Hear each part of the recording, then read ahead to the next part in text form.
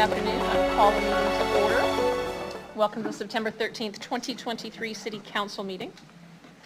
We acknowledge we're on the traditional lands of Treaty 4 territory, treaty signed with 35 First Nations across southern Saskatchewan, parts of Alberta, and Manitoba. Original lands of the Cree, Saulteaux, Dakota, Nakota, Lakota, and home of the Métis Nation. Our city owes its strength and vibrancy to these lands and the diverse Indigenous peoples whose ancestors' footsteps have marked this territory, as well as settlers from around the world who continue to be welcomed here and call Regina home. Some members of council and city administration may be attending the meeting today through video conferencing. Leave your microphones and videos off. If you're going to speak, please unmute your microphone and enable your video camera. Some delegations may be attending the meeting today through teleconferencing to address council on various items on the agenda. Can I have someone move a motion to approve the agenda at the call of the chair with the following adjustments? We need to add item CM 23-31, Freedom of the City and its associated delegation, DE 23-142, Lieutenant Alexander Goodman of the HMCS Queen under urgent business with respect to the time-sensitive resolution of council to grant the HMCS Queen Freedom of the City. And we're also going to add it to the list of registered delegates. Can I have a mover? Thank you. Councillor Mancinelli, seconded by Councillor Findura. As the procedure bylaw requires the unanimous vote of council to add an item to the agenda under urgent business, we're required to take a recorded vote. We'll vote separately on this matter. I'll ask the clerk to call the vote on the addition to the agenda of report CM 23-31 and delegation DE 23-142 under urgent business.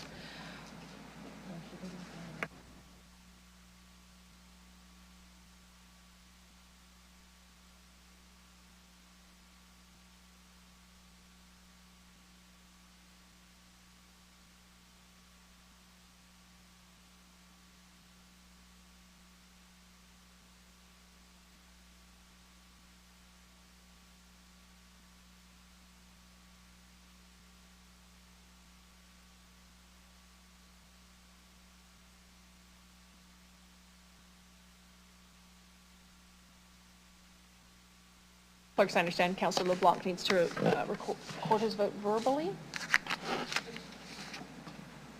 Councillor LeBlanc? In favor.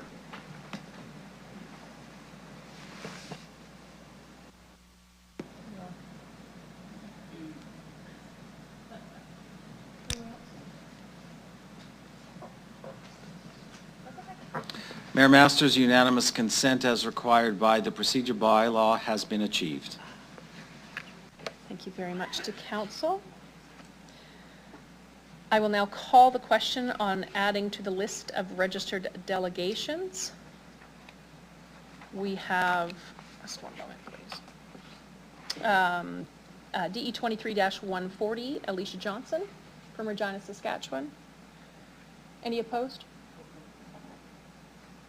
Seeing none, carried. Can I have someone move a motion to approve the meeting minutes from the August 16th, 2023 meeting of council? Thank you, Councillor Findura. Thank you, Councillor Stanichuk, a seconder. Are there any errors or omissions? Seeing none, I'll call the question. Any opposed? Carried. Under urgent business, council, we will deal with CM 23-31 now. I'd call upon delegation Lieutenant Alexander Goodman, Training Officer at HMCS Queen of the Royal Canadian Navy. Welcome, sir. I'm going to ask that you please introduce yourself for the record with your name and the organization you're representing. You'll have 5 minutes to address council, after which time they may have questions for you. Good afternoon. Good afternoon, Your Worship, Mayor Masters, esteemed councillors. I am Lieutenant Navy Goodman, Training Officer at HMCS Queen, and I'm here representing HMCS Queen's request to conduct or execute our Freedom of the City on the 23rd of September, next weekend, on behalf of the Naval Reserve Centennial. For the Naval Reserve Centennial, cities across Canada, and specifically Naval Reserve divisions across Canada, are conducting their Freedom of the City parades.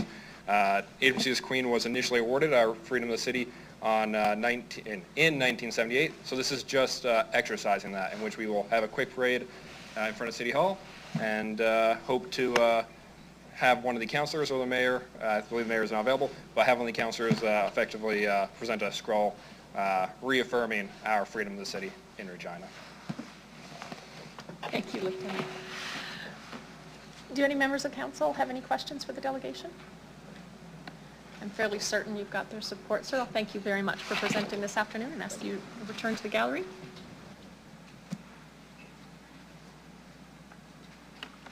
We'll now consider item CM 23-31, Freedom of the City. Can I have the city clerk please introduce the report? Thank you, Mayor Masters. Members of council, you have the report in front of you.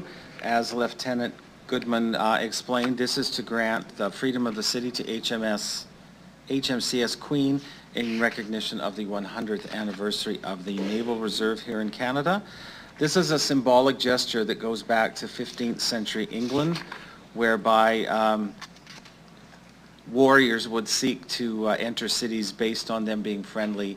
And so there is a symbolic nature here that there will be a parade on Saturday the 23rd. The commanding officer will approach City Hall. The chief of police will be here to remove the barricades. Then there'll be a symbolic knocking on of the door, and the member of council, I believe it's going to be Councillor Findura, who will be representing the city that day, will grant them freedom of the city. So there will be a march past flags, and the attached resolution, which you see in Appendix A, will be presented to them by Councillor Findura that day. We will have it framed for them, and this again is just to signify the historical significance of the event. The last time we did this was 2015.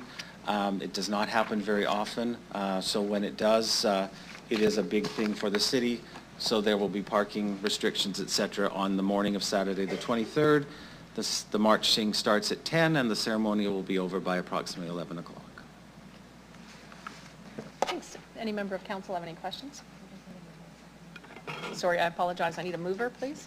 Councillor Bresciani, a seconder. Councillor, everybody. Councillor Findura, we'll line you up. Do you wish to make any comment? You good? Councillor Findura does. Please go ahead, sir. Thank you, Mayor. Yeah, this is important. I do remember 2015. It was quite interesting event, you might say.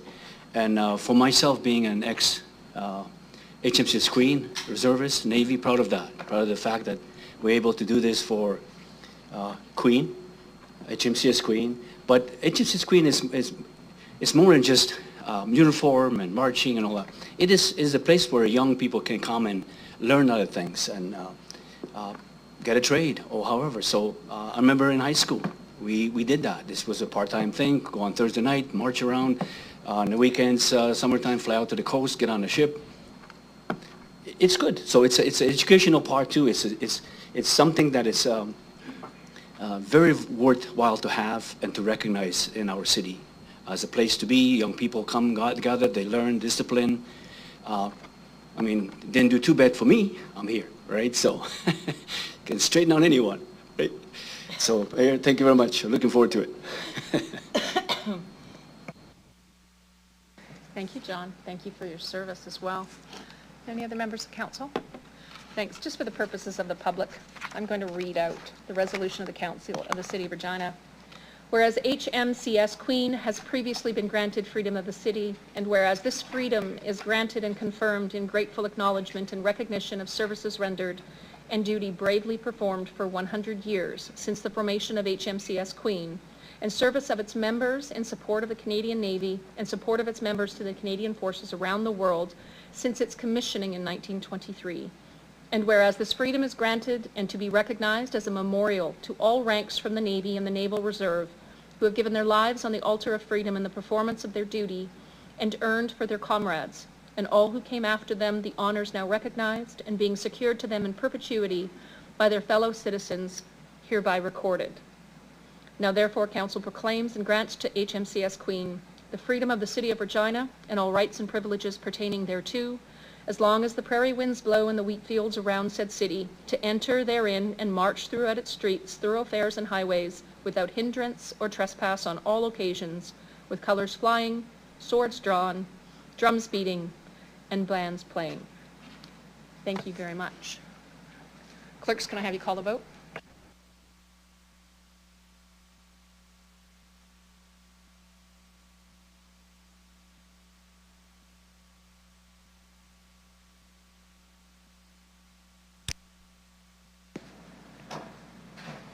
Mayor Masters, the motion passes unanimously with all 9 members present voting in favor and Councillors Stevens and Nelson away from today's meeting.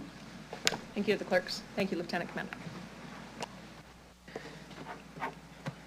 We'll now consider those bylaws that require public hearing and public notice. I will ask Deputy Mayor Stadenchuk to do first reading of the following bylaws. 2023-62, a Regina zoning amendment bylaw. Deputy Mayor Stadenchuk, could you please do first reading? Right. I move, seconded by Councillor Bresciani, that bylaw number 2023-62 be introduced and read a first time. Clerks, could I have you call the vote, please?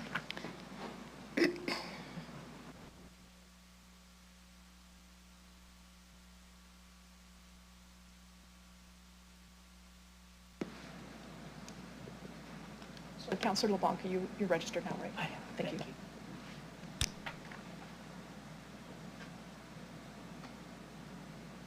Mayor Masters' first reading passes in a vote of 9-0. Thank you very much to the clerks.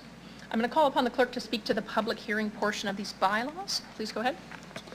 Thank you, Mayor Masters. Council is now considering bylaw number 2023-62, respecting the rezoning of lands by removing the lane access overlay zone at 500 North Courtney Street.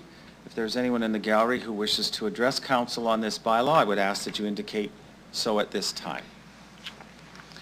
There appears to be no one, Mayor. Thank you very much to the clerk. Deputy Mayor Stadenchuk, can you please do second reading of the bylaw? I move, seconded by Councillor Findura, that bylaw number 2023-62 be read a second time. Thanks very much. Does any member of council have any questions on this? Seeing none, I will ask the clerk to start the vote.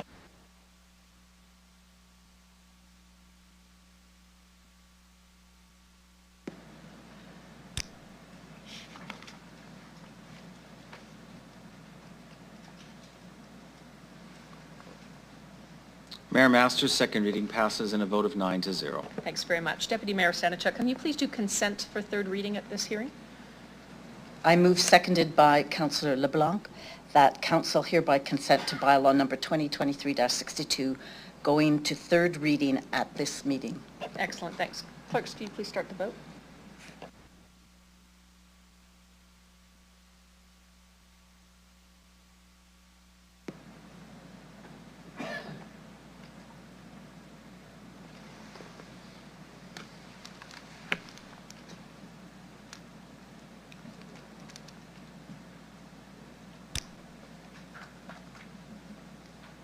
Mayor Masters' unanimous consent to proceed to third reading has been achieved, with all 9 members present voting in favor as required by law. Thanks very much. Deputy Mayor Stadenchuk, can you please do final reading of the bylaw?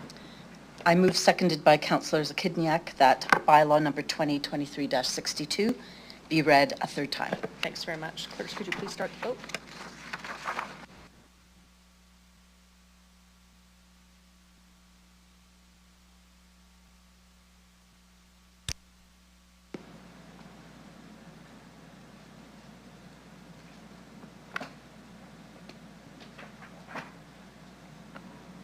Mayor Masters' third reading passes in a vote of 9-0. Thank you very much to the clerks. We're going on to tabled public notice reports. We have delegations on CR 23-86 Saskatchewan Drive Corridor. I would like to call upon Delegation Jim Elliott. I'll ask that you please have a seat, state your name for the record and an organization you're representing, if any, where you happen to reside. You'll have 5 minutes to address council, after which time they'll have the opportunity to ask you some questions. Thanks very much, sir. Please go ahead. Thank you, Mayor and Council. It is indeed a good day that I get a chance to speak before you today. I live in the El Ritchie area in Ward 6. As I've noted in my presentation, I provided written comments to the plan, and at the time that this initially came out, I wasn't given any notice about it coming forward, and so I quickly put these notes together from both comments I had as well as further discussions. My sense is that this Saskatchewan Drive Corridor Plan goes against the intentions of the Energy and Sustainability Framework that you've approved. I also believe it goes against the community plan. And lastly, this will not provide a better quality of life for residents that abut that corridor. As to the energy and sustainability plan, that calls for a reduction in the use of the automobile in this city, and this plan in fact increases that use by increasing both the road width but also giving priority to this space in the city. Also, I should point out that Saskatchewan Drive and Albert Street was the most dangerous intersection in the city. I'm not sure whether that's still the case, but adding more traffic to that clearly will add to that danger. This plan talks about, or should I say the community plan talks about creating better, more active ways of getting around. Active mobility is walking, cycling, and taking public transit, not widening and expanding freeways. What I see in respect to the sidewalks and corridors that are beside it clearly are not going to be effective because they essentially go nowhere. First of all, you have to get onto them at Winnipeg Street, and like I said, you might want to go downtown, but there are obvious better ways of getting downtown if you're walking, cycling, or taking public transit. It also talks about reducing our environmental footprint, and so by in fact widening the street, you're in fact reducing the amount of land available for greener initiatives. And I guess lastly, also in regards to reducing the impact, what I see is in fact going to increase the amount of stormwater collecting at Albert Street, Winnipeg Street, and sometimes Saskatchewan Drive, or the Louvain, I should say. That's really not helping much in that regard. As I've stated in my presentation, I can almost guarantee that any of the trees planted in the median will be dead or very stressed within 10 to 15 years. So again, wasting money and time putting those trees there. If you want to give adequate space to those trees, you're going to need a wider median, which negates the aspect of adding an additional lane of roadway there. Another priority is creating safe and inclusive neighborhoods, and sometimes when I've had to go to the land north of Saskatchewan Drive between Broad and Winnipeg, it has been tough to get there, and by doing what you're doing, in fact, it's going to make it worse, because at this point it can be reasonably accessed and exited onto Saskatchewan Drive, but with the additional materials you're going to put into this, it will in fact reduce that access. It also, as I said, is going to isolate that area, so any businesses in that area are going to be even more hard pressed to get traffic and people into them because it's going to be very hard to get to that property. And I guess lastly, I'll point out, as I said, I think we have the potential to do a lot more in regards to our planning and the energy and sustainability framework, and clearly this is not moving us in that direction, and in fact I would say we're taking a step back from those initiatives that were taken by the community a few years ago. I'll conclude at that point, and I'll be happy to answer questions. Thank you very much. I have a question from Councillor Mancinelli. Thank you. Through the Mayor. Appreciate the insights. Just was wondering if you're aware that as outcome from the Catalyst Committee report, one of the action statements was a multimodal pathway for bike and pedestrian and other forms of transportation for this corridor. It was both approved and had funding set aside for it to be built in this corridor. Just wondering if you were aware of that. I am aware of it, but as I indicated in my brief remarks, putting it alongside Saskatchewan Drive is not going to be a corridor that many people will use or even take advantage of. As I said, with bicycle traffic, it's going to be, you're not going anywhere. Sidewalk traffic, having walked close to Saskatchewan Drive and Arcola Avenue when the traffic's going, and again, most people won't use that, so it might be nice to have it in that location, but until, or because of the additional traffic amenities, I don't think it necessarily is going to warrant or should be warranted to be added, and therefore, if I was to spend money on those amenities, I would be putting them in other places in the city and not on Saskatchewan Drive. Okay. If I understand you correctly, there's a safety concern with the sidewalk on Sask Drive, but people don't need multimodal in that corridor necessarily. One more question. Have you ever driven a car down Sask Drive, and do you find it to be one of the safer streets to travel down? Is there any problems with width, travel? You've indicated that the narrow width already causes a problem with pedestrian movement. Has that been your experience as well? At this point, first of all, I don't own a car right now, so and what little traveling I have done with the vehicle along Arcola as well as Saskatchewan Drive, I haven't seen any of the problems that are associated with congestion or anything like that, and it's been at a variety of days, and nights I've been there. So. Thank you. I appreciate that. Thank you, Councillor Mancinelli.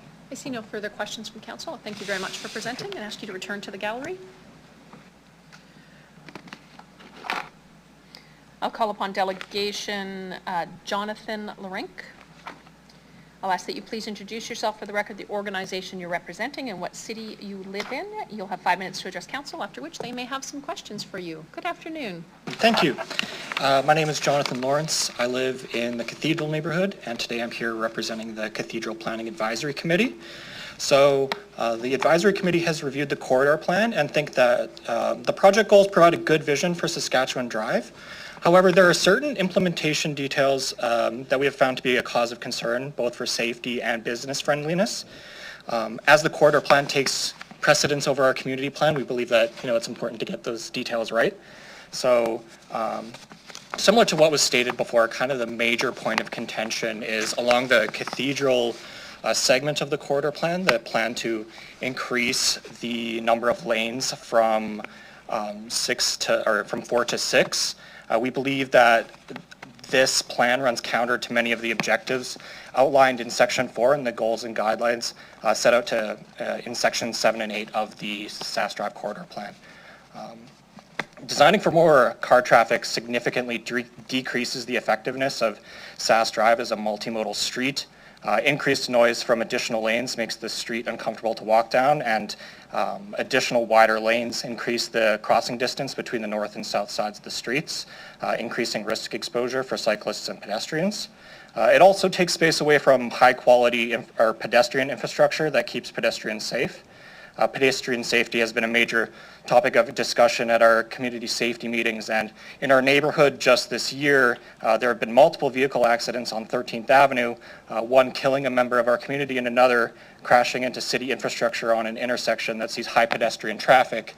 Even since this plan was brought forward initially in July, there has been additional traffic violence that has occurred in the city and in Saskatoon, resulting in fatalities. So with the opportunity to rethink and redesign the cathedral portion of Sask Drive, we ask that you be mindful of the safety concerns of residents who live in our neighborhood. Increasing the number of vehicle lanes is also anti-business. This will create additional noise for businesses that would benefit from proximity to the real district, as well as outdoor dining space such as restaurant and bars. Businesses along the corridor will rely pretty heavily on pedestrian foot traffic, so pedestrian comfort and safety are paramount. Adding vehicle lanes to move cars past businesses instead of to them is not business friendly and siphons their property tax to pay for infrastructure that discourages patrons from entering their business. The city has the opportunity to build infrastructure that catalyzes economic development around the Real District, creating an economically prosperous commercial strip, and the plan to build 6 lanes of traffic to run past that strip sabotages that goal. Therefore, due to the impacts on both pedestrian experience and hostility to establishing businesses that would benefit from outdoor space, we recommend that SAS Drive remain a 4-lane street instead of a 6-lane road. Under the current plan, taxpayers would be left paying for expensive maintenance and services to support noisy additional traffic lanes that discourage customers from patroning businesses next to the Real District to handle their theoretical traffic potentially generated from neighborhoods that aren't even built yet, while skimping on infrastructure that incentivizes people out of their cars. Instead, we recommend using the space that would have been allocated to additional traffic lanes to instead be used to build high-quality pedestrian infrastructure. One of the suggestions is to build significantly wider sidewalks to allow multiple groups of pedestrians to pass each other comfortably. It was mentioned that a multi-use pathway would be put on the southern side. However, that introduces conflict now instead of between cyclists and vehicle traffic. It introduces the conflicts between cyclists and pedestrians, and we know how people feel about cyclists on the street or on the sidewalk already, so planning to do that seems like a bit of a oversight. We also recommend that additional traffic calming measures be implemented, namely raised crossings be put along the streets or be put along SAS Drive, just to provide that extra level of protection for folks that live in the northern segment of our neighborhood. We have a lot of children that kind of play in that area. They've recently had their park kind of, I don't want to say taken over, but space from their park taken to support the YWCA. So there's a lot more children in the traffic. So effective traffic calming is something that is very important to people in our neighborhood. So overall, the project's goals are wonderful and provide a vision of a vibrant street along the northern boundary of our neighborhood. However, in the implementation details, there are many contradictory goals. In the Planning Commission meeting, it was explained that the street would be widened to manage traffic, but the street cannot both move many vehicles quickly and be a vibrant, livable, inviting outdoor space where we expect people to spend a lot of time. We do not need another Albert Street or Victoria Avenue. This conflict in goals needs to be remediated for this to be a truly great plan that keeps all pedestrians safe, makes Saskatchewan Drive an attractive place to establish a business, and provides a positive impression of Regina to visitors and residents alike as a modern city with a commitment to building walkable, pleasant, and economically prosperous spaces. Thank you. Thank you, Mr. Lawrence. Before I open it up, I just wanted to note the trail system that Councillor Mancelli was referring to is on the Taylor Field signs, the north side of the tracks, not on SAS Drive. So okay, I think just wanted to highlight that. Councillor Stanicek. Thank you. Through the mayor, so my question is, I know that there were consultations that happened with the cathedral area. Were you part of those consultations, and did you raise your concerns at that time? No, so I actually joined the committee, or I joined rather the board after those consultations had took place. So I had heard that there were some consultation, or that there was some consultation done, but this was something that had come up kind of as a notice of, the SAS Drive project being brought before council. So we've decided to, I guess, evaluate the current opinions of the members of our board. Okay. That's all I have. I'll ask questions to administration to clarify some things you said. Thanks. Thank you, Councillor Stanicek. That's a no. Okay. Sorry, I thought I had another councillor for you. I see no further questions for you. Thank you very much, Mr. Lawrence, for presenting this afternoon.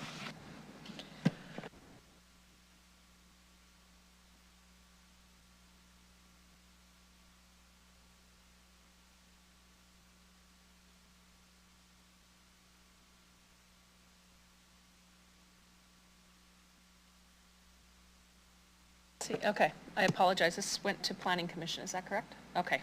So Councillor Fundura will introduce, and I'll need a mover. Okay. This item was tabled with this related delegation from August 16th. Councillor Findora, I'm going to ask that you introduce the report, and I'll find someone else to move it when the time comes. Okay. So at Planning Commission, we looked at the corridor plan. This has been for quite a few years in working. At Planning Commission, we did discuss the road, the cycling infrastructure, the walking and all that. With the corridor being looked at for being something that we're going to be looking at for like next 30 years, and Planning Commission looked at it. What's the best way to make that work so we don't have to come back to the plan and rework it again? Planning Commission at that time, having whatever information the Planning Commission had, it sent the report to Council as recommendation at that time. So here we are today, Mayor, so I'll leave it at that. I'm going to ask for a mover of the report with the following amendment, that Appendix C, Saskatchewan Dry Corridor Plan OCP Part B21, Section 5.0, Land Use Subsection 5.4, be amended to read as follows. 5.4, notwithstanding subsection 5.3 of this policy, auto-orientated uses, i.e. auto repair shops, excluding principal use parking lots, may be considered by the city at the intersection of Saskatchewan Drive and Winnipeg Street if the development meets the overall intent of the plan. So can I have a mover? Councillor Brasciani. And I would ask for a seconder at this time as well. Councillor Findura, thank you. Please, Councillor Brasciani, please go ahead. Thank you very much. So one of the key pieces, I think, with this SAS Drive is we want to make sure that we get it right when we're doing this. And I will say that a few of the business owners did reach out that are on SAS Drive that were very concerned with the fact that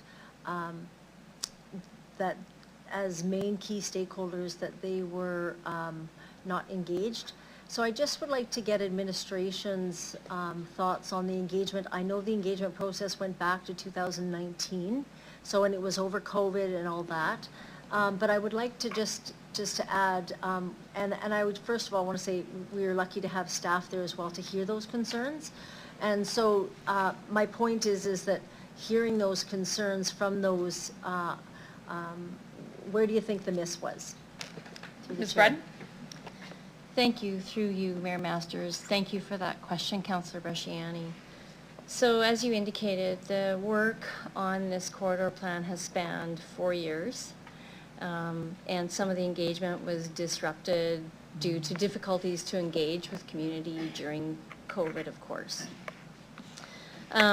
You know, this plan is quite an exciting opportunity for our city. It spans quite a large piece of infrastructure that connects 3 different neighborhoods and creates an opportunity to really build a beautiful entryway to downtown that moves traffic and pedestrians, creating proper types of bike lanes and pedestrian walkways. It's not very often that a city gets a large street like this to really rebuild and create proper active lanes. Having said that, I think when you know, community was talking about the opportunities for this plan, some of the conversations were more about the excitement and how beautiful the street was going to look, and not necessarily the direct impact on specific properties in certain areas that would, where they would see their operations or opportunities to, say, expand their business possibly restricted. So I think I would say, if I was going to say that there's a miss in how we engaged, that would be probably something that we would take as a lesson moving forward, certainly as we continue to engage our community in other plans and policies. Okay, thank you for that. So hearing that, one of the key things, and we know this, is that the stakeholders that were not had missed a meeting or weren't aware, we're not even at Planning Commission, and we're not able to be here today as well. So I guess the concern there is we have many businesses that are going to be affected, deemed that it's non-conforming use, and that means that they're unable to expand their footprint of their business. Is that accurate in the future? Thank you. Through the chair, there would be certain aspects of their business that they would not necessarily be able to expand. Thank you for that.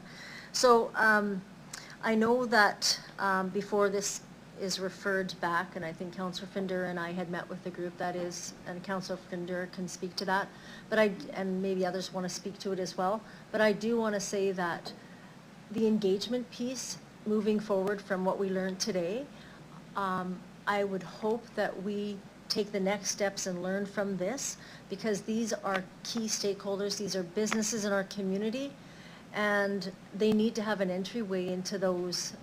Otherwise, we're going to see major impact in the back alleys of residents' home that back that. So I know that was part of the conversation, but I think from an engagement piece, these are key stakeholders, and though they need to be engaged. I do understand there was also a letter from the Regina Downtown bid that did indicate that they wanted this referred as well. Did we get anything from them through the chair? Through the chair, I was copied on a letter that was sent to the city clerk in that regard, yes. Okay, thank you for that. So again, I would leave it there, but I think I just would hope that moving forward, and I hope it's an undertaking to our staff, that we actually look at how we're going to engage key stakeholders that are going to be affected. I understand the general public get to say, but also the key stakeholders who are creating jobs in the economic piece of it. So leave it there. Thank you very much. Thank you, Councillor Brashani. Councillor Findura, I accidentally shut your button off, but Councillor Stadnicek is blinking at me right now. Are you okay if I go with Councillor Stadnicek first? Is that all right? Councillor Stadnicek, please go ahead. Okay, through the chair, when I was reading this report, I was having a hard time understanding what was being recommended, like what was actually before us. There was a reference to repealing recommendation number 17, and there was reference to summary of recommendations. And can you go through the report and tell me exactly what this is proposing? Because I didn't see a summary of recommendations. Through you, Mayor. I think I'll ask for more clarification, Councillor Stadnicek, if you could. So in the report, through the chair, in the report before us, I know there's reference to Appendix A.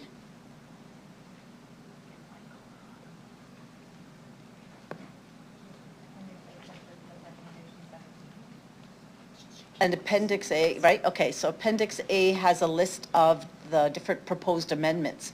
But Part B6, where it says amend the Cathedral Area Neighborhood Plan, so this is basically what's before us to approve. So it says amend the Cathedral Area Neighborhood Plan, and the first point says repeal recommendation number 17 from the summary of recommendations. And I couldn't see a summary of recommendations or a recommendation number 17. So I'm not sure what's being asked here to repeal. So thank you, through the chair, and I'll refer this to Mr. Kocher, but I believe that what we're asking for is an amendment to the Cathedral Neighborhood Plan, which forms part of the OCP. Mr. Kocher, I'll ask you to speak further. Okay. Yes, through the chair. Appendix A is referring to all of the various amendments to the official community plan that we'll be making through this, to the various affected parts. The Part B, which are the secondary plans or neighborhood plans. The main amendment is adding a new Part B .21, which is the new Saskatchewan Drive corridor plan. But this corridor also overlaps with existing neighborhood plans that form part of the OCP. So the Regina Downtown Neighborhood Plan, the Cathedral Area Neighborhood Plan, and the Core Area Neighborhood Plan. Those amendments that Councillor Stadnicek spoke to with respect to Part B .6, that's referencing, there's a section in the Cathedral Area Plan that talks to a Sask Drive commercial district.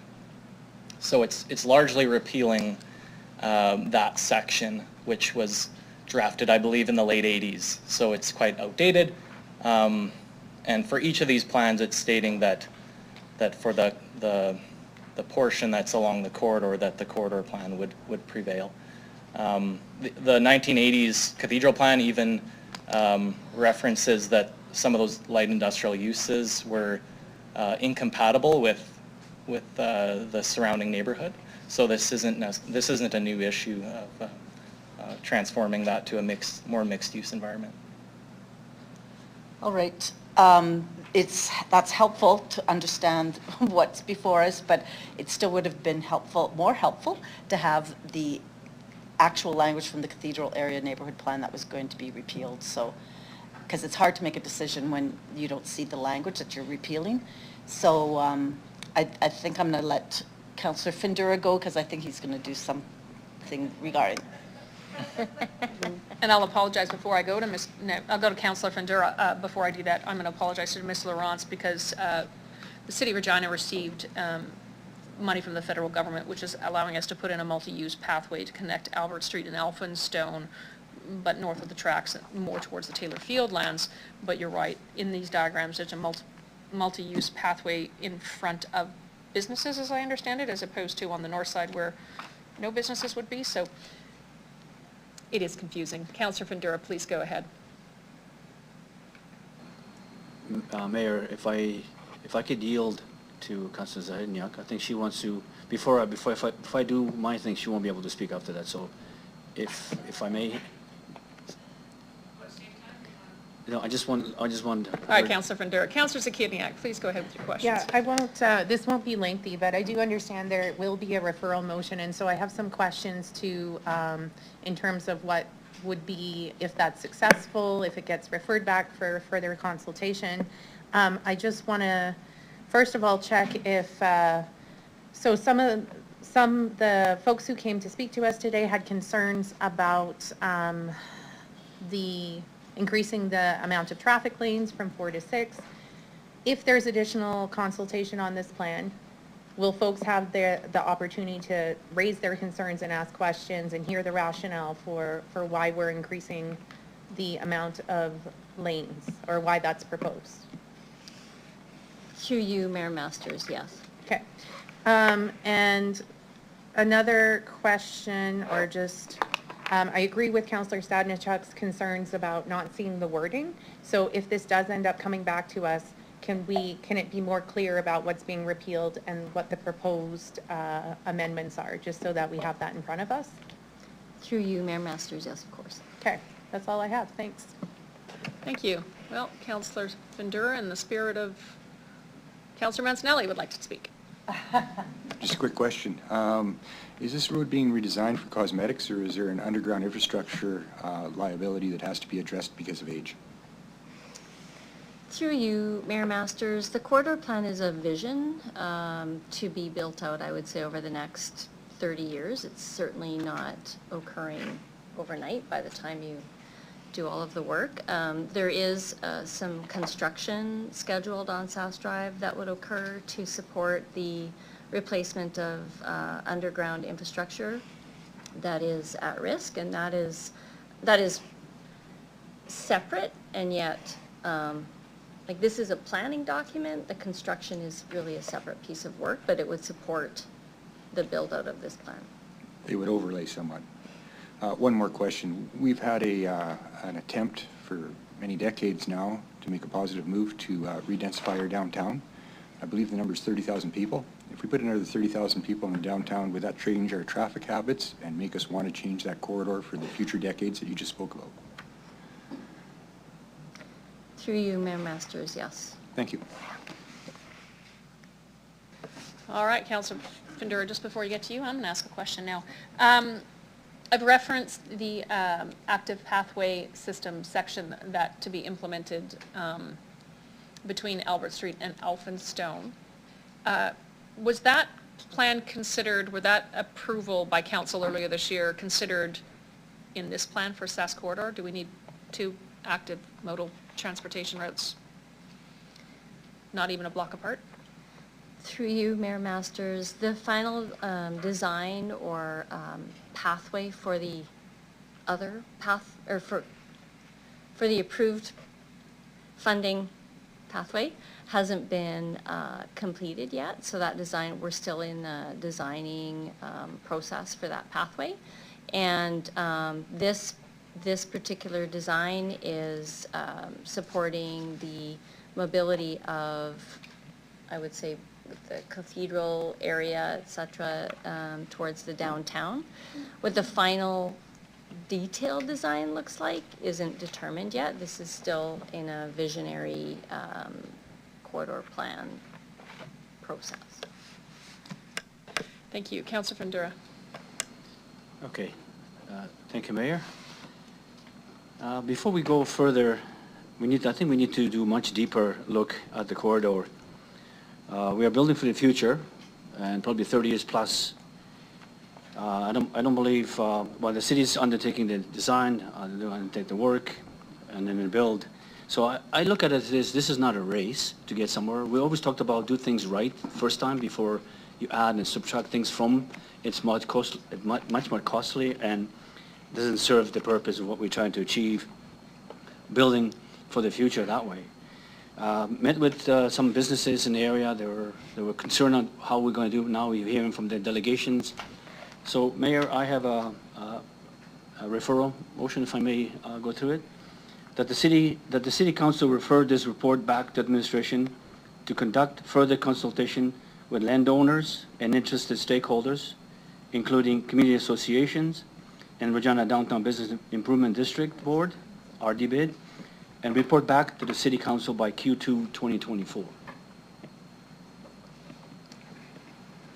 Councillor Fundura needs a seconder. Thank you, Councillor Bresciani. Q2 2024 doable? Through you, Mayor Masters, yes. Thank you. Through you. Thank you, Council. I will ask the clerks to start the vote. A referral motion back to administration for this to come back in Q2 of next year.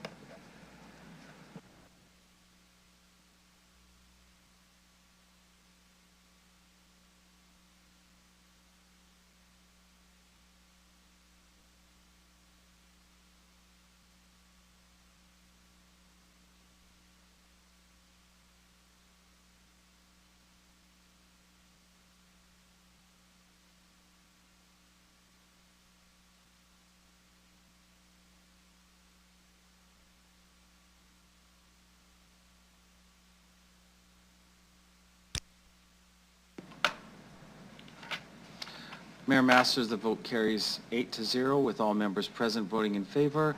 Councillor LeBlanc has temporarily stepped away from the meeting. Thanks very much.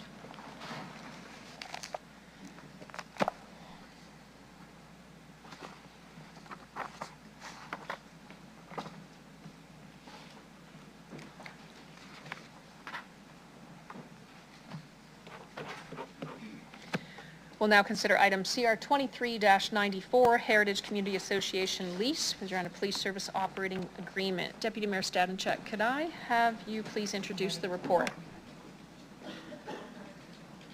All right, thank you, Mayor Masters. So we discussed this recommendation at Executive Committee last week. The Municipal Justice Building is a heritage building that has been recently renovated. It will be operated by the Regina Police Service, and they've been provided budget for that. What is before council is to make a decision on providing a lease to the Heritage Community Association for $1 annually. This is below market value, so that's why it's coming to council. But it is consistent with leases of city-owned properties to community associations. So the we would delegate authority to the Executive Director of Financial Strategy and Sustainability, or his designate, to negotiate any terms and conditions, as well as amendments to agreements to this. It requires an agreement to be developed with, an operating agreement to be developed with the Regina Police Service. and then authorize the city clerk to do a lease agreement. So that is what is before us. Thank you very much. Can I have someone move the report, please? Thank you, Councillor Hawkins, a seconder. Thank you, Councillor Moule. Mover, do you wish to speak? Thank you. It's debated at executive. Any questions from any members of council on this one?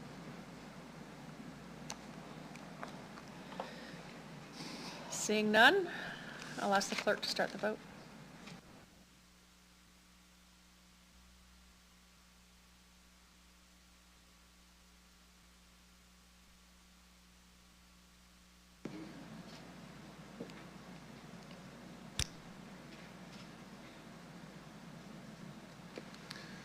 Mayor Masters, the vote carries 8-0 with the following members present voting in favor: Councillors Hawkins, Bresciani, Mole, Findura, Stadnichuk, Mancinelli, LeBlanc, and yourself. Councillor Zakidniak has temporarily stepped away from the meeting. Thanks very much. We'll now consider item CR 23-95, road closure right-of-way, Victoria Avenue and Highway number 1. Councillor Findura, I believe you're up on introducing this report. Okay, thank you, Mayor. I bring report CR 23-95, road closure, right-of-way, Victoria Avenue and Highway 1. Planning Commission, this portion of land was initially retained to allow for the future intersection infrastructure related to the bypass. It has been confirmed that the land is not needed, and the administration is proposing that the surplus land be repurposed or sold for development in the area. The administration has confirmed as well that portion of the roadway is no longer needed for the use by the traveling public. So if anything needs to be done in that area, it's all done, so that can be repurposed, and this is where the recommendation comes in from. So RPC voted unanimously for this, Mayor, and Commission seeks concurrence. Thank you. Thank you. Can I get a mover? Councillor Mancinelli and a seconder. Thank you, Councillor Hawkins. On the report, does any member of council have any questions on the road closure? Councillor Bresciani? Thank you very much. So in regards to this, I would like to know what ignited us to close the road here? What was the reason we wanted to just take one road and decide to close it? Through the chair. Go ahead. Through Mayor Masters, I would say that the land has been identified as stranded land. It is owned by the province, but as a city, we are responsible for the upkeep of that land. And so it would be beneficial to the city if we were able to actually try and put that land in production. Perfect, thank you. So the province owns this land, and so we then in turn then would close the road. What's the next step after that? So is it then go to purchase? How does that work? What's the process? Through the chair. Ms. Anderson?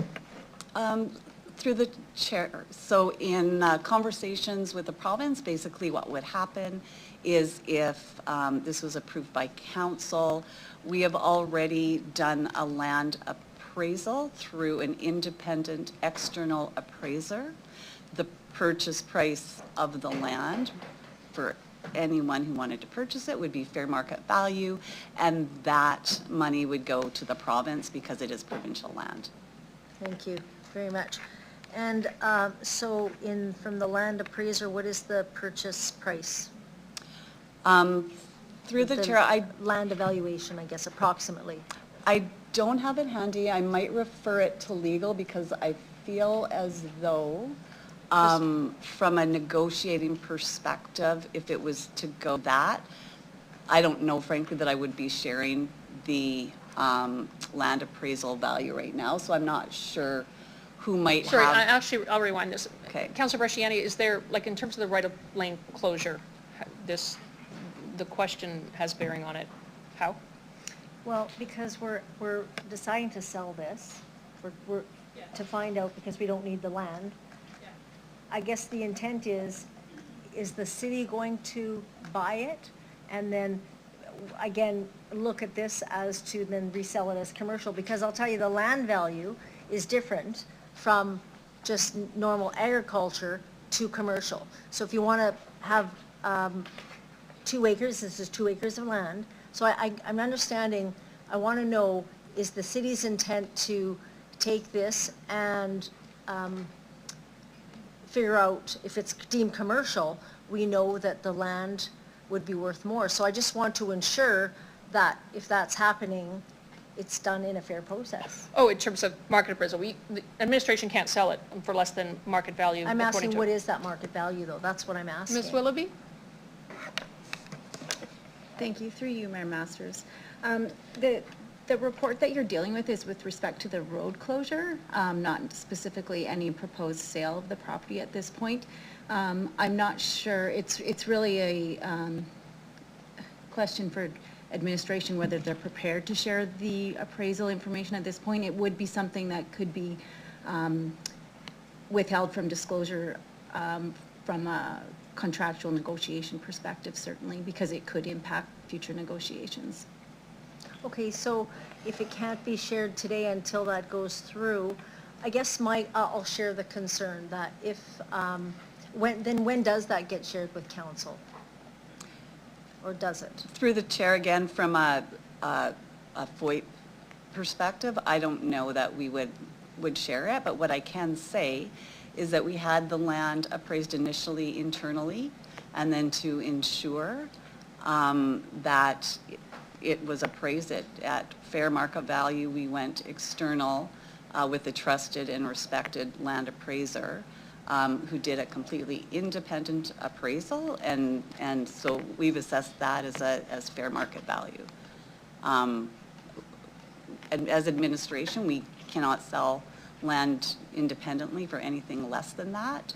But frankly, we've got what I would say is a very solid number for what fair market value is. Okay, so I guess I just need to be clear. So what you're saying is we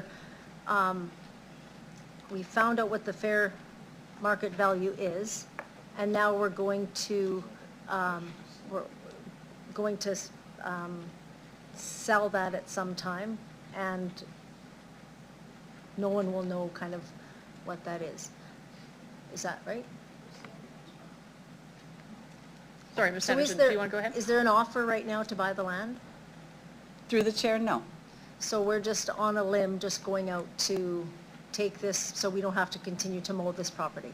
Through the chair, you can say on a limb, I would say proactively, we have land that we could potentially put into development. And so we have proactively had it appraised. We have talked to the province, and internally we do not need that for roads. So I guess I would just say it's not at a whim, but we do not have someone who's made us an offer on that land. So when we look at widening Victoria Avenue, there's no need to do that at any time for the growth that's going to happen in the east. So I just want to make sure that we're spot on with that. We know there's going to be 2 high schools, there's going to be 2 elementary schools, and we're okay. The last question I guess I would just ask is that we make sure that administration understands that if it's just sold as agriculture, it's about $80,000 an acre. If it's about $1 million at an acre if it's commercial. So I just want to make sure that everybody's getting the fairness of what that land is valued at. So unfortunately, I can't find out that today. So, but I would hope that council at some time after it's done can come back in. If it has to be private, I guess make it private. I'm not sure why it would be private, but thank you. Councillor Stad, no, Jack. Okay. Please go ahead. So through you, Mayor Masters, I wanted to understand a question to administration is the road currently being used, and if so, by who? Ms. Brodden. Through you, Mayor Masters. So as roads are developed, in certain instances where there are major intersections, some land is reserved. I would say probably the wrong word to use, but some land is reserved and is stored until the proper analysis can be done on certain intersections to understand if we need that land in the future as we're widening or expanding intersections. In this particular instance, this land has been identified we do not need this land. And so by closing the road, it gives us the opportunity to put it back into actual production, if that Okay, makes sense. I think I understand through the mayor. So to clarify, we're not talking about an actual road. We're talking about area that had been reserved for a road. Okay. All right. That's all I wanted. I just need to have that clarified. Thank you. Thanks. I see no further questions from council. Did the mover want to close? Councillor Mancinelli, you moved it. Did you want to close debate? Excellent. All right. Clerks, can you please start the vote?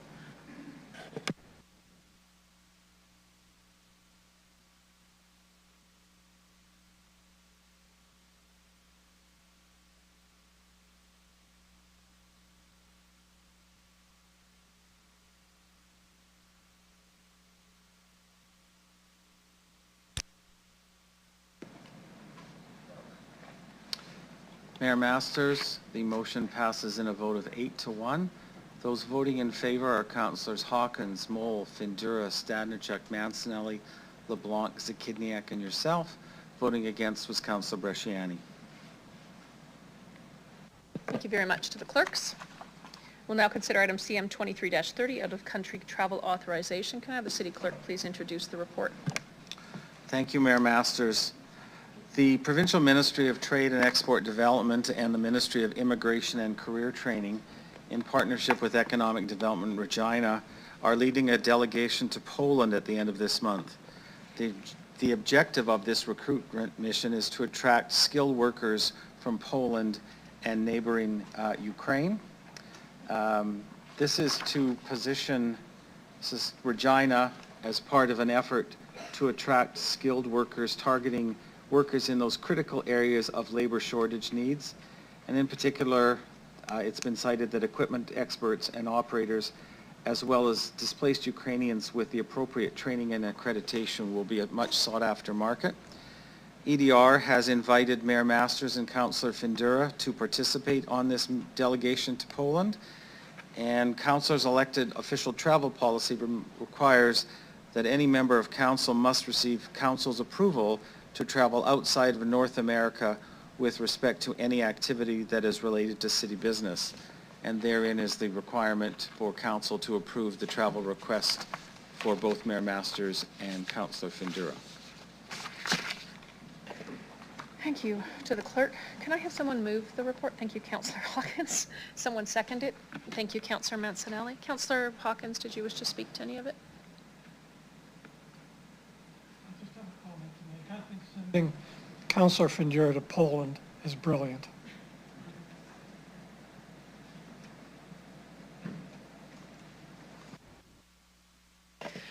All right. Any other questions from council? Seeing none, I'll ask the clerk to start the vote.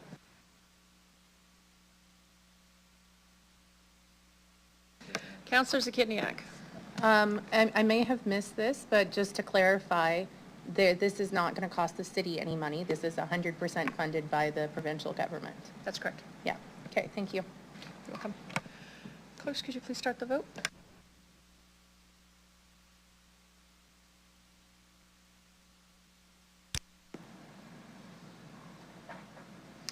Mayor Masters, the motion carries 9-0 with all members voting in favor.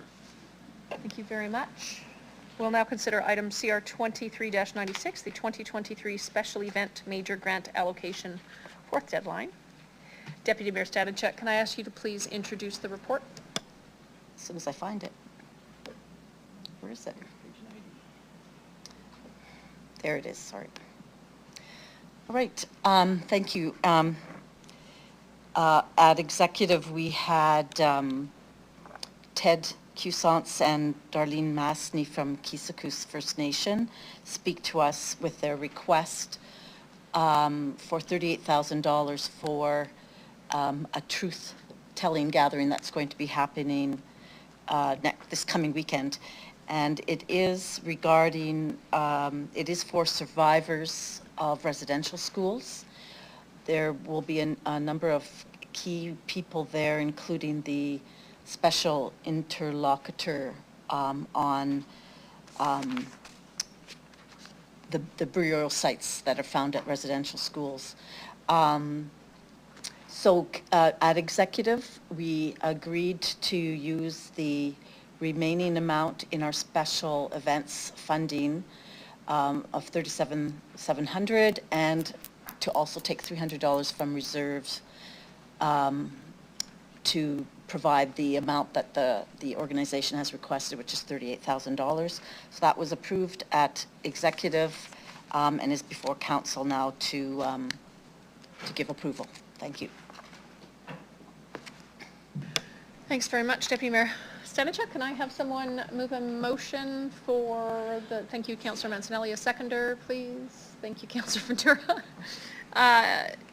Councillor Mancinelli, did you wish to speak at all to this? No, I'm fine. All right, thank you. Any member of council? For the technicality? Okay, thanks. I will ask the clerks to start the vote.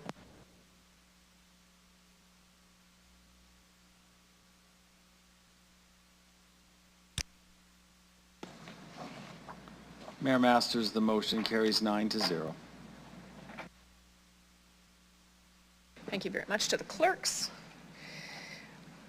Next up, we will speak to CR 23-97. I will ask Delegation Jim Elliott to please come forward. You know the drill. Introduce yourself for the record, organization you represent, where you live. You'll have 5 minutes to address council, after which time they may have some questions for you. Good afternoon. Please go ahead. Thank you, Mayor and Council. My name is Jim Elliott, and I live in the Cathedral area, and I believe my house is currently on the list of lead service connections because I got the envelope in the mail. So, as I said, I was present during the discussions you had last week, and although this is not what the recommendations from your administration are, I believe it's still a significant diminishment of the public right to hold its elected officials accountable for what is or is not happening in their city with their funds. All elected representatives are obligated to be accountable to their elected, no ifs, ands, or buts. And it's not the right of their representatives to diminish the citizens' demand for accountability and for them to self-direct the requirement to hear their citizen. This reminds me of a time when I was told very directly by a councillor of this city that I could not send them correspondence related to the operations of the city just because they didn't agree with the right or the views of their citizens. So when you take the oath of office, you become a servant of the city and its citizens, not the other way around. Diminishing our ability to question and comment on the operations of the city is not your choice. And so removing the publication of this report and having it before you on an annual basis for perhaps an hour or two seems to be, in my mind, putting your discomfort above the rights of the citizen to question or comment on what you do. When you take this off the agenda of council, this eliminates, not just diminishes, but eliminates any opportunity to publicly comment and to have their council and their administration there to respond to their comments publicly and personally. That and answer any questions. Thank you, Mr. Elliott. Does any member of council have any questions? Seeing none, I'll thank you very much for your presentation. Sorry, and ask you to return to the gallery. I would call upon delegation, one moment, please.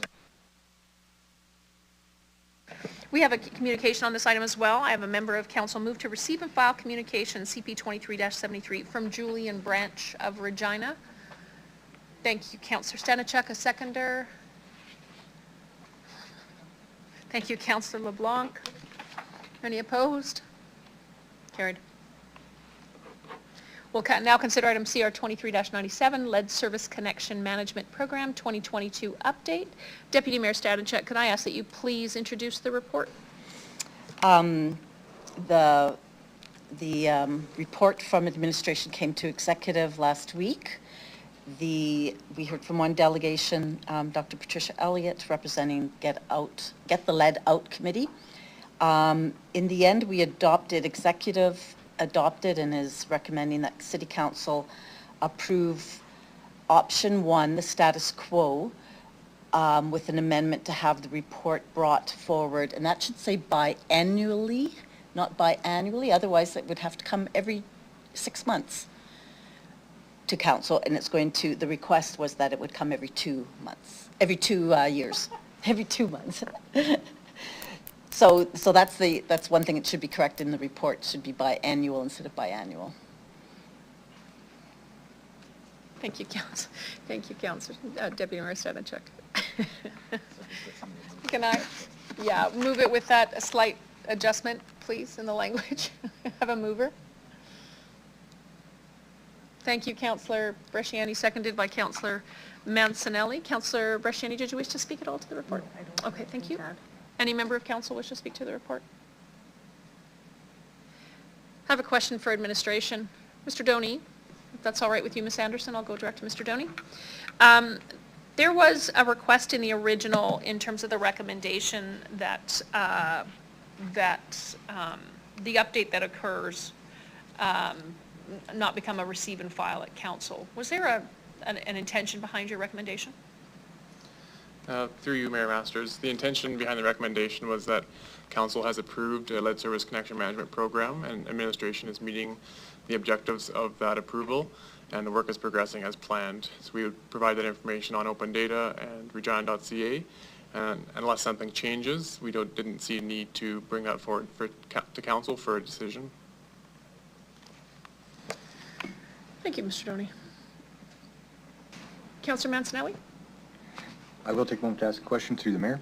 In the previous meeting, I had asked what the costs were behind preparing one of these reports on a matter such as this. It's being looked after and already engaged with. Did you guys have any discussions internally and try to price that out at all? Through the chair, we did talk about it internally. We did not go to the extent of putting numbers to it. It's more of the opportunity lost of other work, in this case, working on the lead service connection management program.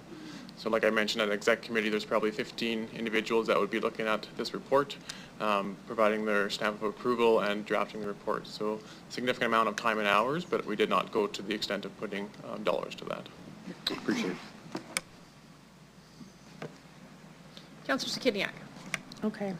I just have a comment, which is that I do plan to support this revised recommendation. I believe, I understand that it was an attempt to make a compromise between not coming every year, and also ensuring that we are managing administration's time effectively.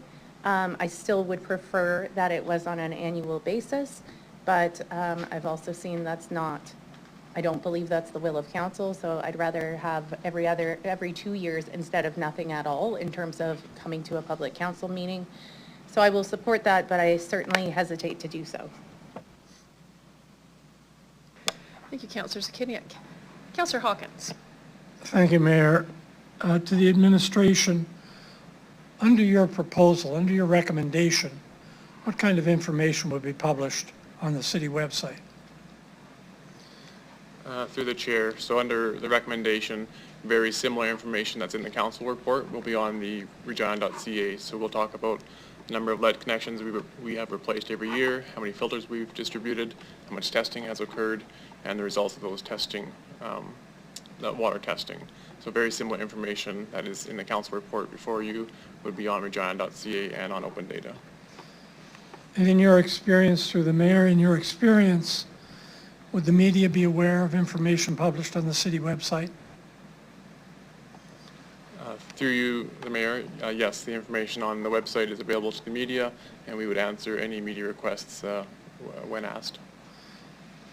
And again, through the mayor, and possibly for the clerk, if a city councillor heard from a resident, or if he or she was concerned about any of that information, would they have an opportunity to bring that before council for debate? Through the chair, yes, if a councillor had a question, they would direct that to the administration to ensure they have all the facts available. And if they wanted to bring that forward to council for a motion, that is at the will of any councillor at any time. And the clerk can add anything that I may have missed. I have a brief comment. That means under the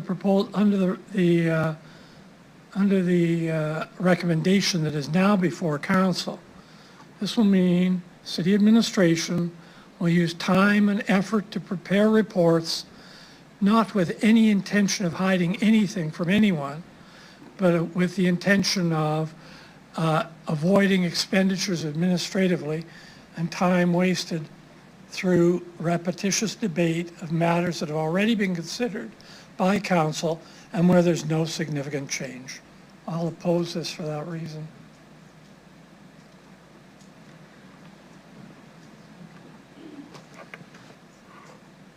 Thank you, Councillor Stanichuk. Councillor Hawkins. Councillor Stanichuk, you're up. Through the mayor, regarding the question of the media being aware of any reports that are put on the website, how would they be made aware of it? Would it be just if they happen to look for it, or would they be advised that there's new information? Through the mayor, so there's a couple different options that we notify the media. One is obviously when we update the websites, that information is new, but we also have the option of issuing a public service announcement. So that we could issue that information just saying the lead service connection management program is on schedule. We've done this many lead connections in a year and this many filters. If you have any more information or require more details, just go to the regina.ca website. That's another way that we alert the media that that information is available and updated. I am supporting the report that is before us, to have a report every 2 years. I do think it was a good compromise from having no report come to council. If there are no critical issues, I don't think that there would be a lot of debate or discussion. But if there is something that is critical that is in the report, having it come to council gives us an opportunity to ask a few questions and get clarification. Otherwise, you might have 10 councillors writing administration and asking questions that also takes up administrative time. So I am supporting this report. Thanks. Thank you, Councillor Stanichuk. Councillor LeBlanc, please go ahead. Thank you. I just want to follow up on the costing question through the mayor. So, Mr. Doney, you'd received several questions. What's the cost of putting together this report annually that comes? I think what we don't know is the proper counterfactual. So if we go with the recommendation discussed at executive committee, am I right? You're still compiling the data, you're still writing it down, you're still summarizing. There's still some report work that's done. It's just published to a different location. Is that right, through the chair? Through the chair, that is correct. We will pull the same information together and provide it on the website. We just won't go through the process of making a council report and going through the approval process and then this debate. Yeah, thank you. Okay.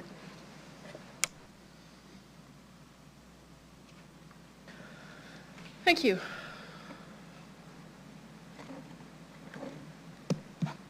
I see no further questions. I forget who moved this. Councillor Bresciani, you moved it? Did you want to?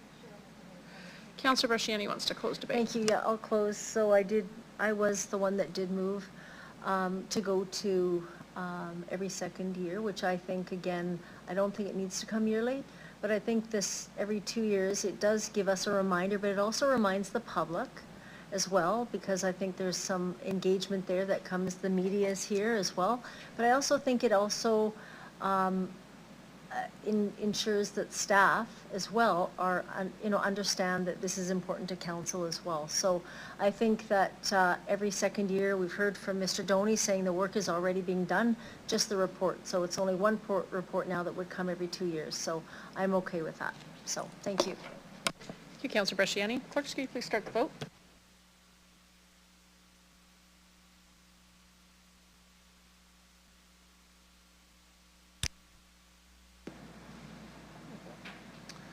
Mayor Masters, the motion is carried in a vote of 6-3. Those voting in favor are Councillors Bresciani, Mole, Stanichuk, Mancinelli, LeBlanc, and Zakidniak.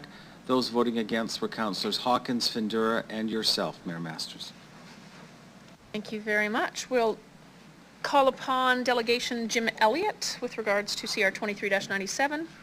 Introduce yourself for the record, the organization you're representing, what city, town you reside in. You'll have 5 minutes to address council, after which they may questions for you. Please proceed, Mr. Elliott. Thank you, Mayor Masters and members of council, and I guess thank you for the opportunity to be here. As it turns out, as a trifecta, I guess you might call it. As I stated in my presentation, I was present in the discussions and in fact asked some questions of the Audit and Finance Committee meeting last month. It's my belief that rather than heeding the growing problems in this city, in this province, we're putting our heads in the sand and are doing two things, simply asking to borrow more money from when it will come increasingly harder to finance the growing footprint and expanding the fragility of this situation. And rather than working to solve problems, we're simply asking for more cash and more debt from our citizens. Increasing our debt capacity isn't going to solve anything other than to allow us to build buildings that many of the citizens of the city don't feel we need or want. We're also borrowing from our children for far too many decades, and we have to start to begin to say no and to stop doing that. Secondly, you're simply going to be going to the public, the taxpayers of this city, and expecting them to simply pony up more money that they do not have. Currently, knowing the situation in the city where people are becoming homeless, dealing with climate change, depending on food banks more, being asked to help pay for the children's schooling and health care, and having precarious working conditions. This will not put us in a position of making a better world for our children. So rather than reducing our demands for water, we're demanding more water to water our grass and our extravagant lifestyles. Rather than diminishing our carbon footprint, we're building wider and wider freeways to allow us to use the cars to drive even more. And rather than providing wraparound supports for our citizens, we're chasing and harassing them away from having some semblance of a home, i.e. tenting in this regularly harsh climate. Now, rather than enabling our city and our citizens to diminish the pressures on them, every day we're adding more and more demands on them, and many will not have the capacity or the capability of responding. And rather than enabling our citizens and businesses to help others, we're putting up barriers like the fences outside today. My suggestion or my recommendation is that we need to be building resilience into our city. And that, I believe, will put us on a path where we can weather the inevitable next catastrophe, pandemic, drought, or even economic downturn. We have the capacity to solve future problems now, and I believe that we should be starting now. In fact, as many will comment, the first time you should have done it was 2 decades ago, but the second option, or their second best option is now. So thank you for your time, and I'll be willing to answer any questions. Thank you, Mr. Elliott. Do you have any questions from members of council? Seeing none, I have a couple. Sir, I listened to you at Audit and Finance, and again today. What within this report are you speaking to when you talk about building resilience? What is there within the mid-year forecast report where we're missing building resilience? I guess the sense that we're tending to go too close to the edge of what could in fact be some problems. And my suggestion of resilience is to essentially back us away from that edge. I guess the visual image that I've been seeing is we essentially have a bowl in front of us, and we're a marble, or our ability to survive is that marble in that bowl. And as we turn that bowl faster and faster, we move ourselves up to the top or to the edge of that bowl. And if in fact we get one of those, as I've outlined, some catastrophic accident or problem or an economic downturn, rather than necessarily being able to sustain ourselves, we in essence throw that marble or our economy over the edge of that bowl. And so what I'm suggesting is that both the borrowing capacity request that you put forward, as well as some of the other projects and ideas that have been put forward to this council over this past year or so, might put us over that edge. And if we want to, in fact, be in a position of stabilizing and maintaining the lifestyle and the quality of life that we have in the city, that we need to, as I said, move lower down, which means in some cases reducing our water use, reducing our energy use, perhaps even going as far as producing a lot more food for ourselves, and therefore, depending less on what's going on in the rest of the province or the country. Thank you, Mr. Elliott. Coming back to the report about the mid-year forecast, so as a city, we are required to balance our budget. We had an outset at the beginning of the year to say we were going to spend X amount of dollars, and we were going to incur X amount of dollars in expenses. And so according to this report, there is a variance of $237,000, or 0.04%, on a $539 million budget. So 0.04% budget variance, and the deficit right now, key factors according to administration, is increased expenses for winter road maintenance, increased fuel costs because we have to operate the vehicles that clear the roads, and various unbudgeted expenses like the temporary shelter and the warming bus earlier this year. So when we come back to balancing a budget, which is what this report is about, which of the expenses would you have us get rid of? Well, I guess I wouldn't necessarily assume that we would have to do that. All I'm saying is that in past years, and again, no fault to yourself or your administration, we typically have not been in a deficit position at this point, even though it's a very small deficit. As best as we can't necessarily predict what might happen in the coming months, and so therefore, what I'm worried about is, rather than being in a position of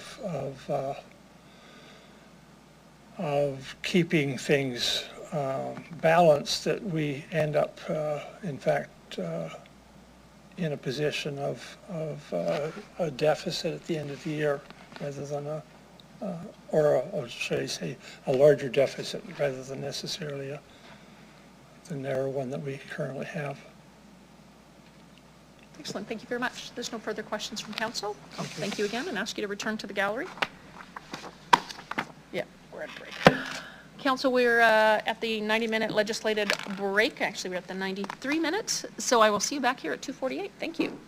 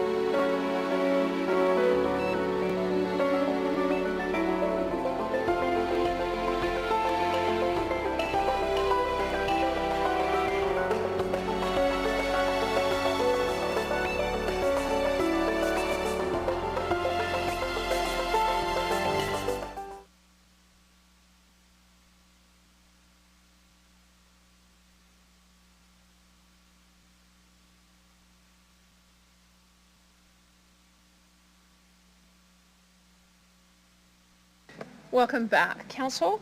We'll now consider item CR 23-98, the 2023 mid-year forecast report. Councillor Mancinelli is Chair of the Audit and Finance Committee. Can you please introduce this report? Thank you. As mentioned, this was just discussed in the Audit and Finance Committee with a 0.04% variance of $297,000 on over a $500 million budget. It's very well kept finances by administration.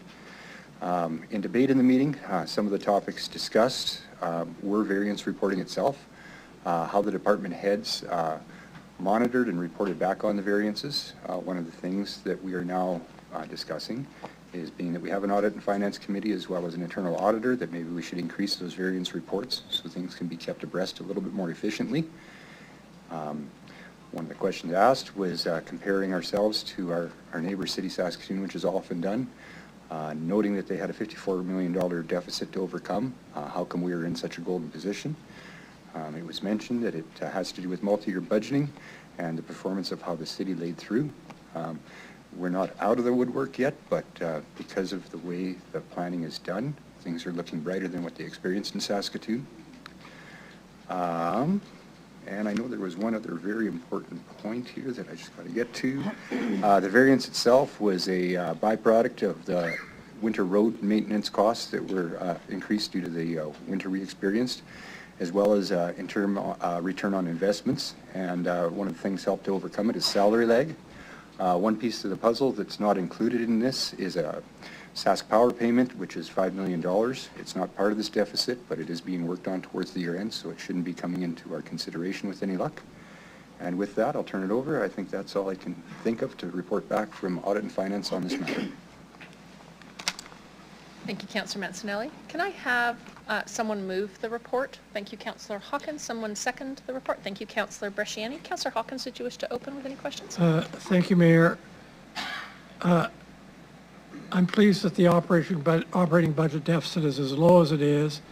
I think we are fortunate. I don't think we should be lulled going into the future that it's going to get any easier. I think that we have problems in our snow budget, and we have problems with inflation and problems in other areas. I want to ask a question about the capital budget. And this is harder for me to understand, and if I'm asking the wrong question, you should let me know. I see that our 2023 budget in the capital expenditure budget was $152.7 million. The forecasted expenditures are $196 million. There's a gap there of some $40 million between the budgeted amount for capital amounts and the forecasted expenditure capital amounts. I'm wondering if I can get an explanation for that. It's on page 5 of 6, it's a chart. Yes, thank you. Through you, Mayor Masters. So typically the amount of money that we have available for us to spend is what council's approved in the current year, so that would be for 2023. But often as well, we got carry forward from previous council approvals. And so what the report is indicating to council here is that, just give me a second here, is that we had a capital budget of $152 million approved in 2023, but we also had carry forward as well of $158 million. What we're actually expecting to spend this year is $196 million. So, and what that basically means is we'll be shrinking that carry forward amount. And so overall, we're basically going to be spending the amount that was approved by council for 23, and we'll be spending some of the funding council's approved in previous years that carried forward into this year. And I see that as a good thing because I think our capital carry forward number is a little high. And so we're actually, because we're spending more this year than what was approved in the budget, that means we're catching up on projects that have been approved and spending on projects approved in previous years. And so we'll see a shrinkage of that capital carry forward going into 2024, and I view that as a positive thing. That means we're getting to capital projects that council's approved, both in 23 and previous years. Through you, Mayor, it would be a good thing if we're catching up on work that we'd hoped to do earlier, it hadn't done earlier, but gotten to now. Does inflation play any role in this gap, this $40 million gap? So, through you, Mayor Masters, and I just want to make one small adjustment to my earlier answer. Some of this carry forward as well relates to multi-year projects. And so we'll budget and sometimes that money's spent in the next year. From an inflationary perspective, I would say it doesn't have a direct impact on the numbers that are before you here. Where it does have an impact is as we go out to market, we are seeing some significant price increases in 23. And so what it has resulted in, and particularly in some of our programs, like road maintenance programs, facility asset management programs, where costs are coming in higher than they used to be, it basically means you can do less work than what perhaps you had originally anticipated 1-2 years ago because of those cost increases. I think, as we look forward to the 24 budget and future year budgets, I think that's where probably that conversation around inflationary impacts, particularly on construction-related items, we're seeing is going to have a significant impact as we look outwards. And so I do think, similar to what you're seeing in some other municipalities, there's going to be some, I think, difficult and challenging conversations with the amount of resources available to the city, what we'd like to accomplish, and how much we can accomplish given how inflation and higher prices have reduced our purchasing power. Just a final question through you, Mayor. Will that difficult conversation be a conversation about whether we're prepared to kick deferred maintenance, deferred projects further down the road? So through you, Mayor Masters, I think when we have that conversation, you have to have everything on the table. I think administration's perspective would be is that for assets that we currently have, that would not be our preferred course of action, would be to defer maintenance and kick maintenance down the road and see our current assets deteriorate. But certainly it has a conversation about potentially new builds, new projects need to be part of that conversation as well. And I think that would be one thing that administration, working with council as we work through the budget process, would want to focus on. But I'm also cognizant that you don't want to leave anything off the table when you have that conversation too. Thank you very much. Thank you, Mayor. Thank you, Councillor Hawkins. Councillor Stanachuk, please go ahead. Thank you. Through the mayor, just a question regarding what we can expect to be coming to us this fall, because as I read this report, I recall that we're supposed to have a report on winter road maintenance program, I believe, but I'm not sure when that is. But is it premature to think about any kind of restraint or cuts in funding until we receive that report or any other reports that are coming to us this fall? Ms. Anderson, Mr. Lacey, who would like to take that? Through you, Mayor Masters, maybe I'll certainly start. I do believe the winter road maintenance report will be before council prior to budget deliberations, and so you will have that opportunity to hear about our winter road maintenance program. And I know I've heard council in the past express, interest in perhaps what opportunities there might be for service level improvements. And so I do think that information will be there in the context of a broader budget conversation, which will be in a very tough fiscal environment. Okay.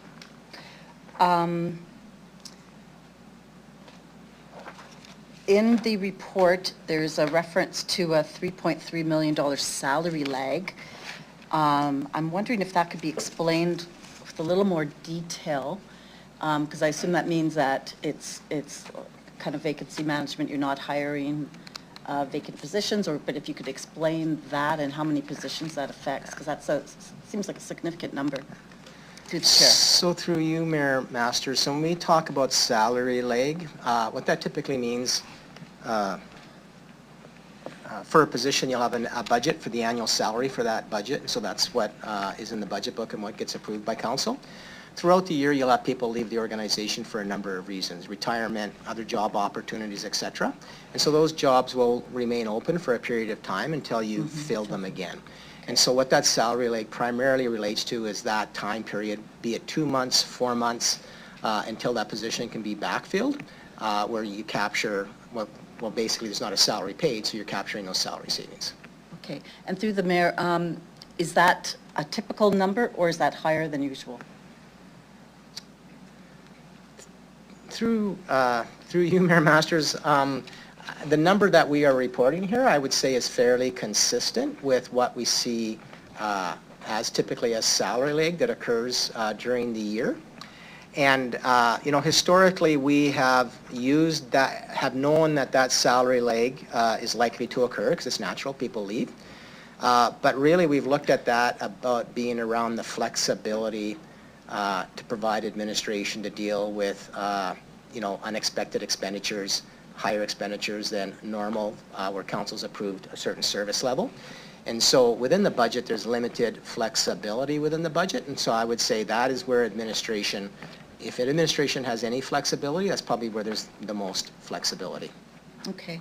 And just a few questions through the mayor on about the cost of the temporary shelter. Could you clarify what those costs are? Because I understand it's not the operations necessarily, but just if you could explain what those costs are through the mayor. So through you, Mayor Masters, just for clarification, you're referring to the temporary shelter at the former YWCA building? Yes. Okay. So through you, Mayor Masters, I might ask Ms. Kruwalak to ask her if she has that detailed number. Through the chair, emergency shelter costs included $560,000 for a building lease, $150K for utilities and other facility costs. And then in addition, I'm not sure if we're wanting this information, but $271K for bus operating costs. So approximately $900K in total. And so through you, Mayor Masters, when they refer to that bus operating cost, you might remember we had a warming bus, Yes. and so that would be that cost. Okay. I think that's all I have for questions. Thank you. Thank you very much, Councillor Stanachuk. Councillor Zaginiak. Thank you. So I have a couple of questions. The first one is just to make sure I understand properly. It appears that the initial recommendation to the Audit and Finance Committee was receive and file, and then the committee updated that recommendation to reduce costs with minimal impacts to service. Is that accurate in terms of the recommendation before us? Councillor Mancinelli, I'll have you answer that. Thank you. Excuse me, I had my light on actually to bring this up next. I failed to mention the recommendation in my introduction on this matter. This amendment was brought by one of the citizen members of the Audit and Finance Committee. It was brought forth to talk about the variance amount of $287,000 or $297,000, I think. Although a small amount compared to the overall budget being discussed, still a sizable amount to any one citizen in our city. And with that in mind, the citizen member brought forward this amendment to try to be careful with the public purse and to try to find those opportunities. I did want to mention that not only did administration embrace this recommendation, I think they were happy to finally have a chance to express just generally to the public that not only is this something they don't have to be instructed to do, they consider this a base function of their position. So this is how they approach the day, this is how they work, and this is what they set out to achieve. And I wanted to bring that up, sorry I missed it in my original introduction, because I thought that was really important as both a taxpayer and as a councillor to hear. So. Okay, thank you. So as a follow-up to administration, so I'm looking at the recommendation, it says opportunities to reduce costs with minimal impact, to give some examples. So can you just elaborate on that a bit further? More specifically, it talks about categories, but what would some of those opportunities be? A specific example, if you could, through the chair. So through you, Mayor Masters, You know, I would echo what Councillor Mancinelli has indicated here through discussions at the Audit and Finance Committee. You know, I think there was a desire by the committee to just reinforce the point about the expectation that administration, as part of its job, should always be looking for opportunities to reduce costs, operate more efficiently. And so, as Councillor Mancinelli indicated, you know, at the committee meeting, we as administration indicated that we very much saw that as part of our ongoing job responsibilities, and that work is continuously underway and part of everybody's jobs, but it did not hurt to reinforce that through a recommendation here. And so I do not think it was the intent of the committee or the direction that we would specifically identify certain areas to bring the budget in line. The other commitment we did make to the committee was to provide them a memo indicating where we have been working and where we've realized saving opportunities, whether they're hard savings or whether they're cost deferrals. And so we committed to provide that correspondence to them, and we'd be more than happy to also share that with you as council. That would provide kind of an itemized list at a high level of some of the work that we have done over the last year and a half. Okay, so I think what I'm hearing is administration's already committed to find ways to reduce costs, and you may not have specific examples right now, but the reduced cost comes with the caveat of minimal impacts to service. And there will be a follow-up memo that can be provided to all of us. Through you, Mayor Masters, that's correct. Okay, thank you. I do have another question. It's on page 4 of the report. At the bottom, it says 4 of 6, like the Audit and Finance Committee original report. So at the bottom, it's talking about other considerations that may impact the operating budget. And one of them is the SaskPower outstanding payment. But another one that I don't think I saw additional information about is the $7.5 million for Canada Emergency Wage Subsidy for program funding received by REAL. Can you elaborate on that? And maybe I missed it, but I didn't see any additional information about that. Yeah. So thank you for the question. Through you, Mayor Masters. REAL District received approximately $7.5 million through a federal program during COVID to basically help support payment of employee salaries related to that program. We believe that REAL was eligible for that program, and we had done some work, REAL had done some work around that piece. The flag here is that we as individuals, even with our own taxes, it's under audit, basically, that payment. And so this is just a flag with respect to potential risks out there. We don't know what the outcome of that audit is. We continue to remain positive that the eligibility and the payment of these monies was appropriate. But depending on the outcome of that audit, there could be financial implications on REAL, since we're 100% owner. That potentially has implications for us as well. And so really this is just a flag because it is a significant item that we know that's out there. We're not saying anything negative might impact our position, but it could. And so that's why we're flagging it, because of its material nature. Right, and there's nothing for us to do but wait and see the outcome of that decision. That's correct. And do we have any anticipated date of when we might know that? Through you, Mayor Masters, no, we don't. I think the federal government works at its own pace. Okay, thanks, that's all I have. Thank you, Councillor Zakiniak. Councillor Mancinelli, did you still wish to speak?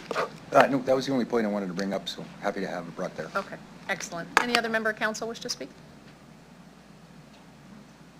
Seeing none, I have a couple questions, Mr. Lacey. Can you let us know, can you inform council of how discussions are going with SaskPower on their overpayment to us? Yeah, thank you. I would characterize the discussions as being very positive.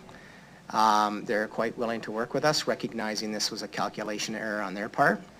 And so a number of items we're discussing with them is one, this overpayment that they made to us occurred over about 4 or 5 years. we're seeking an opportunity to repay that over 4 or 5 years to manage our cash flows. And as well, we're seeking an opportunity and having discussions about whether or not there's an opportunity to reduce the overall amount payable back. And I, at this point in time, would not want to share any more other than say, I think we've had very good, productive conversations to date. And I'd be very hopeful that when we return in the third quarter, that we will have resolution to this issue that we can share with council. Okay, excellent. Thank you very much.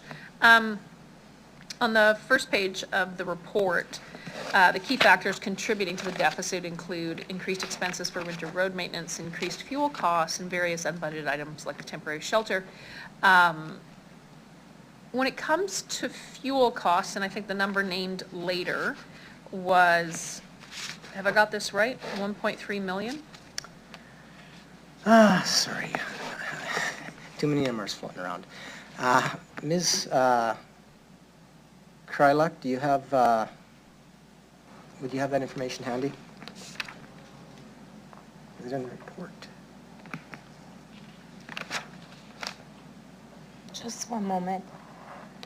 Sorry, through you, Mayor Masters, it is, because you're correct. Yeah. The report does note that we're forecasting an over expenditure in fuel costs of 1.3 million related to both our diesel costs, primarily as it relates to transit, but also our fleet fuel as well. So 1.3 million in total, correct? Can I ask, was this just a budgeting miss? So through you, Mayor Masters, I don't see it as a budgeting miss. Just like all of us, it's pretty hard to predict what the price of fuel might be 1 year from now. And so when we're developing the budget, we make our best estimates based on information that's out in the marketplace. And there is, I can guarantee you, we will never get that 100% right. We'll either overestimate or underestimate. Okay, appreciate that. And then an increase in expense due to spring sweep and dust suppression of $1 million? Through you, Mayor Masters, I might get Mr. Warren to speak to that. I think he's on.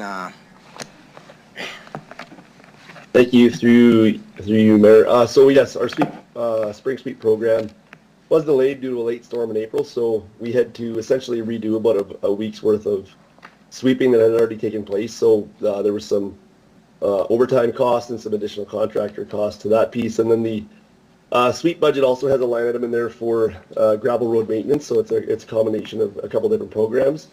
And we did see an increase in that budget as well because of some annexation that took place on the Winnipeg Street North in the north end of the city, where the city took over a gravel road, and so we had to invest additional funding into that one. So we have seen some unplanned expenditures with those two programs.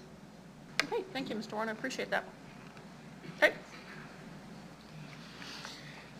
Councillor Hawkins, I think you moved this. Did you wish to close off with anything? Okay. All right, thank you. Clerks, can we have a vote, please?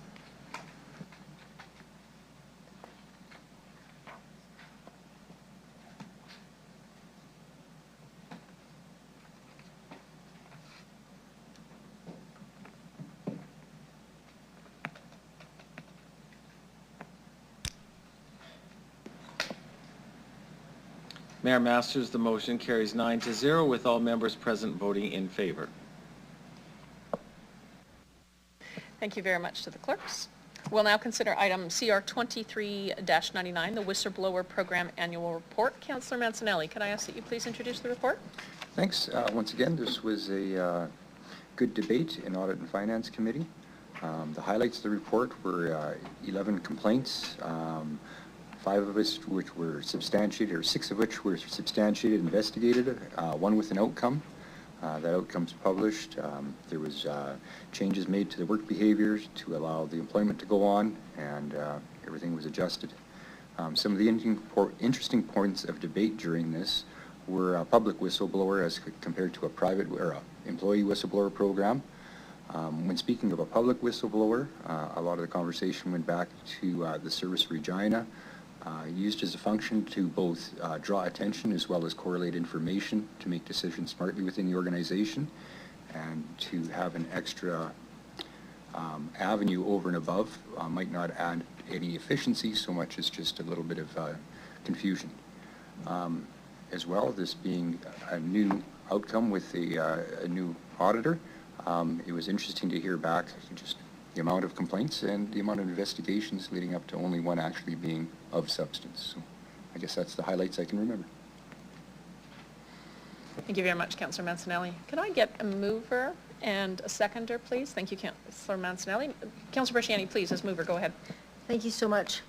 Thank you for the report and the work. So when we see 11 allegations in 2022 and 7 in 2021, of course, that's an increase, which I think is good.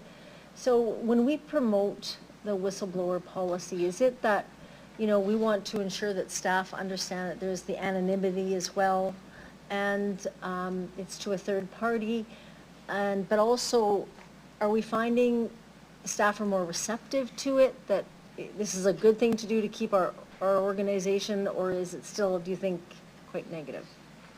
What's the thought? Through the chair. One moment, I got it. There you go, ahead, sir. Through the chair, absolutely. The thing is, there is an increased awareness, which is noted by the increase in number of complaints, and many of the complainants are going through the anonymous reporting route, not seeking to identify themselves. So I believe the understanding of the policy and the kind of complaints they are trying to make through the policy denotes increased awareness. Okay, thank you. I saw in the report somewhere that that there was the complaints were looked at internally. I also understand that there's an opportunity, though, where the complaints would be done by the third party. When does that happen? Through the chair. Through the chair, when the nature of the complaint is very complex and it needs professional technical expertise from outside consultants, that is when we try to engage them. And when there is a question about independence, we want to include more consultants and make their work more independent in nature. That is when. But we are talking about cases of significant complexity and resource requirements. Okay. And I guess just the last thing is, when we look at, takes a lot to come forward as a whistleblower, and someone who maybe wants to see change or has seen witness theft or whatever it may be. And so I guess the question that I have is, if nothing is substantiated from a report that administration has heard, maybe not enough evidence, whatever, is there ever, and this may be for city manager, but is there some workings to work with that department to ensure maybe communication or things like that are handled appropriately if we see numerous ones coming from the same department? Through the chair. Through the chair, that's an excellent question. Thing is, when it comes to complainants, it is a difference between their perspective of what's happening and what is evidence based upon the investigation.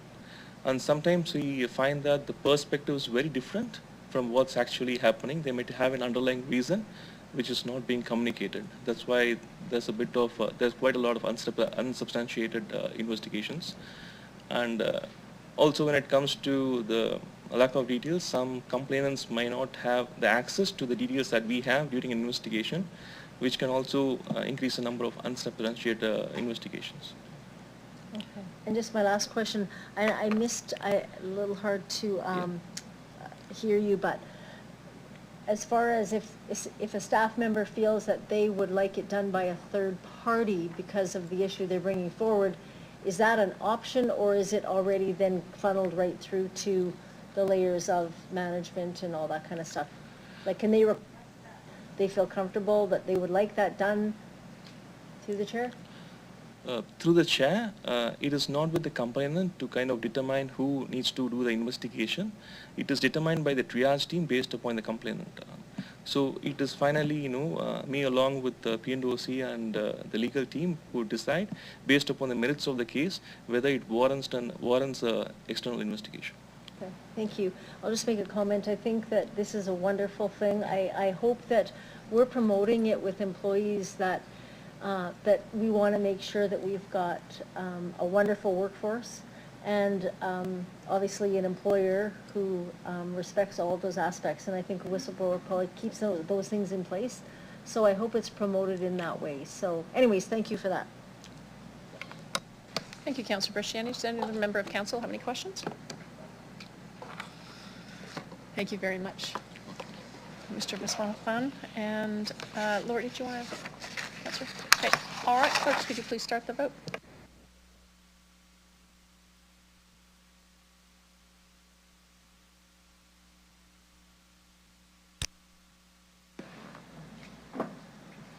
Mayor Masters, the motion carries 9-0 with all members present voting in favor. Excellent, thank you. We'll now consider motion 23-6, a written notice of special city council meetings. I'll call upon Deputy Mayor Cheryl Stanichuk to introduce her motion. All right. There is a slight change in the language that I'm going to move, and I'm just going to wait for Amber to bring that up. And it's just to clarify the language in point 1A.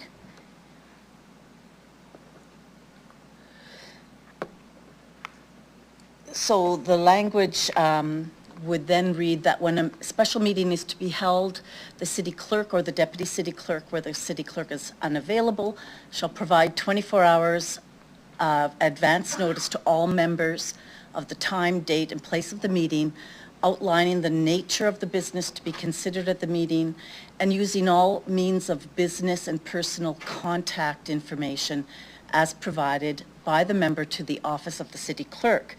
And the change there is just to not have the section about the kinds of contact and confirming receipt of notice.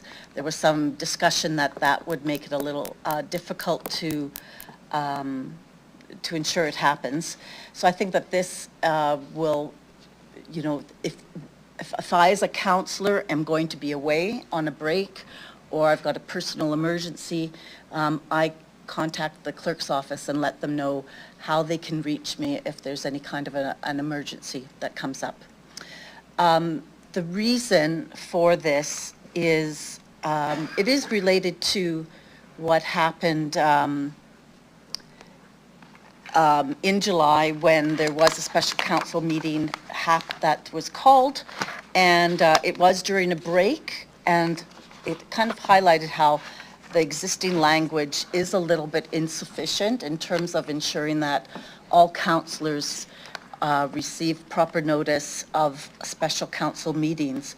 The existing language actually has a section in there that I'm suggesting would be left out, that a notice could be delivered personally or left at the usual place of business or residence of each member.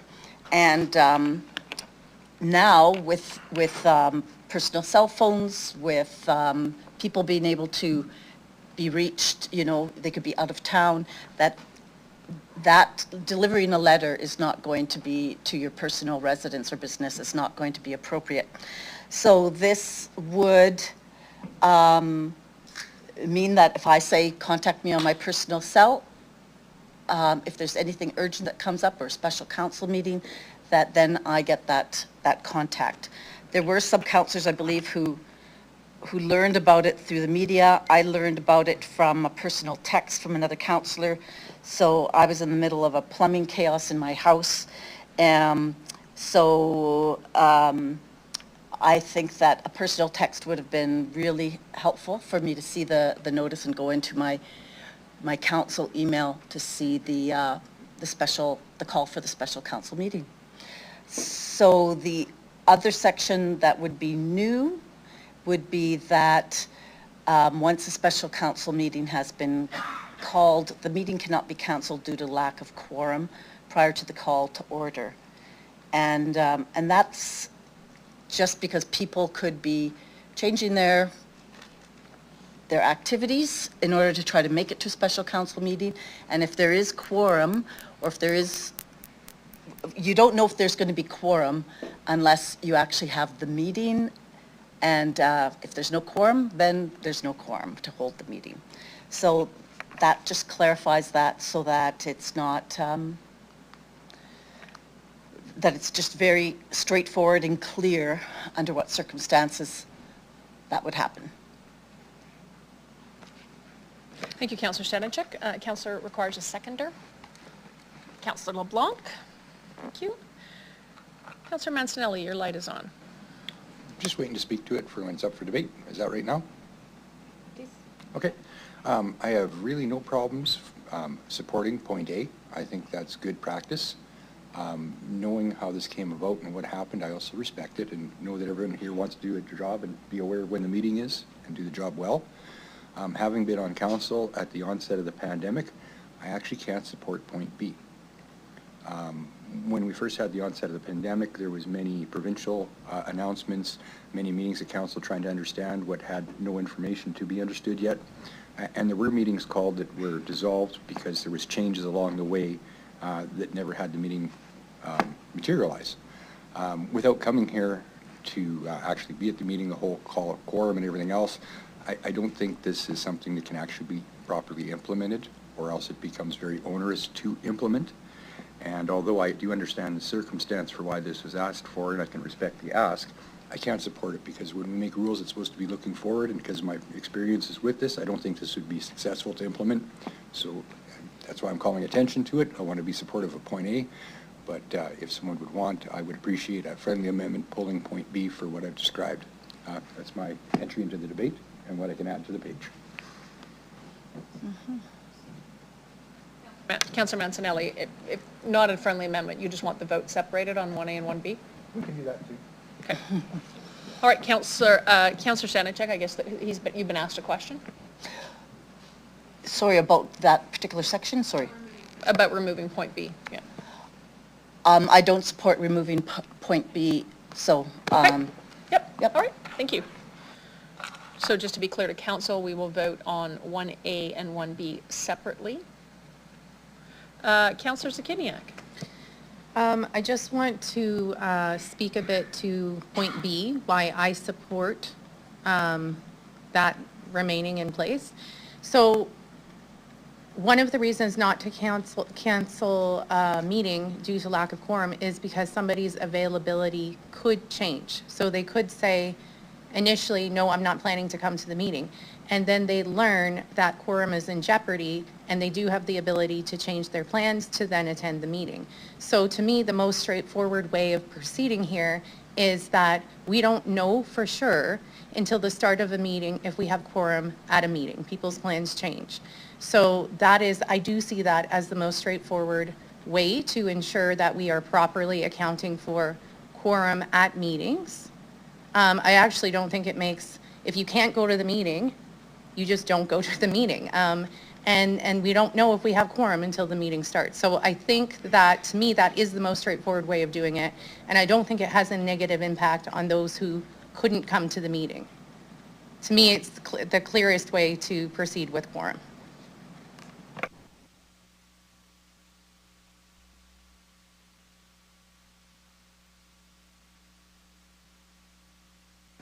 Thank you, Councillor Zakiniak. Any other councillors wish to speak? Councillor Hawkins. Thank you, Mayor. Dealing first with point A, I'd like the city clerk to tell us, because generally, and also with specific reference to the last aborted emergency meeting, how contact is made with councillors in the event that an emergency meeting has been called. Through you, Mayor Masters, when a special meeting is called as per the minimum requirement to 24 hours notice, our practice has been to date to send it to members of council's office number, their email. So that's where we have sent it. With today's technology, on the assumption that your iPhone or whatever is linked to your email address, we assume that you're looking at it. We worked with Councillor Stanczyk to change the wording in this regard because this is a bit more comprehensive now. So if a member of council provides my office, in addition to your official email from the City of Regina and your official City of Regina phone, if you wish to share with us your personal contact information, then we will cover all those bases. But nothing is really changing other than the fact that if you've given us personal contact information, we will now use that as well. I'm opposed to the amendment to Councillor A. I think that the city provides us with a regina.ca address. That's the address by which city business arrives to us. The city provides us with an iPhone. The city provides us with a tablet, with an iPad, and a computer. I think that it's incumbent upon us, as part of our responsibility as councillors, to check one of those devices for the possibility that a message has come from the city that we should see. I think that's true in the case of emergency meetings. It may also be true for other important information that city council should get. I can think that tragically in my time on council, a councillor passed away. That message was relayed to councillors through their regina.ca address and also through phone calls. I think that that's the proper and appropriate business-like way to handle city affairs. So I think that 1A is unnecessary. I think there is a responsibility on councillors. 1B makes no sense at all. If a city councillor, for whatever reason, advises the clerk that he or she cannot attend a meeting, maybe because they're indisposed, maybe because the reason for calling the meeting in their mind has disappeared, for whatever reason, I think the city clerk is entitled to rely on that. I think the possibility of assembling councillors when we know that a meeting is not going to take place is a waste of staff time. It's an inconvenience for the public. It can frustrate potential delegations. It's a waste of media time. It just does not make sense to gather council together when you know that a quorum cannot happen. True, a councillor may change his or her mind, but I think that that just signals to councillors before they tell city clerk that they cannot attend, will be unable to attend, don't want to attend, they have to be certain that that is their position. Otherwise, they should not inconvenience the list of organizations and people I've mentioned by last-minute mind changes. So I'll be opposing both A and B. Thank you, Councillor Hawkins. Councillor LeBlanc. Thank you. Through the chair, I want to just explore what a bit in the pedantic lawyerly way, what the word quorum means. And my question essentially to the clerk is, does quorum mean you're not able to attend the meeting, or does it mean you don't want the meeting to occur? Through the chair. My understanding through you, Mayor Masters, is that technically and specifically quorum refers to the fact that when the motion to call the meeting to order is requested, that you have a majority present. So the quorum is basically, it has nothing to do with where you want the meeting or not.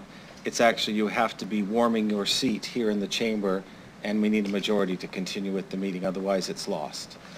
Right. No, I appreciate that. And through the chair, and I'll ask the clerk again, I think that's a fair answer. Am I correct that that's contemplated in 11 sub 2 of the procedure bylaw, quote, if a quorum is not present 15 minutes after the time appointed for the meeting, record the names, adjourn the meeting. That's what we're talking about, right? At the beginning of the meeting, who is in the chair warming the chairs, and we don't know whether we have quorum until that time on our bylaw as it now stands. Through the chair. Through your Mayor Masters, yes, I think that's an accurate reading of the bylaw, Councillor LeBlanc. Basically what that says is if there is any scheduled meeting, special or regular, that is called, and if it turns out that the majority is not present within 15 minutes, we call the meeting as having been lost. But there have been occasions where, for example, meetings have been canceled either due to lack of agenda items from the administration, or in fact when my office has been apprised that perhaps 2 members of a 3-member committee can't attend. In my years since I've been here since 2007, there have only been 1 or 2 occasions of a committee meeting that have been lost due to quorum being lacking.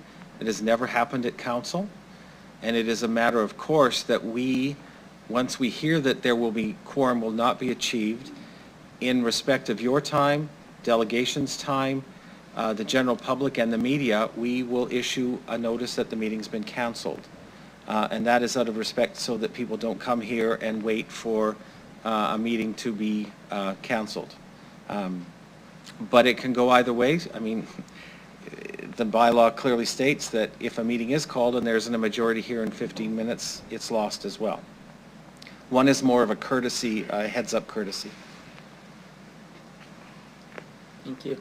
I predictably will vote in favor of 1A. I think even on the bylaw as it stands, we ought to see who's in the chair. And I think it does make sense to Councillor Zahidniak's point that people can change their minds and so on. And I think the current practice creates a risk I say we've seen realized of meetings getting canceled because we don't want the meetings rather than because people are unavailable for the meetings. And I think that's a serious risk, and 1A hedges against that. And if I heard the clerk correctly, and he can correct me if I'm wrong, is a council meeting had never, in his experience until this summer, been canceled for lack of quorum. Mr. Clerk, did I hear you right on that? Committee meetings had, but not council meetings. And I also, yes, thank you, Councillor Block. For further clarification, in my time here, there have been very few special meetings of council ever called as well. It is not a regular practice, and it just worked out that quorum was not going to be achieved, so we canceled the meeting. But as you know, we used to have a number of committees that have been scaled down considerably over the last few years, and there were occasions years ago when we were not getting quorum repeatedly, and but again, that was at committee meetings. Thank you. And I appreciate that answer. I think that goes to Councillor Hawkins' point against 1B, which is we as councillors take this job very seriously. We make serious efforts to attend.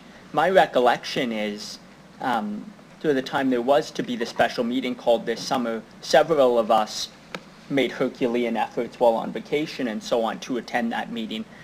I think that's what we do because that's our job. And what the answer demonstrates is it is unlikely there would ever be a lack of quorum at a council meeting. Indeed, it's only happened once in Mr. Nichols' time here. So I think it's at most a minor inconvenience and unlikely to come up. And what it does demonstrate is, I think, respect for the time of those who do come home from vacation and whatnot. To 1A, I think people communicate through multiple modes. That's entirely consistent with how we do business these days. I think to Councillor Hawkins' point, which is a good one, folks ought to check their emails. I would add a caveat. Folks are entitled to not check their emails for a day at a time while they're on legislative break. And what we saw this summer, and actually the preamble to this motion says special meetings can be called in summer. Implied in that is I might not be checking my work email. There's a real risk of strategically calling special meetings on summer vacation, and rightly or wrongly, people aren't looking, and it's simply a courtesy to advise. I think finally, to Mr. Nichols' point, special meetings don't get called very often. I suggest they don't get called very often during summer breaks, and so we're not gonna tax Mr. Nichols with texting all of us at all hours. It might come up once, it might come up not again, but it is a courtesy and it is a requirement to ensure we can be here representing our residents. So I think both of these are well placed and help us ensure what happened in summer does not happen again, because to my mind that was bad news. Thank you. Thank you, Councillor LeBlanc. Any other member of council wish to speak? Excellent, I got some questions. Mr. Clerk, do you ever not receive notice from myself or other councillors as to their attendance of scheduled meetings? Through you, Mayor, typically once we put the annual meeting schedule out a year in advance, essentially, in the fall of every year. And it's incumbent on members to let us know, particularly in our admin side of the office, whether they are able to attend meetings or will be away, but will be attending virtually. So we typically, there are times when someone forgets to perhaps let us know, but generally speaking, we know that when we have quorum or when we don't have quorum, and it's again very rarely that we would not have quorum. Sorry, and what is the standard practice for when you've been advised that we're not going to hit quorum? The standard has been that people will let us know that they are unable to attend. Sometimes I will get it through an email, or I might get a phone call.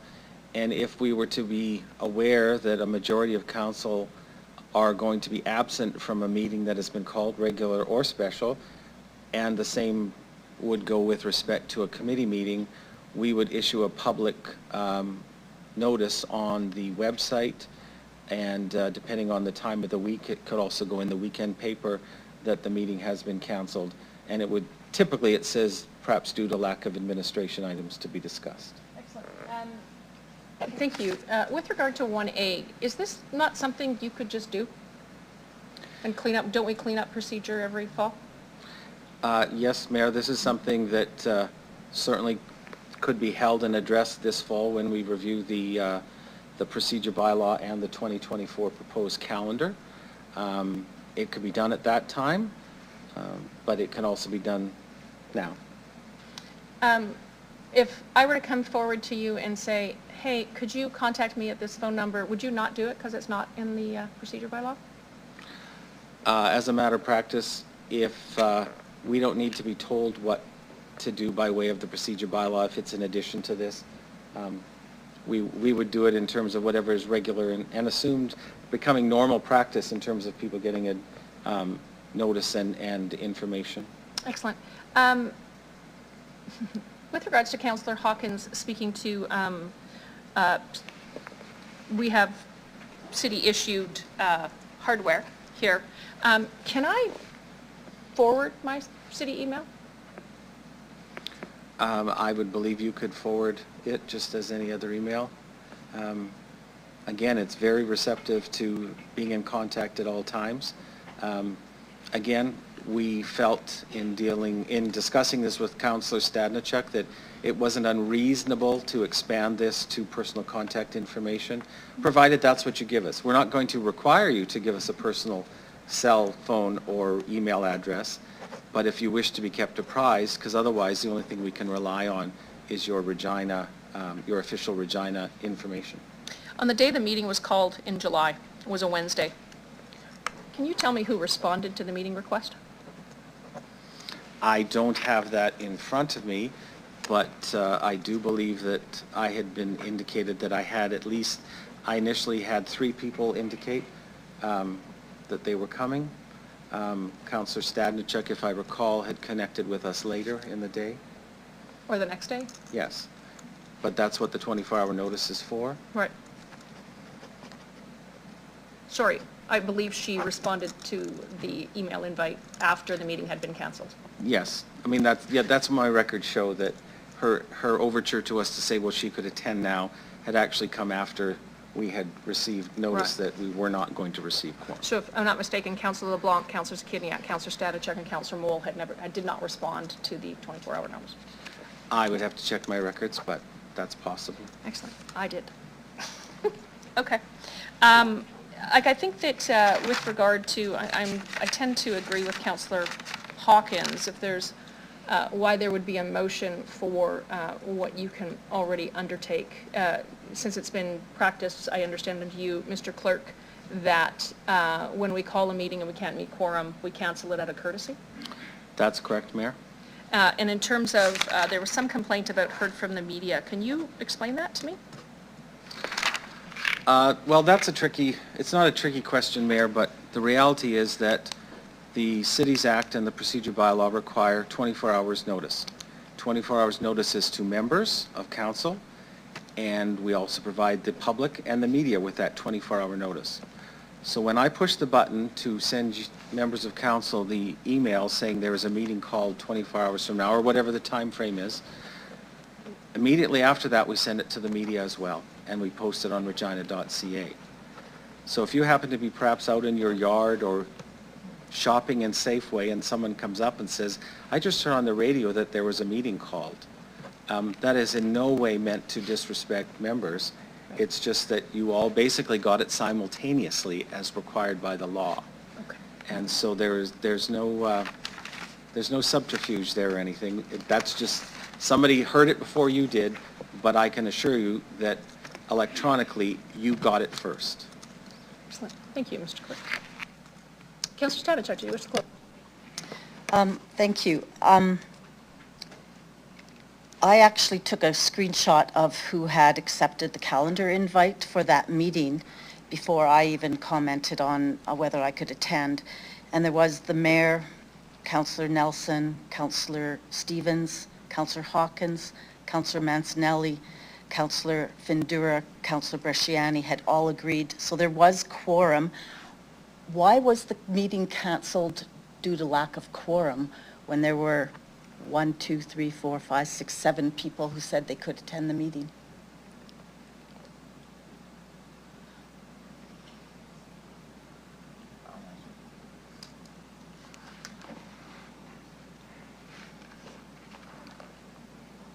Right.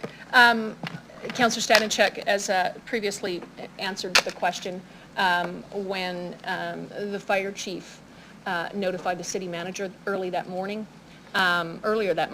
that the Fire Safety Act legislation would be invoked, I reached out on the list, started on the list for the folks that had confirmed, and at the point, and by sheer coincidence on a different question, Councillor Moll had reached out to me the day before and was aware of the meeting even though he hadn't responded to the email.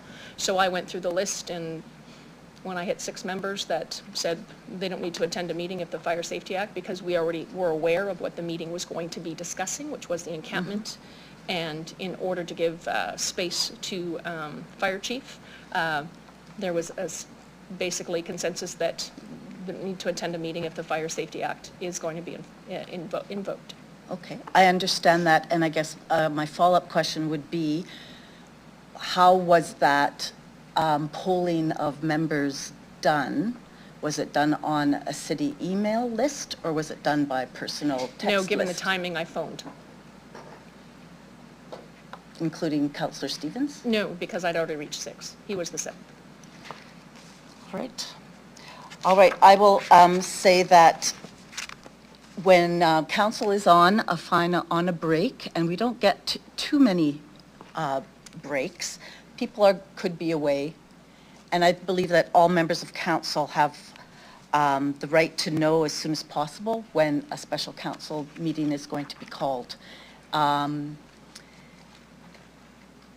Right now, the language says that the city clerk's office could courier the message or the notice to the person's residence or business. I think sending a little text message on a personal phone saying, check your city email because there's a meeting that's being called, would be a lot less onerous than sending messages by courier, for example. I don't think that this is a controversial amendment to the procedural bylaw. I think it's about making it clear in terms of how people can be contacted. And again, the onus is on the member to let the city clerk's office know how they would like to be contacted if they happen to be away. I could be on my father's deathbed, but I'd still like to know about the meeting, and I think I should have the courtesy of being contacted. So I think that it's also equally important that if there is going to be quorum, that there is no reason to be canceling a meeting. People were prepared, I think, to come to that meeting. I was prepared to come to that meeting as well. And if the discussion about the declaration by the fire chief had come up, that could have been discussed at the meeting. But there was also a very important report that was going to come before council that we never had a chance to discuss, and I think that would have been very worthwhile. In any case, I do think that quorum has to do with your presence, not who wants to cancel a meeting. And the message that went out to the media was that there was a lack of quorum. I really hope that my colleagues will support this amendment. Thank you. Thank you, Councillor Stadnicek. Clerks, could you please call the vote? You're voting on 1A and 1B, and depending upon whether they pass or fail will determine whether number 2 has to go forward. So on 1A, when a special meeting is to be held, there you go.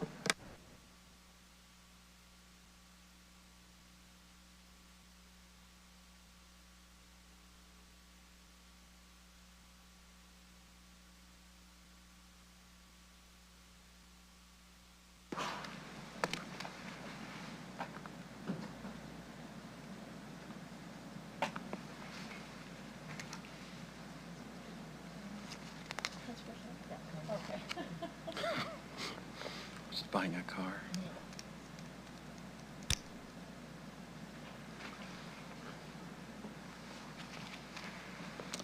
Mayor Masters, Part 1A of the motion has passed in a vote of 5-4.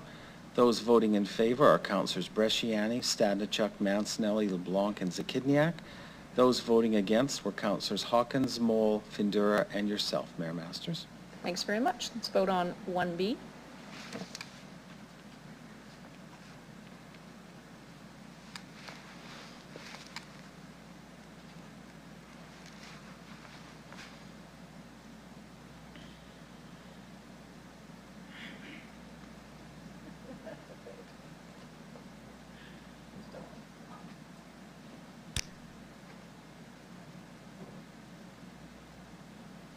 Mayor Masters, 1B has been defeated in a vote of 3 in favor, 6 against. Those voting in favor were Councillors Stadnichuk, LeBlanc, and Zakidniak. Those voting against were Councillors Hawkins, Bresciani, Mole, Findura, Mancinelli, and yourself. Thank you very much to the clerks. And now, number 2. Oh, and then we go to number 2, approve the amendments of future city council meeting upon sufficient advertising, require public notice of the proposed bylaw. Clerks, call the vote.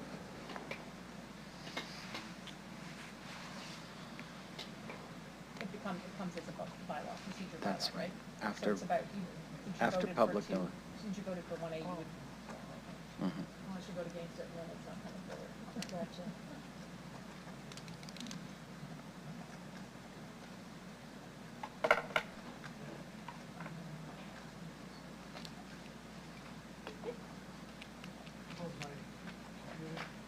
What's that? You closed it? Okay, here you go. Okay, in favor. Councillor Hawkins? I voted no. Okay.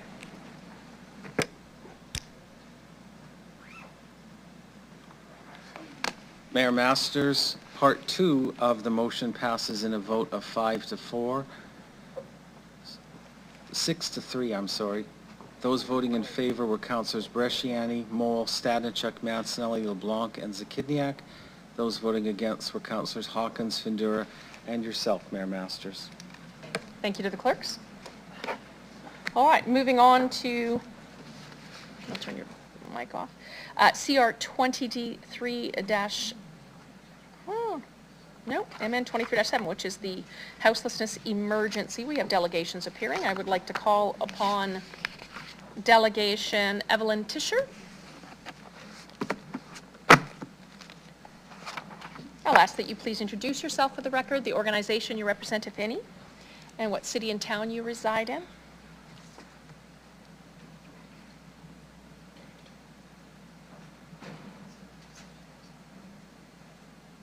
You'll have 5 minutes to address council, after which time they may have some questions for you.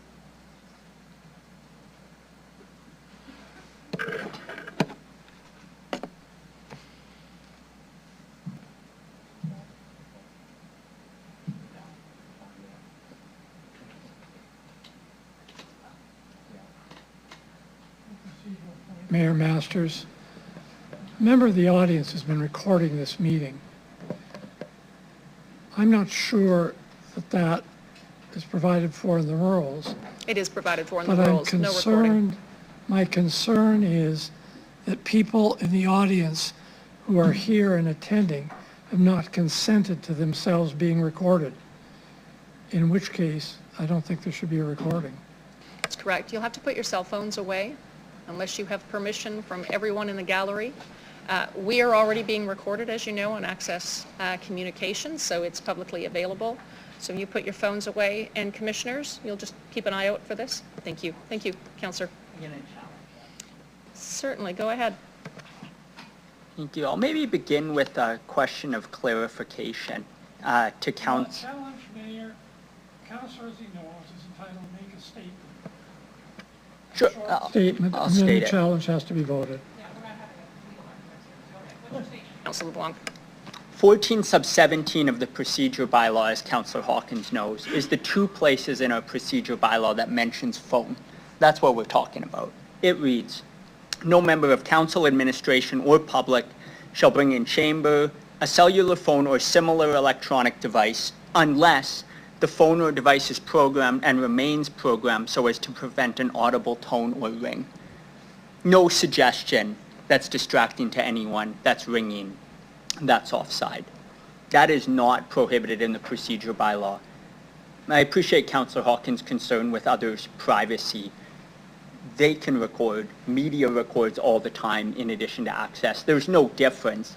The difference is we want to control who has access to the raw material to report. That's media as much as that is. So I say that's bogus. Thank you. Clerk? Thank you, Mayor Masters. In my read of the procedure bylaw, I have to agree with Councillor LeBlanc. There is nothing specifically prohibiting the taping or recording by phone. Section 14.7 specifically talks about flash or television lighting, and in addition, there is reference to cellular phones, but provided they are programmed to be silent or on a vibrate, there is nothing currently in the procedure bylaw that prohibits this. There is also a caveat on the beginning of the meeting agenda that says everybody who's in here is assumed that it is a public meeting and is being recorded. Ms. Willoughby, would you agree? Yes, Mayor, I agree. All right. Councillor Hawkins? We, You can overrule it. through meetings, report, and it's been in the lobby, that there's an indication that you consent by coming to the meeting, attending the meeting, to your image being recorded. I haven't seen those signs. I don't think that the audience, every one of them, has consented to this kind of invasion of their privacy. Moreover, we have no control over the way the recording is edited, the way the images are taken. I could well understand a member of the public being offended and afraid to attend a city council meeting if they thought that their image was being surreptitiously recorded in a way over which they had no control and no ability to object. I'd ask for council to uphold, well, I don't know if you've given the final ruling, but I'd ask that once that ruling is in place, that you vote in a manner which protects the privacy of every citizen in this room. Thank you, Councillor Hawkins. The clerk did bring something to my attention. It's not about being recorded, it's actually about being televised, which is different. Mr. Clerk, would you please read what you shared with me? Yes, Mayor. At the beginning of the agenda, it states that this meeting is being broadcast live by Access Communications for airing on AccessNow Community Channel. By remaining in the room, you are giving your permission to be televised. It's very broad, but I would respectfully suggest that the procedure bylaw just hasn't caught up.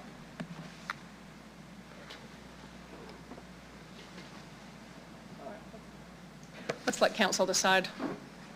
Councillor Hawkins, I'll stand with you that it says televised, not recorded. And so, members of council, you'll vote. I believe I've been challenged by Councillor LeBlanc. If you agree with me that random recordings not be allowed, since we haven't caught up with social media quite yet in our procedure bylaws, then you would vote yes. If you vote no, then you will side with Councillor LeBlanc. Clerks, can you call the vote? This is Councillor Moule in favor.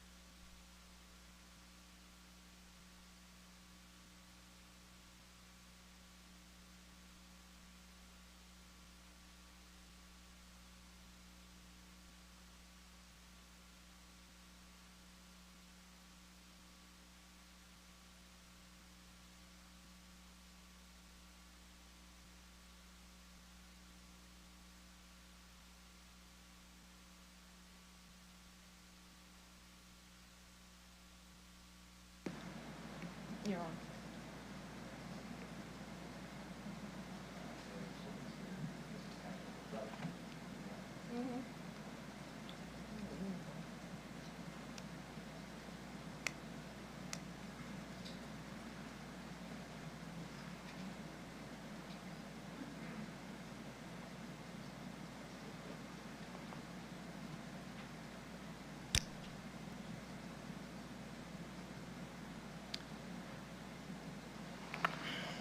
Mayor and Council, the motion to support the mayor's ruling that taping be disallowed has passed in a vote of 5-4. Those voting in favor of the mayor's ruling are Councillors Hawkins, Bresciani, Councillor Moule, who voted verbally, Councillor Findura, and Mayor Masters. Those voting against the motion were Councillors Stadnichuk, Mancinelli, LeBlanc, and Zakidniak.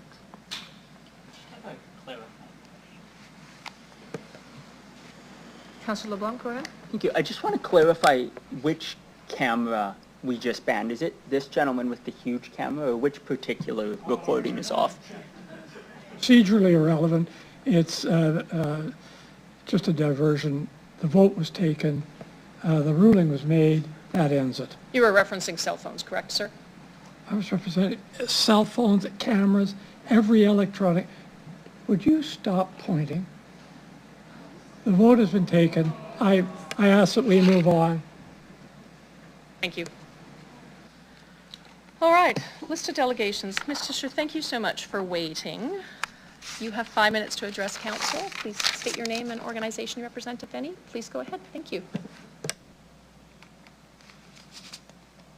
My name is Evelyn Tischer, and I represent myself. I reside in Regina. Houseless people are human beings. They are not pests. As human beings, they deserve to be respected and listened to. That means, 1, not chasing them away and not destroying their belongings unless there is a clear safety issue. 2, providing them with a safe shelter until a better solution is found. 3, listening to what they want individually. 4, implementing a more widespread system inspired from the Housing First plan used in Europe and especially in Finland, where it has been very successful. Evidently, the Housing First model will have to be adapted to the conditions. Thank you for your attention. Thank you very much for your presentation, Ms. Tischer. To see if any members of council have any questions for you. I don't see any. I'll thank you very much for being here today and ask you to return to the gallery.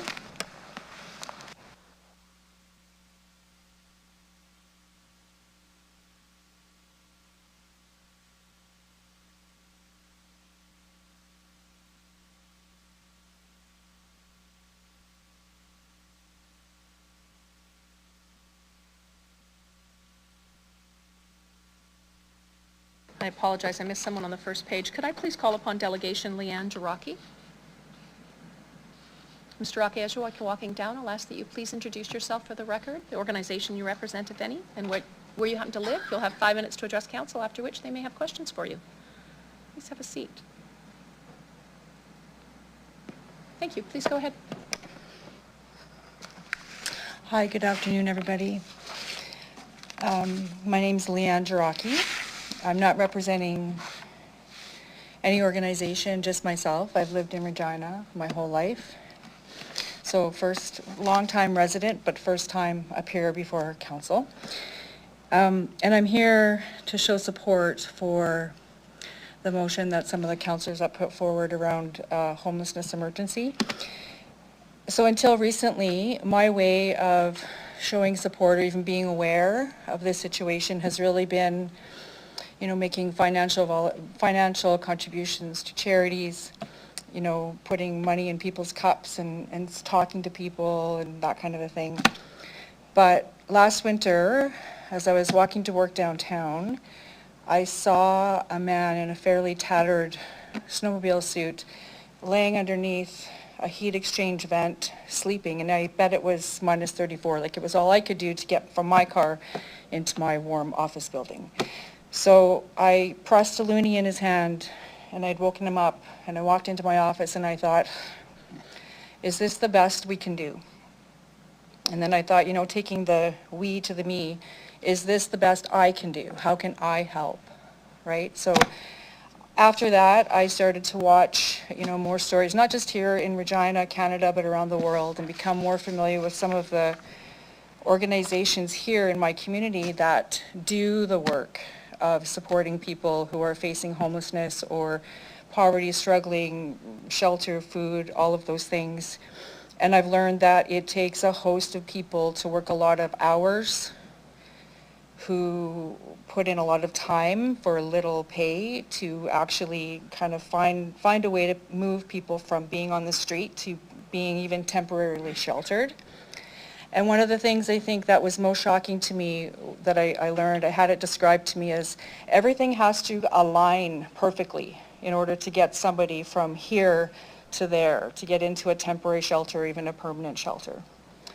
So if you don't have a bank account or if you don't have any government ID, we're asking people who sometimes don't have those pieces of information in order to identify themselves to fit into these criteria, these boxes that we set up as standards, and it's an almost impossible situation sometimes. There are definitely success stories, and I applaud everybody who's working in the system for that. But it's almost like they'll start working on one case and they'll get kicked into another process, and then this doesn't work. So, and ultimately it ends up in kind of a loop of, you just get tired of trying.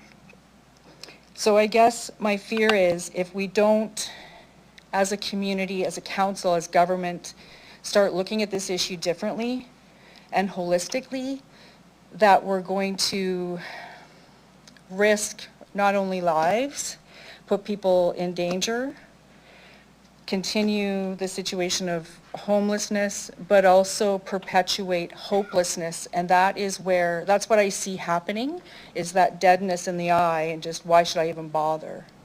And when that happens, it's heartbreaking to watch, and we've all lost. So I just want to applaud the councillors that have taken the time to put forward this motion.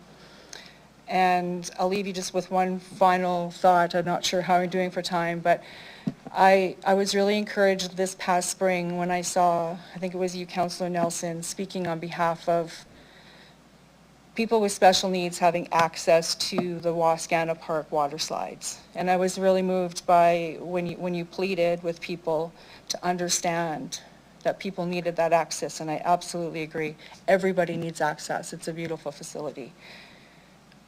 So I'm hoping that as you look at this motion, that you take that lens of compassion and apply it to this motion as well. So thank you very much for letting me come in and say my piece today. Thank you. Oh, don't go anywhere yet. Yeah, for sure, I'm here. Thank you, Mr. Rocky. Councillor Stanachuk, please go ahead. Yes. Thank you so much for coming, and through the mayor, what do you see as the most important thing that we as a city can do? You said that this needs to be community action. Yeah. One of the things I've noticed is, and please don't in any way, I'm not representing myself as an expert. I've only recently become more involved and had the I'll say honor of volunteering and getting to know people in this situation and learning more about it. But one of the things I've seen is, I guess like any big system, I've worked in a big corporation most of my life, we have pockets of people doing things and then other pockets of people doing things, and everybody is using resources and trying to do the very best we can. So I'm wondering, and I have no idea if this has been done, and if it has, great, but if there's an opportunity to do an audit of like what services are being offered right now, and could we come together and say, okay, what are churches doing? Which churches are doing it? What are community groups doing? How can we come together and maybe, you know, we always hear, like, I understand the budget challenges, right? We have a lot of things to fund in this city and a lot of competing priorities. We all know that. And I hate to see it perceived as like a this or that, but if we could come together and maybe use our resources in maybe a different way and fill the gaps maybe. But as far as identifying one thing, I would love to see the shift, the perception that these people go away. Nobody's born thinking, I'm going to end up here someday. Nobody's born thinking my child's going to end up here someday. It could happen to any single one of us, and a society is only as strong as the way we take care of our weakest members. So I don't think I can answer your question sufficiently. I'm not in any place to do that, but changing the way we look at it, respect and acknowledgement, seeing and hearing, I think would be one thing, and there are many others more equipped to answer your question much better than me. So. No, okay, thank you. Councillor Skidniak, please go ahead. Thank you. Thanks. I just want to make sure that I heard you correctly. So what I heard you say is that it would offer a sense of hope for folks if we could do an audit of what's currently happening, because it appears to be a bit piecemeal. People are taking efforts. An audit of what's happening and creating a comprehensive plan would demonstrate that City Council is and will take this seriously. Is that accurate? Yeah, that's accurate. Can I add one more thing? Just yes. The consultative piece, or maybe I don't even want to use the word consultation because it gets misinterpreted. That's my background. That's what I work in. But the communication piece and also information, right? Sharing information about, sharing stories and helping people understand that whether you live 5 blocks away or 5 kilometers away, this is your community and these are people. That this first, Ms. Tischer said, we're humans, we're human beings, and some sort of an information series to allow people opportunities to learn would be good too. Okay, thank you. Thank you very much. Councillor Skidniak. Councillor Mancinelli, please go ahead. Thank you.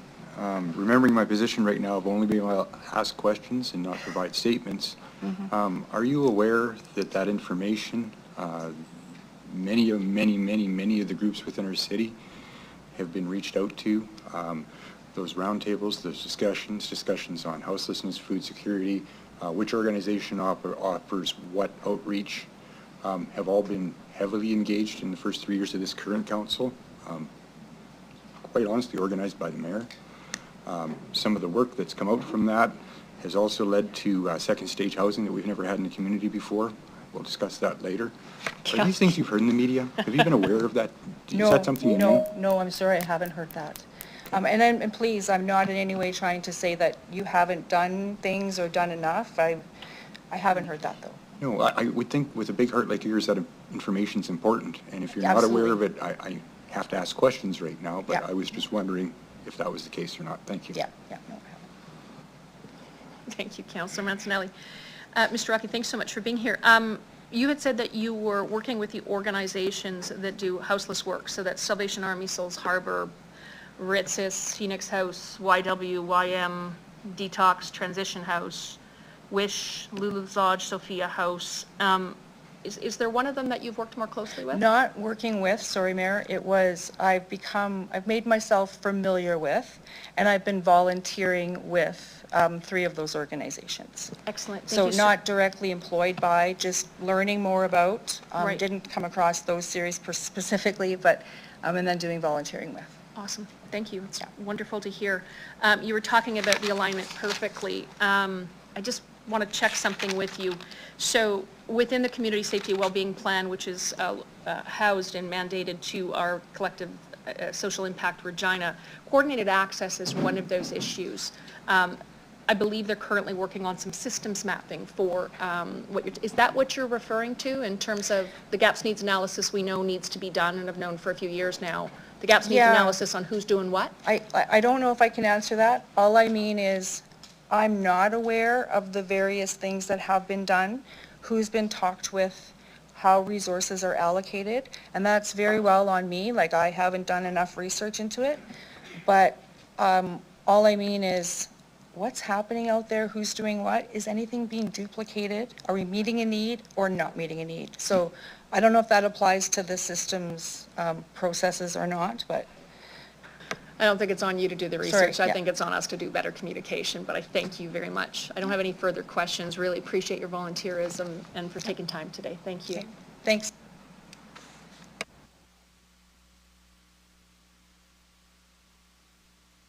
So Council, we've reached the 90-minute mark. We'll take 15 minutes. We'll see you back here at 4:32. Thank you.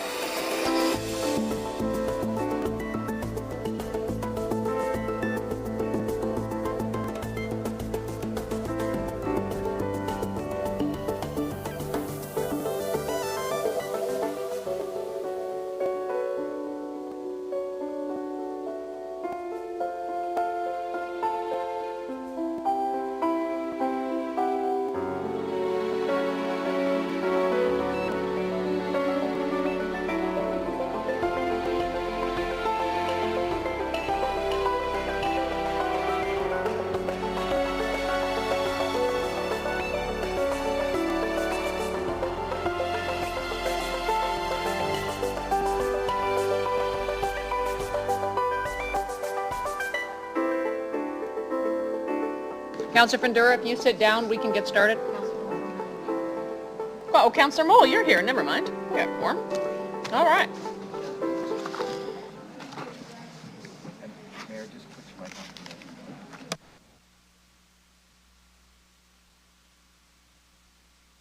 All right, I would like to call upon Delegation Megan South.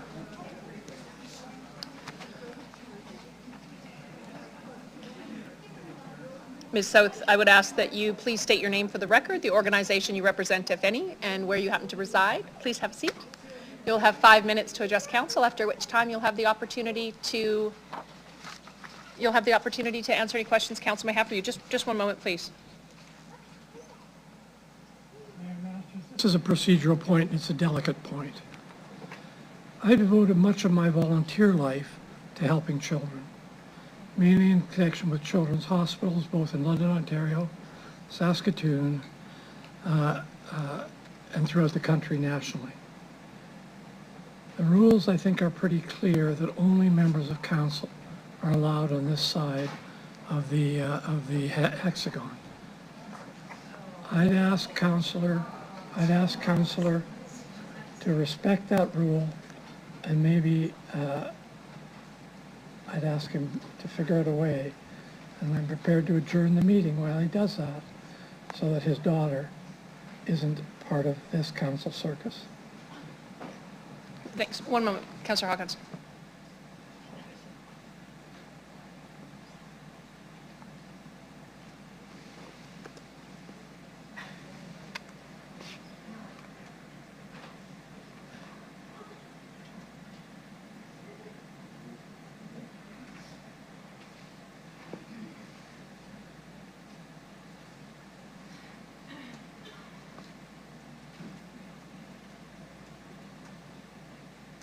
Councillor Hawkins, I appreciate that the rules do state that the presiding member or the mayor can allow. I think since Councillor LeBlanc has brought his daughter previously, I think that we would advance this further into the procedure bylaws going into the fall with the clerk's office and have some discussion about behind the chain. But at this particular point in time, and you're welcome to challenge my ruling, I think we'll allow Councillor LeBlanc to keep his daughter during the meeting as he's done it before.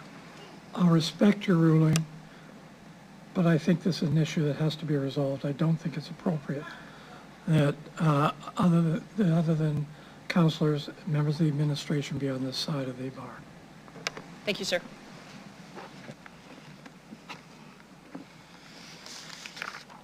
Ms. South, please proceed.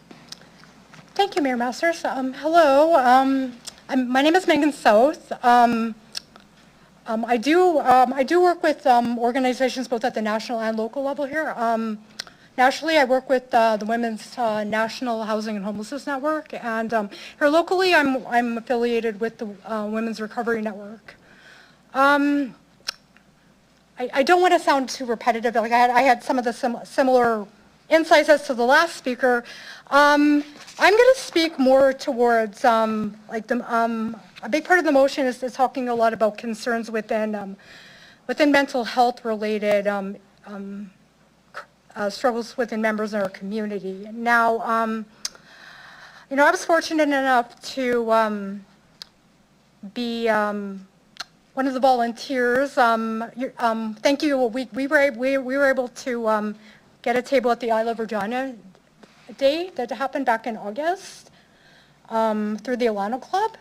And, it was a really eye-opening experience, I think, for me, like as a person in long-term recovery, to go out into the community and to get insights and to, to kind of see like what ideas does the community have? How did they respond? There can be stigmas on, both ends, like between, whether you have addictions or not. I know from my experiences, I've struggled with them as well. So it was a really eye-opening experience, and I just want to say thank you for, allowing us that opportunity to really, connect with the community, because it gave us a lot of ideas and a lot of insights as to, how do we better, because part of what we're doing is we're planning, recovery-related peer groups to try to, help more of our, those of us that are struggling,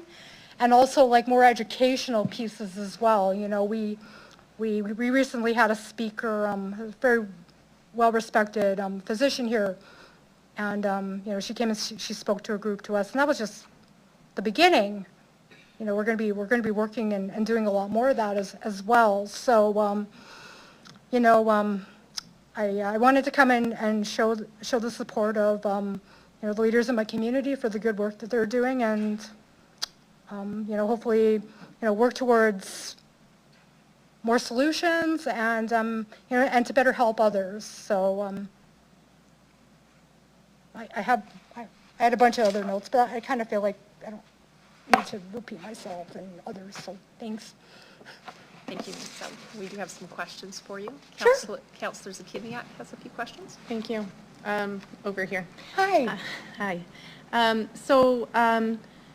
looking at your submission, and you say here that you have lived experience being homeless, and that you're in recovery from substance use, and so I saw you shake your head. What I would like to know is, as part of the motion, suggest that those who have lived experience and those who are doing community work would have relevant contributions to give in terms of feedback on our plans for addressing houselessness. Do you Sure. agree with that? Do you think that your perspective, like that you, based on your experience and others in that experience, would have relevant feedback that we may not have as policymakers? Yes, and I'll tell you, I guess from some of my experiences here, because my colleagues and I, because a lot of my, like with the Women's Houses and Homelessness Network, we work remotely, and I collaborate with colleagues all across Canada, right? So last October, a group of us went to Toronto for the National Women's Symposium on the Rights to Women's Housing and Gender Diverse People. And Toronto's way bigger than Regina, right? So that's really kind of where I got the awareness of like how lived experience was relevant in making decisions. Mm-hmm. I never would have it never even would have crossed my mind, and I guess what I will say too, like a little bit with my lived experience too, heart out to our brothers and sisters who are living in the tents. That wasn't my story. My homelessness story came when I left a very violent relationship with my daughter when she was 1, and I lived in the Isabel Johnson shelter. So my story is a little bit different in that sense. I mean, there are similarities. Get a little bit emotional here, but sometimes, because like in my day-to-day life, I do run into, individuals that are still in various different lifestyles that I used to know, right? So, I won't go like too far into like a bit of a trigger warning, but I mean, this story might be a little bit triggering, but I met a girl who was in a very, very dangerous like lifestyle, like sex trafficking. I'm sorry, there's children here, I apologize. But she asked me, have you ever been homeless? And I said, well, yeah, I have, but I don't know it to that degree, like I left a violent situation, but so I have learned, like I'm learning that it is like lived experts have valuable insights. And I'm going to tell you, it's kind of weird. It's kind of weird because, like I respect you all as prominent figures. And I'm kind of like, oh, where do I fit in? But I'm getting the education and the mentorship from other organizations. So I hope, does that help? Yeah. Okay. Thank you for coming today. Thank you, Councillor Zakiniak. Councillor Mancinelli. Thank you. Thank you for sharing your experience and for coming today. You mentioned that you're part of a national organization. Right now we're dealing with Regina, but I'm interested to know in your experience, on a national scale. First of all, in representing and trying to help in our community, have you ever encountered the city administration for any of the help they might be able to offer, or advice, or cooperation to help bring a positive effect on what you're working towards, number one? And number two, being that you're part of a national organization, how does Regina fare on the national scale compared to what you hear and encounter from your counterparts across the nation? Okay, I'm sorry, could you repeat the first part of the question? I just want to make sure I understood what you asked me. Being that you're part of a local charitable organization, have you ever had any help or communication with city administration to help bring forth the charity that you give to people in our community? Yes. Sorry, go on. Yes, I was just going to say, in that, are you able to share your experiences? Do they take your information? Do they process that? And do you think it's worthwhile? Yes, and yes, absolutely, you know, because kind of like, okay, like touching on like the second part of your question where you were talking about Regina in comparison to, say, other municipalities. Okay, so I'll say one example to an extreme. I believe it was in, it might have been Windsor, Mississauga, Ontario. It was a community in Ontario.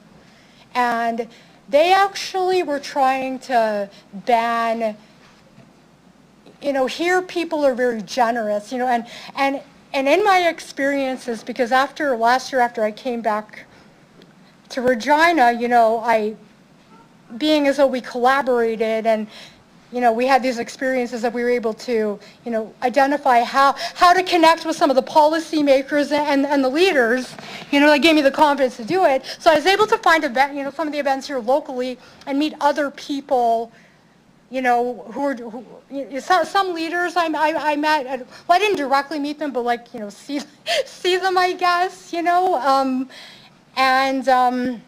but anyway, so back to the example of in Ontario where the municipal government wanted to, they didn't even want people to give like the homeless people clothes, food, nothing. They wanted them to just, we're not giving you anything. And, you know, organizations obviously at a more national level really advocated and they put forth a lot of petitions to overturn that, and eventually they gave in.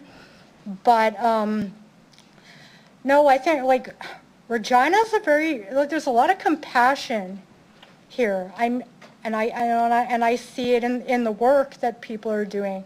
You know, being a person who has to start at the bottom, I've had to access a lot of the services, and it can feel pretty hard. It can be pretty embarrassing, and sometimes because I was a woman at one time who had, you know, a fairly prominent job, you know, but sometimes having to go and say you know, use the food bank, or, you know, maybe go to Salvation Army and get bread or something.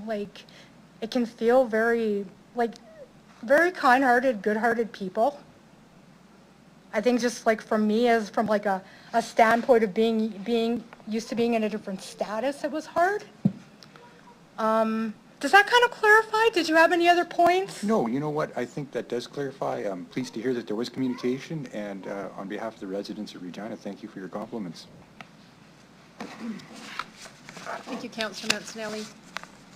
So if I don't see any other questions from council, you've raised an important issue, which is about lived and learned experience. Did I hear you correctly that you were able to seek some services from the YWCA? Yes. Isabel Johnson? Isabel Johnson Shelter. Okay.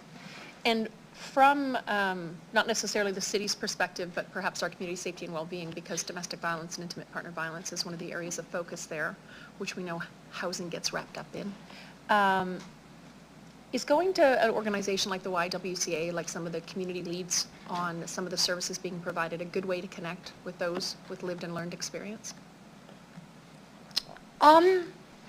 I would say yes. I know that, okay, so like I know for like one of my personal concerns, I know that when the encampment started at City Hall, one of my personal concerns, like when I was talking to other people, other women in recovery, is that, we used to have a number of like 12-step meetings, like AA, Narcotics Anonymous meetings, key meetings in there for people to go in there, and get connected to support. But I don't believe there's any meetings there right now.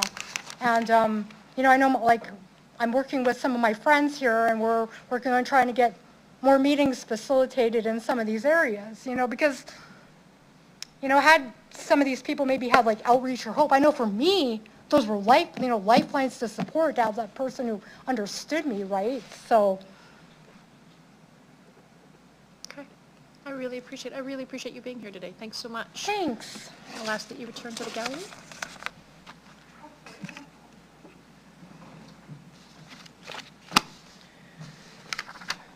I'll call upon Delegation Florence Stratton.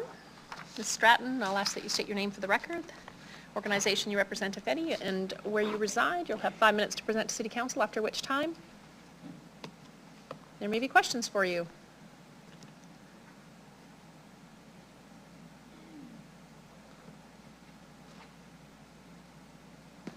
Good afternoon. Please proceed. Florence Stratton, I'm representing myself. There is a statue of Gandhi in front of City Hall. According to Gandhi, poverty is the worst form of violence. Please support the houselessness emergency motion. People are suffering, people are dying, they are our fellow citizens. I was lucky. When the City Hall camp was taken down, I had a house and a bed to go to. Actually, it wasn't so much luck. I have both white privilege and class privilege. Together, they almost ensure that I will have a roof over my head. The people living in tents at the City Hall encampment lacked one or both of these privileges, and so the majority of them had nowhere to go. They have since been chased from one tent encampment to another and left to wander the streets and back alleys of Regina. Though not a solution to Regina's houselessness crisis, the City Hall encampment was a beautiful place, with mainly young volunteers dedicated to providing the most vulnerable amongst us with the necessities of life, and people living in tents displaying such courage, grace, and good humor. It was breathtaking. This is not to mention all the people who dropped by with donations. One I especially remember is a woman who told me she had come in from East Regina, where she lives in an apartment. I too could be homeless, the woman said. I had to come and give something. And what she gave were 50 very yummy sandwiches.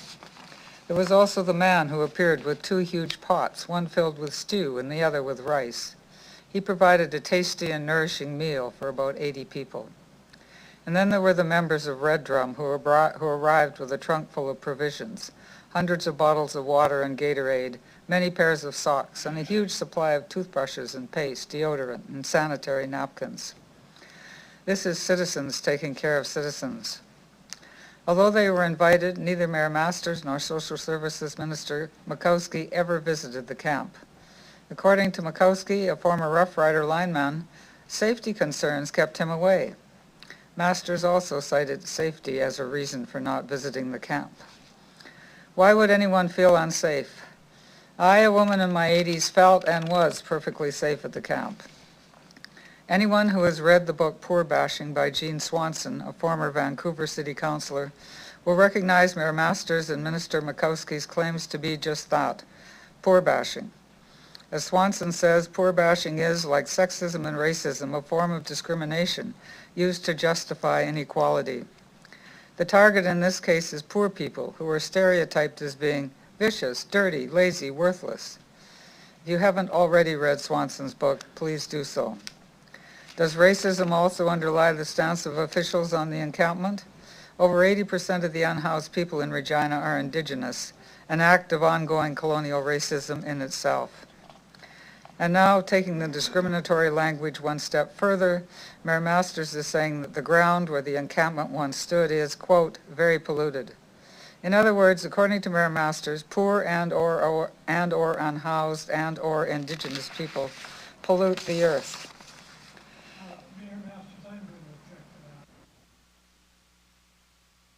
That your words are being mischaracterized, but in any event, I don't think it's appropriate for delegations to single out individual councillors for those kind of comments. Ms. Stratton, please move on. The earth are those of us who use pesticides on our lawns or who drive cars rather than walking or biking or using public transit. According to Mayor Masters, it is going to cost the city $60,000 to repair the ground. This figure does not include the cost of the fencing around City Hall, which is to remain intact until the ground is unpolluted. Last time I looked, the grass behind the fences at City Hall was quite green, restored by the rain that fell after a summer of drought. Please use the $60,000+ to help address Regina's houselessness crisis. As the motion before you makes clear, the City of Regina can't solve the crisis all on its own, but Regina can do its part. The City Hall encampment provided a model of citizens helping citizens. The motion adds another layer to that model, calling on citizens, both houseless and housed, along with Indigenous leaders, local organizations, the City of Regina administration, and all three levels of government, municipal, provincial, and federal, to work together to address Regina's houselessness emergency. Please support the motion. Thank you. Thank you, Ms. Stratton. It doesn't appear as though I have any questions from council for you. I'll thank you very much and have you return to the gallery.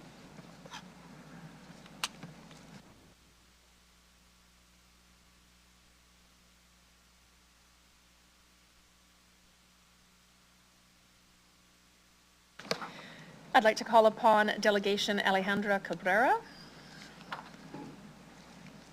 I'll ask that you please introduce yourself for the record, the organization you represent, if any, and what city you reside in. You'll have 5 minutes to address council, after which you will have the opportunity to respond to any question that members of council may have for you. Good afternoon. Afternoon. Thank you. My name is Alejandra Cabrera, and I represent myself. The houseless encampment sat out front for 43 days. Out of 11 city councilors, only 3 or 4 of you came and spoke to the people. Where were the rest of you? Then an emergency meeting was called on July 27th. We scrambled to organize and speak for the following day, only to have it be canceled and given 24 hours to vacate the grounds.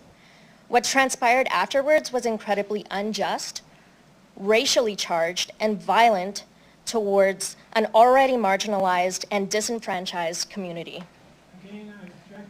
Mayor, One of the speakers that signed up as a... There's an allegation of racism here that I think is not warranted.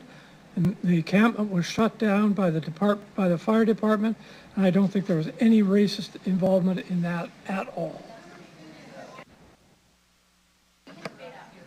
The gallery will hold their comments. Councillor LeBlanc.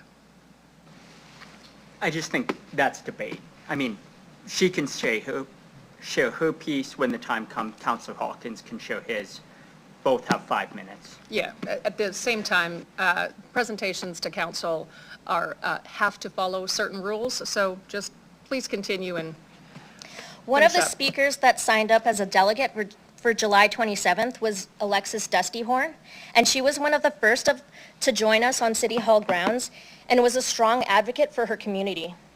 I'm saying was because she died soon after camp was taken down on August 5th. She was bright and incredibly passionate, unlike some of you folks. If that seems harsh, then I'd like you to prove me wrong. Call what we are currently experiencing in the city what it is, houselessness and an overdose emergency.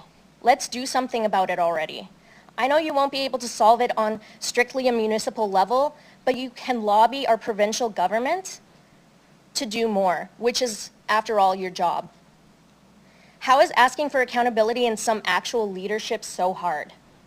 Instead of focusing on houselessness emergencies, you focus on the city lawn, calling it a biohazard. After 43 days, that's all that matters to you, was what the grass looks like?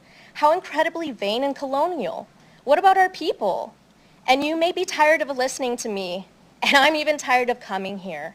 But I won't stop, and neither will the rest of us, until we have real action. And not just a Band-Aid solution like opening a temporary shelter that Ritz's will run. We want new ideas with low barriers to help accommodate our hardest to house because they matter too. And this needs to start today. Gallery, you've been warned. Councillor Mancinelli, please go ahead. Thank you. I appreciate your words today.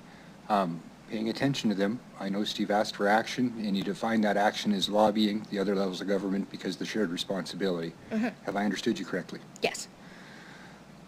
Do you believe any lobbying has been done to date? Do you think that any lobbying has been done on this file? Do you think those asks are not in progress? Is that your belief? I don't know of any. You need to be more transparent with us so that we know that you're doing something. As far as we know, we haven't seen anything. What? Councillor Mancinelli, any other questions? Appreciate that, and I guess what you're asking for is you're asking for lobbying in the public eye, loudly and publicly. Yes. But not necessarily the outcomes of actions, and maybe a little bit of, I'm sorry, I'm just lacking the word right now. Well, houses, homes. You know, the outcome should be homes, I think, not public asking. Would that be a better outcome? Well, I mean, obviously we want homes. There are several vacant homes right now, but we have bureaucracy that we have to follow. I guess stability for those in need would be a better way to put it, correct? Sorry, Stability for those in need would be the best outcome? yeah, we know that there's some people that struggle with chronic homelessness, and putting them in a house is not the answer, but maybe there is like different stages of housing, more of a public kind of housing within the community like we were doing in front of City Hall. And then from there, when they get more stable, they have more supports, they have those basic things kind of. Housing first method, I understand. Yeah, then we get to another stage of housing. Understood. And I think that's a more realistic. Understood. So just to be correct, you're expecting me as a representative to lobby to have those outcomes happen for the people in need to have stability, correct? Yes. Perfect. Thank you. We understand each other. Thank you. Thank you, Councillor Mancinelli. I see no further, oh, no, I do. Councillor Bresciani, please go ahead. Thank you very much. So you've kind of talked about the lobbying that you have not heard about. Do you agree that sometimes the lobbying, when you're lobbying behind with the provincial or federal, until an announcement comes forward, you really can't say what that is because we don't know, because we're lobbying the government. Do you understand that? I understand that I don't see anything happening. Okay. So after the December meeting on the motion for homelessness, or it was around our budget, actually, a couple days later, there was an announcement, and I think it was from the federal and provincial governments. There was a housing for our most vulnerable that was announced. Do you remember that? Probably. I don't know. They say a lot of things and they don't follow through. Okay. So this is probably where the point where communication has to happen with our community. Yeah, on what's happening and where those federal, because there has been developments, and we'll talk about that later, but that came just a couple days after the budget discussion, and I think that's imperative that that is shared with the community. So thank you for that. Yep. Thank you, Councillor Bresciani. Councillor Hawkins. Are you aware of the lobbying efforts of the Saskatchewan Urban Municipalities Association? No, please enlighten me. Well, you can check their website and you will find a great deal of enlightenment on that. Are you aware of the Federation of Canadian Municipalities lobbying efforts? No. Again, I asked you to check your website and you'll find it. Sure. Thank you, Councillor Hawkins. Councillor LeBlanc. Talked about some of the positive developments since last December. Do you have a view on whether the homelessness crisis is more or less urgent than it was last December? I feel like more and more people are living paycheck to paycheck and are at risk at losing their homes. There are more restrictions. Yeah, I don't know. I've worked at several organizations. I've lived downtown for a decade, and you see it a lot more. and it's disheartening. Thank you. Thank you, Councillor LeBlanc. I see no further questions from council. I'll thank you very much and ask you to return to the gallery. We have some confusion about whether this is in person or virtual. Is there a Deborah Carpa present? Deborah Carpa is present? Awesome. I'll ask that you please introduce yourself for the record, organization you represent, if any, and what city town you happen to reside in. You'll have 5 minutes to address City Council, after which time council may have some questions for you. Good afternoon. Okay, my name is Deborah Carpa, and I'm representing myself.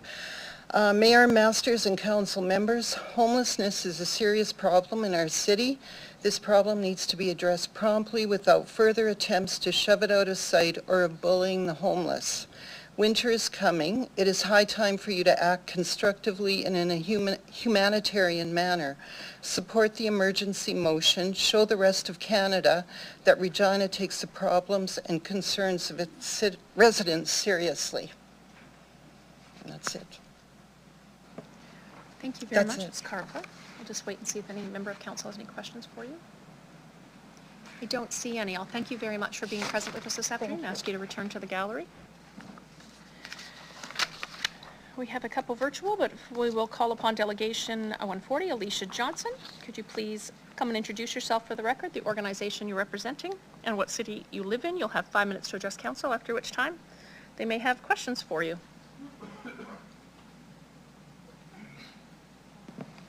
Good afternoon. Please proceed. Hi, thank you, Council. My name is Alicia Johnson. I am presenting today on behalf of Carmichael Outreach, located in the ward of Councillor LeBlanc. First, I would like to say that Carmichael is grateful to the city for support received over the years. With no provincial funding, we truly are community powered in every sense of the word. So for those that are unfamiliar, Carmichael is a registered nonprofit with humble beginnings going back to 1988. George Palmer started the organization in the basement of the old Carmichael United Church. It was completely volunteer run in the early days. Today we have a lot of volunteers, but that of course would not be feasible.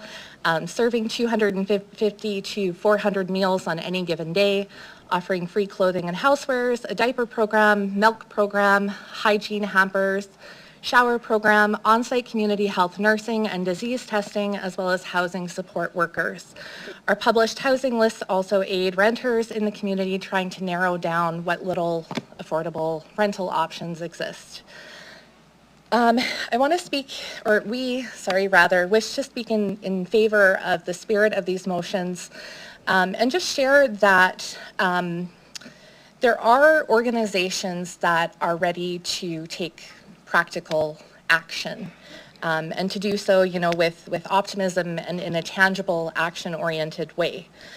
So overnight warmth is rapidly needed. There isn't a lot of time to spare on that front. Tuwau is a Cree word that we have been told means come in, you're welcome, there's room. And in the package that was presented, you'll see that there is a proposal there for an overnight warming center that could accommodate roughly 60 or more. A little bit of debate if we could squeeze 70, but at least 60 individuals. We do believe that Carmichael, located at 12th and St. John, offers a highly strategic location for a pivot to increased hours and overnight warmth, a place where you're welcome and there is room. We have very close proximity, of course, to mobile crisis. So for those that are able, it is a walkable kind of 4 to 5 minute distance. In personal experience, I've noticed that, mobile crisis is very much like a last resort, but there's not a lot after that. So this is almost like a last resort to the last resort, which there's some utility to that. So such an ask, of course, requires support. So we are open and actively pursuing each and every opportunity available to make this a reality, leaving no stone unturned, whether that's any combination, really, going up to the federal level. We estimate that to run it for a full year, a calendar year, we would need about $600,000. And I know that sounds like a lot of money, but if you work it out per individual support each night, that's $27.39. And, you compare and contrast that to the alternatives that were outlined on page 4 of the packet presented, where, a single event such as the Grey Cup, for example, requires the police presence with about a $600,000 price tag, or a night in jail, or, hospital options. $27.39 per individual per night is about as good of an economic argument to the taxpayers that a person can make for immediate actionable responses. So I heard a lot of questions raised to prior delegations that I think are worth talking about. Last year was a record year for recorded frostbite amputations. One case alone that we were aware of cost the province upward of about $3 million due to the long-term ICU stay and the long-term care that was required for that one individual. I also know that those frostbite amputations, even though they have exponentially increased over the last couple of years, we know that that's just the tip of the iceberg because those are only the manually coded and reported ones. There are far more than are even reported provincially. So we are, I guess I'll skip over the contributing factors. By this point, I think we're all aware of them, and kind of address the success pipeline. So Carmichael does fully endorse training from within, striving to create job opportunities for folks on various assistance programs who have met reasonable criteria and are looking to work on a casual basis or part-time basis, or just kind of remain connected into their community, as that's quite important. We know that connection piece is critical and believe that there is a path for safe and effective overnight operations that include a greater job opportunity for communities that are directly impacted. And last, the intention would not be to replace a WASU or to replace a warming bus or any of those other potential interventions. We need more of these warming type hubs, so I do not view it as a duplication of services. I would love to answer questions about the need that I see growing later. The Carmichael board also discussed potentially offering the space for a nominal lease as a turnkey operation. Ms. Johnson, your time is up. You're past 5 minutes now. Oh, sorry. You get 5 seconds. Okay, so we care less about who runs the space, rather is it being properly utilized? Thank you very much. I have a question from Councillor Zakidniak for you. Thank you. So I do have a few questions, but just to clarify, the last, one of the last things you said was that whether it's Carmichael running this space or if somebody else wants to lease it, Carmichael's also open to that as well. 100%. I mean, for a nominal, dollar a month, for example, and then some kind of arrangement regarding whatever the extra utilities are costing us, or maybe a small reserve to cover any potential damage that can then be returned at the end of that lease. I mean, we are open to all ideas. Again, it just comes down to, we have this beautiful building and we have the space and we know that it can be warm overnight. Why aren't we making use of it? We need to activate it and ensure it's going to good use. And whoever is in a position to do that, we support, whether it's us or another organization. Great. And how quickly would Carmichael be willing to do this work, to open the space overnight?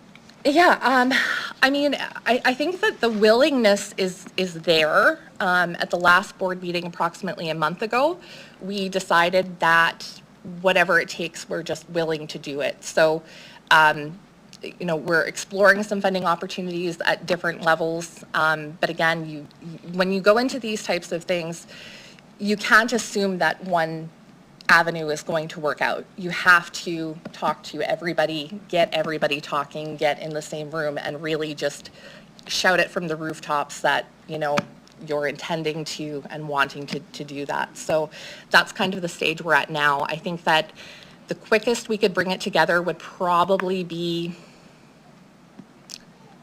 November 1st would be tight, but doable. And have you heard interest from folks who may be able to help fund your proposal so far? I've been carefully watching a couple opportunities that I found out about, but part of the issue is that you get a little bit cart before horse sometimes. You're waiting on information, but you're having to make decisions before all of that information becomes fully available. So we've been watching the Nietzsche National Indigenous Cooperative Housing because there are some funds that we heard about there, and one of the points that they made was, you know, funding urgent and emergent need. And I think there's a strong case for that when we can very easily demonstrate in the city of Regina that we had a record-breaking frostbite amputation year. And further, and I mean, fire could speak to this as well, but like anytime I find out about other encampment locations and alleys and that, I think that 15 is probably a low estimate. I would say there's probably about 20 and lots that are unknown and unmonitored. And I have to say, in the years that I've been working with people that are homeless or about to become homeless, my inbox has been blowing up with more people who are on the cusp of homelessness, who are right there. And that's the part that really scares me, because I feel like there's a levee that's about to break, that we're only seeing what we're seeing on the street, but we're not actually understanding the people who are moments away from eviction and are right there.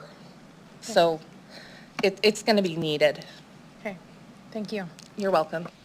Thank you, Councillor Zakiniak. Councillor Stanachuk. Thank you.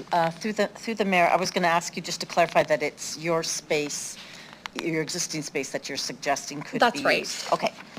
And I know that there is, that over the last number of years, All Nations Hope has had a warming center. Right. That is in a different neighborhood. Yeah, Owasso. So do you have a reason why you would like to do one as well? Yes, so Owasso can only accommodate 35 people at a time.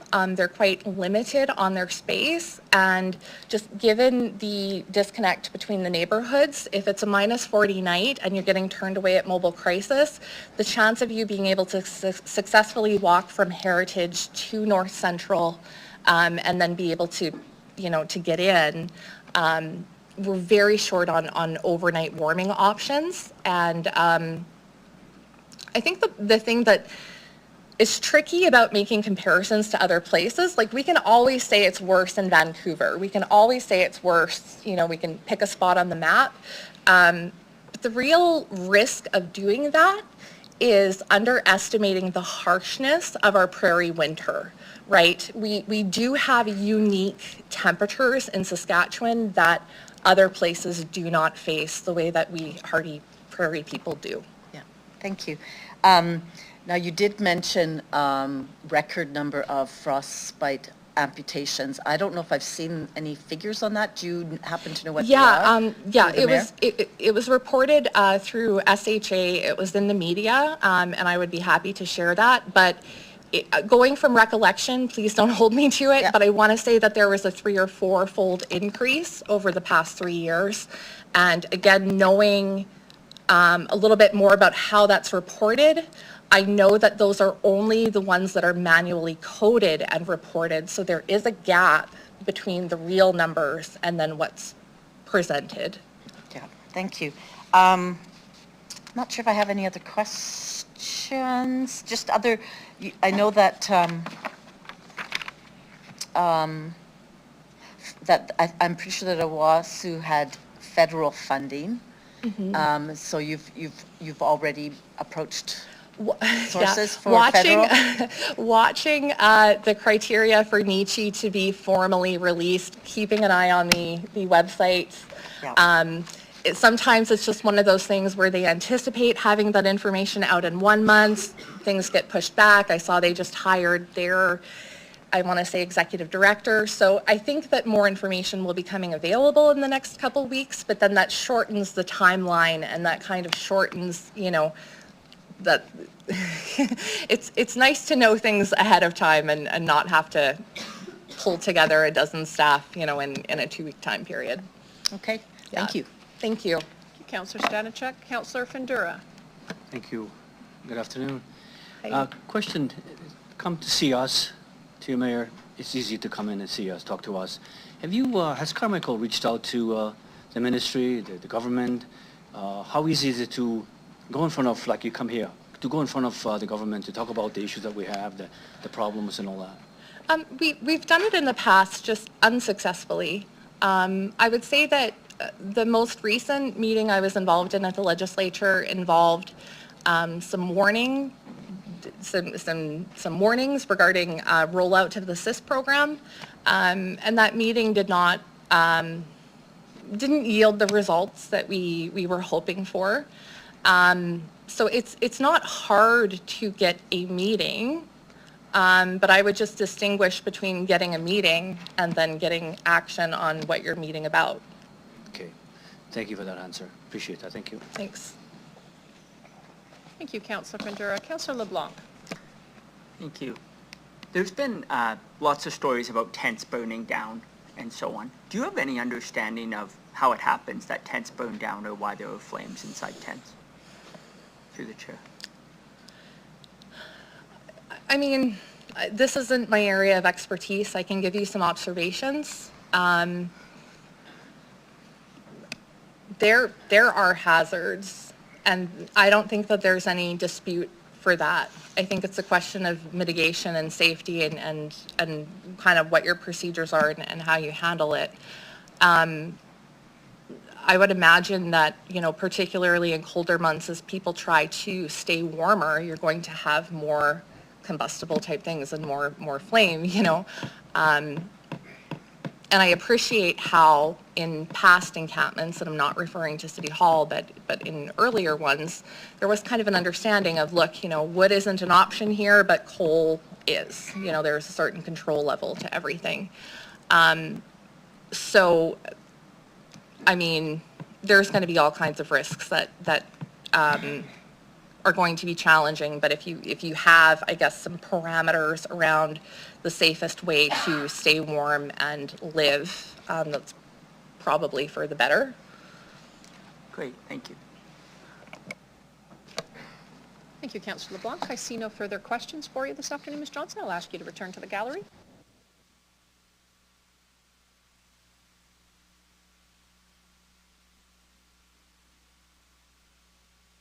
Hello. I'll call upon Delegation Carol Schick. Ms. Schick, I'll ask that you introduce yourself for the record, what organization you represent, if any, and where you're calling from. You'll have 5 minutes to address council, after which time there may be questions for you. Good afternoon. Hello.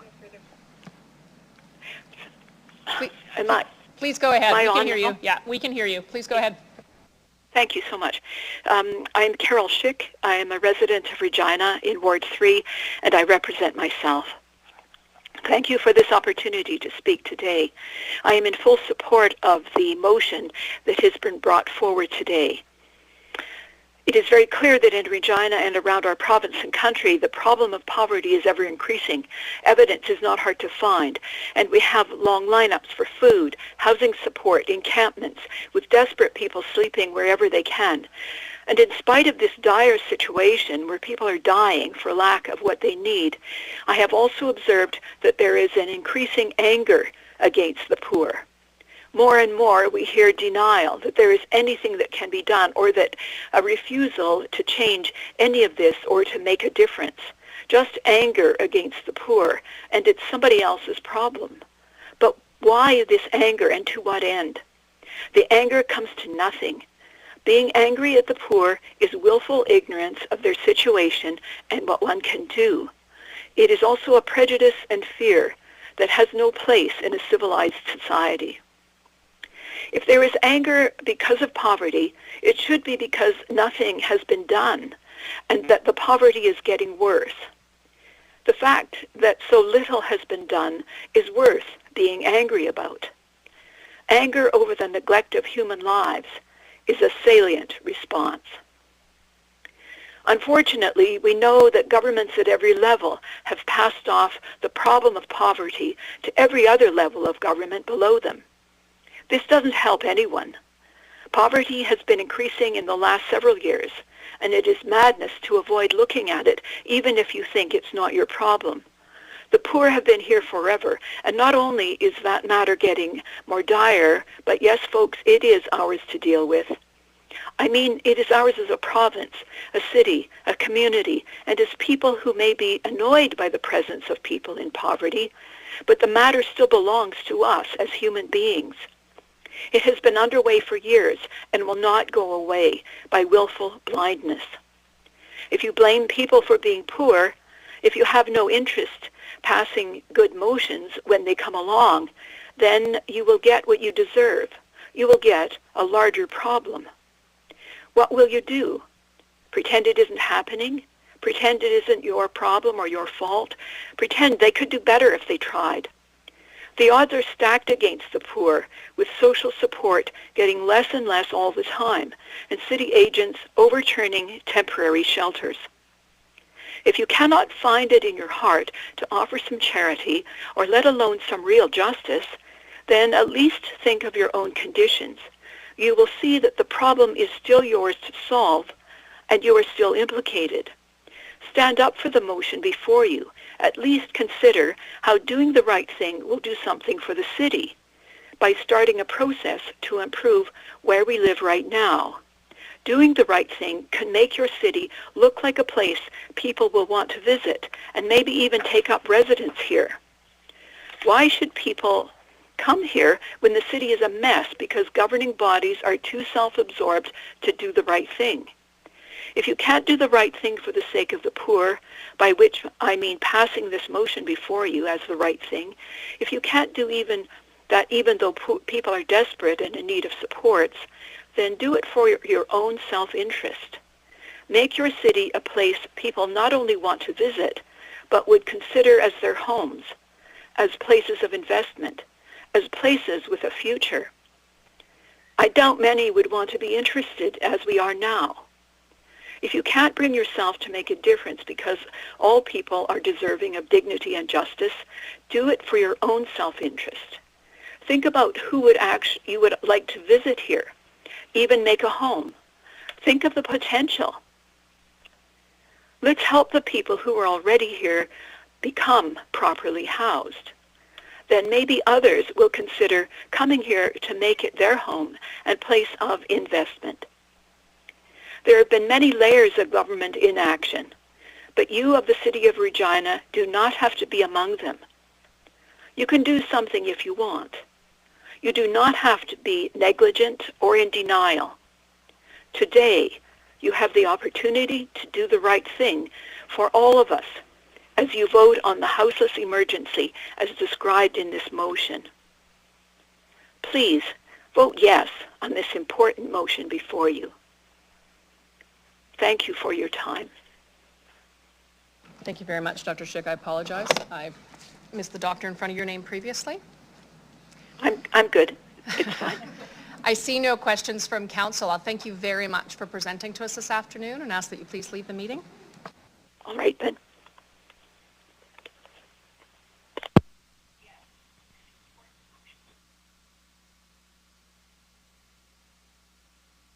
I'll call upon Delegation Carl Turland. I'll ask that you please introduce yourself for the record, state the organization you represent, if any, and where you're calling from. You'll have 5 minutes to address council, after which there may be questions for you. Good afternoon, sir.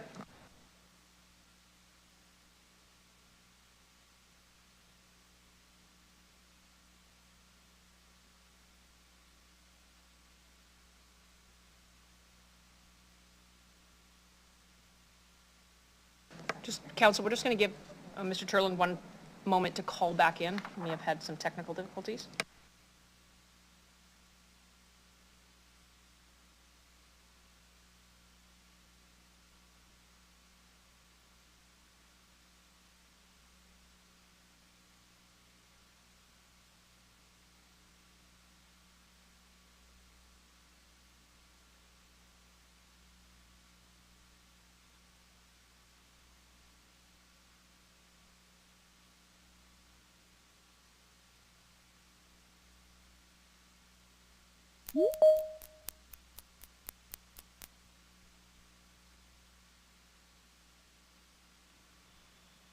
Hello?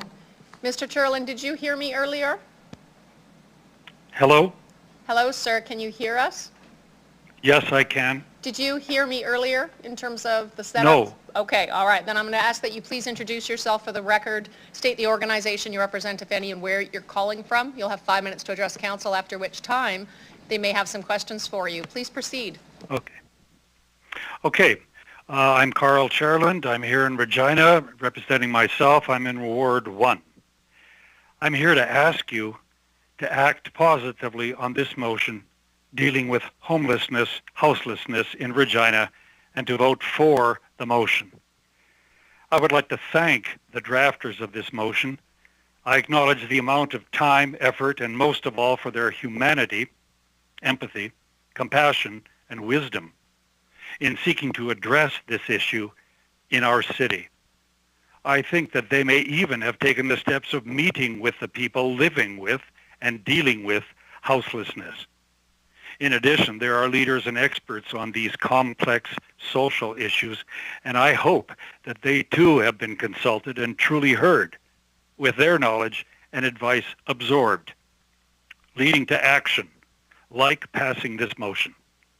Perhaps last Monday you heard on the CBC Radio noon hour program, Blue Skies, the 1-hour presentation and discussion centering on the houselessness emergency we have not only in Saskatchewan cities, but the rural areas as well. Frontline workers, researchers, and other experienced experts all supported the housing first approach. They also call for the federal and provincial governments to assist the local governments with financial and other supports in this emergency. This is in the motion. We are asking you to support. Indeed, here we are again, where you have another chance with a clear choice. You can face the issue like other cities and city councils in Canada have done. You can act on the directives in the motion. Or you can turn away from looking seriously at the issue and spend more money not facing it. You can strategically distract the public and taxpayers from the issue in a variety of ways. You can easily spend lots of our tax dollars on a very expensive dance around the issue. Many studies have proven that financially, the full cost of not dealing with houselessness is full cost 8 times greater than the money spent to deal directly with houselessness. This is the first and least expensive step in dealing with the basket full of related issues to houselessness and homelessness, including reconciliation, mental health, and substance addictions. This is not an issue to be faced from a meeting high up in an academic or political tower, looking down on the houseless from a disdainful distance, but from the ground. This last summer, I often thought about having, with no choice, to camp out in the heat and the smoke, being hungry, thirsty, kicked around and sick, hurting and imbalanced. This is a human issue, a reconciliation issue, and a social justice issue that is not going away. It will only increase, as it has since June 2022 or 2018 or before, when Council studied and voted to seriously face and act. So I strongly encourage you to deal with it now with humility and humanity and grace. In conclusion, here is a chance to show that you care and you are willing to move forward by passing this motion. Thank you. Thank you very much, Mr. Churland. I don't see any questions from council, so I'll thank you very much for calling in today and presenting to us, and ask that you please leave the meeting. You bet. Thanks.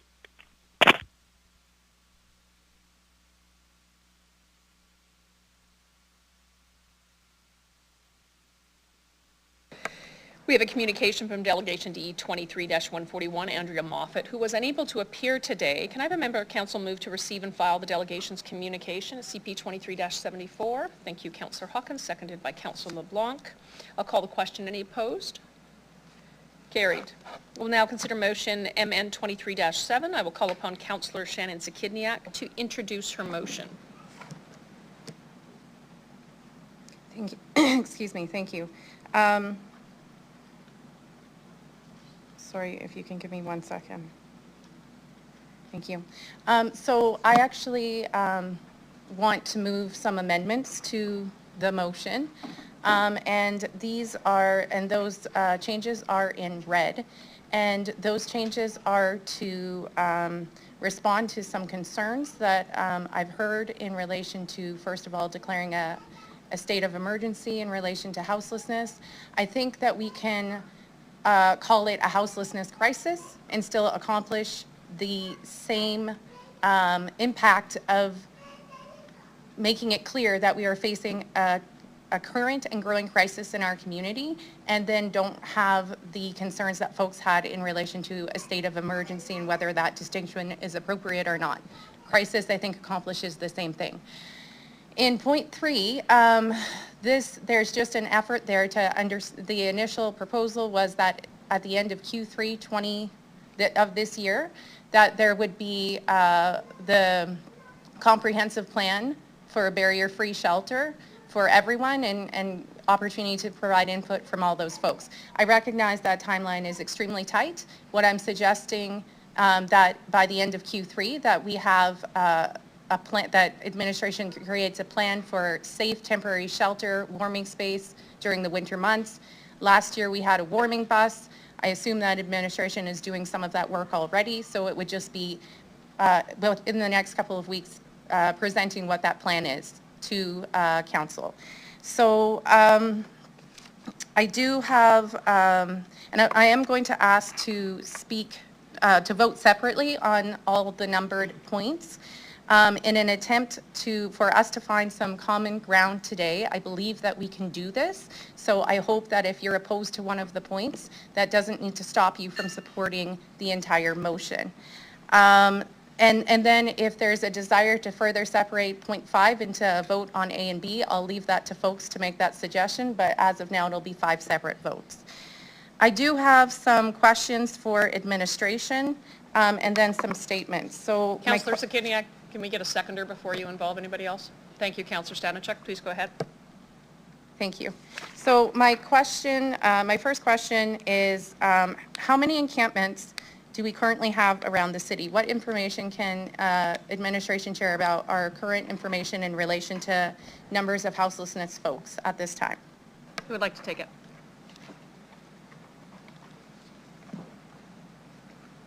Okay, got it. Chief? Through you, Mayor Masters, 14.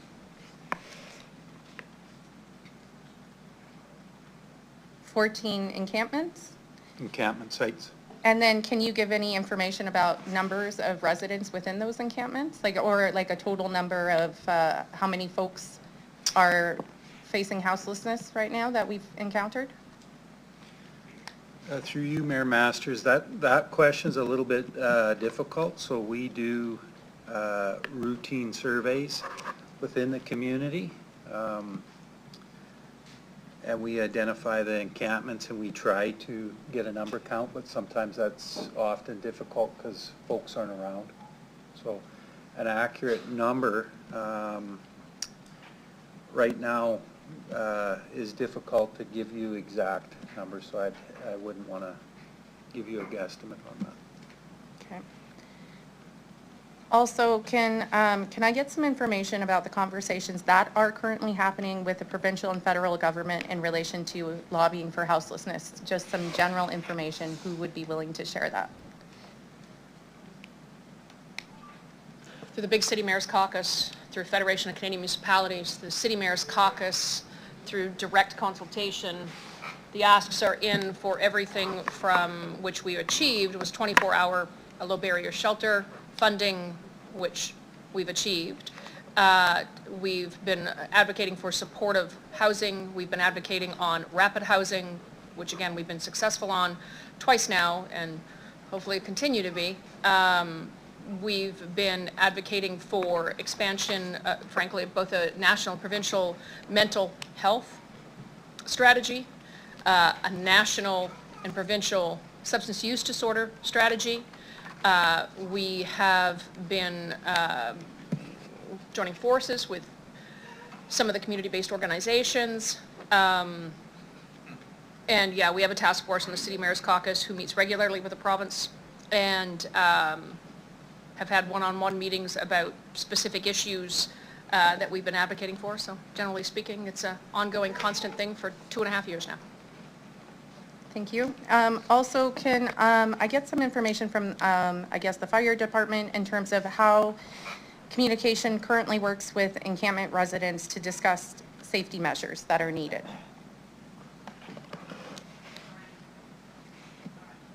I can start through you, Mayor Masters. So we do routinely survey and identify tent encampments.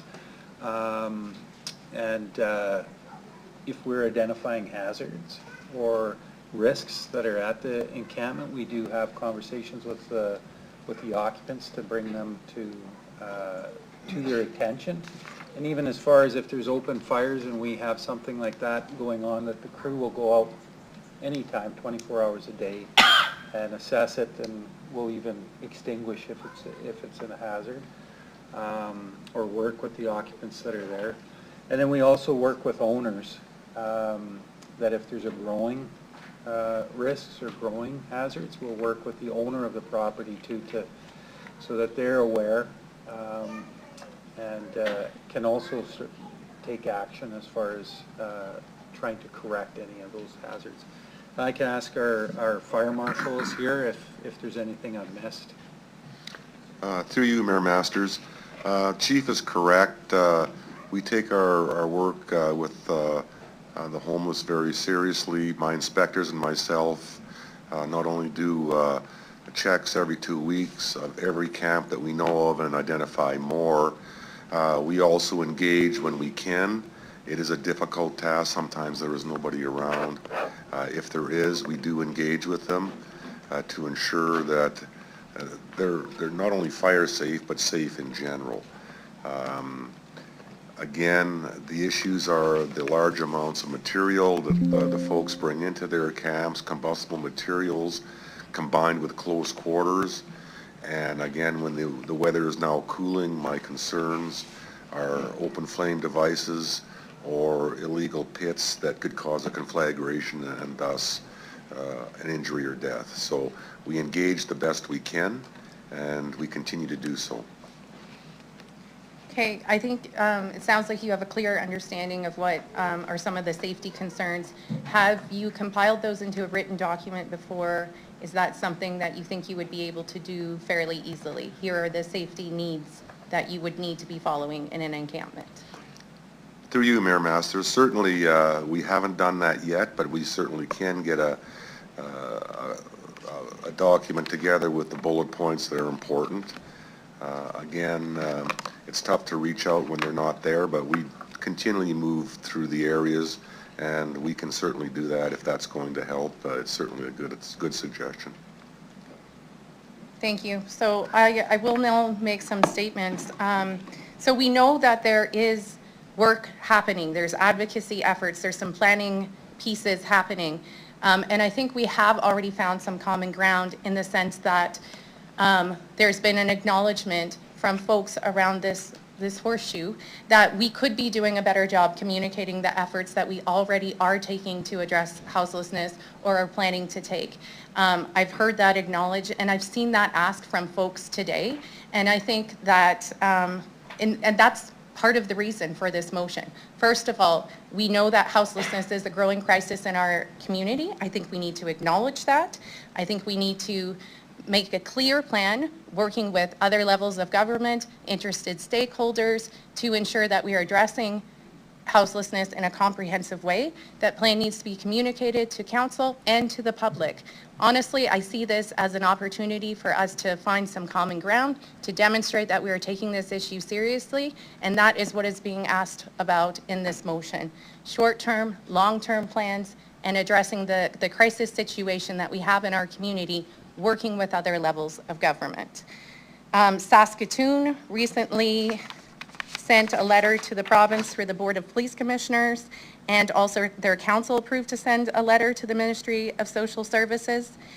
I think that it's important that we're not being left behind in these advocacy efforts. I know they're happening through SUMA, but I think we also need to add our voice to the list of communities who are calling this a crisis. We've heard about solutions We've heard offers for help today, and since this motion's come forward, I've heard about solutions in other communities, Grand Prairie, Hamilton, their rules for encampments. I think we can learn from their successes and failures. And so I hope that you can find ways to support the intent of this motion, that we can find some common ground here today. I believe that we can.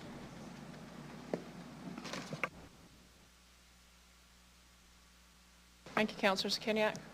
Councillor Stanichuk, please go ahead. Thanks. Through the mayor, a few questions. I want to follow up on what our Fire Protective Services, that's the correct title, right? Fire and Protective Services is doing. Now, Chief Jackson said that you monitor areas. So do you work on a complaint basis, or someone alerts you to a location, or do you actually proactively monitor neighborhoods for encampments? Through you, Mayor Masters, we do both. So we do proactively, we survey the city center neighborhoods, and then we also take, not complaints, but reports from bylaw enforcement, city police, and our fire crews when they encounter encampments in other areas of the city. So we believe we've got it well covered as far as identifying them. Okay, and through the mayor, if I noticed that it was reported that sometimes it's difficult to engage with people because they might not be there, but if you can engage, is it the role of our fire department to try to connect them to different kinds of services, or do you report perhaps the encampment to a different agency like Mobile Crisis or some other agency that will try to connect people to services? Through you, Mayor Masters, we do, it isn't the role of the fire department, our primary role, to connect folks with services, but we do make them aware of support services. And then I can ask our manager here of emergency preparedness, Ms. Kim Olson, to speak a little bit at some of the tables that we sit with some of these other partner agencies that provide support services. That would be great.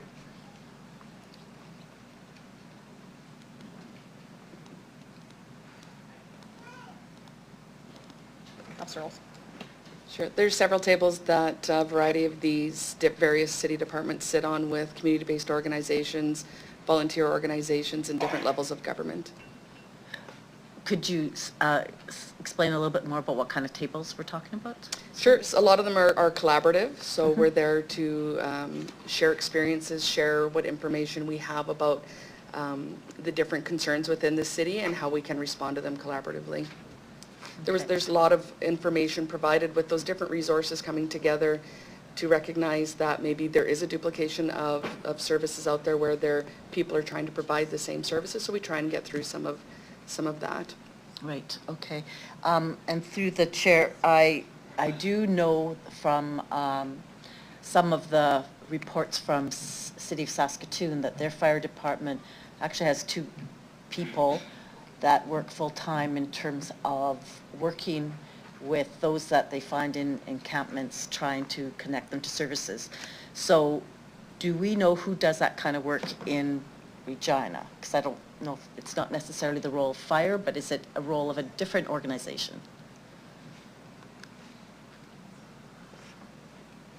Through you, Mayor Masters. So we work, we're in very close contact with the community-based organizations, RITSIS, social services, and all the different agencies that provide those type of support services and outreach. So they're very well aware of, we share information too as far as where the encampments are when requested, and so we work with those agencies that own and resource the support services that are available. Okay, thank you. I'm just going to make some comments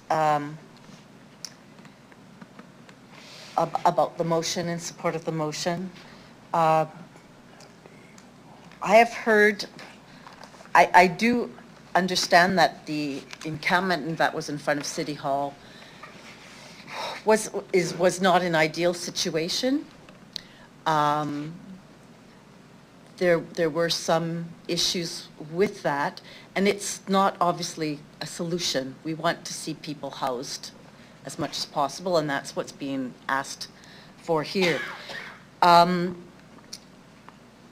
However, there seems to be, I've been receiving a number of calls and emails, and I talk to people that I run into perhaps at a grocery store that do not know what our city's commitment is on this issue. There's been some discussions about what we are doing, that there is some lobbying, and I do try to talk about some of the positive things that have happened, that it was through this council that we put $1 million towards supportive housing, and that's going to one of the rapid housing projects that's going to have its grand opening tomorrow morning. And that was mostly federal government, but the city played an important role in coordinating it. But even though there is some work happening, there is no clear plan, and when the encampment was taken down, there was no clear plan in terms of what the next steps are, especially as winter is approaching.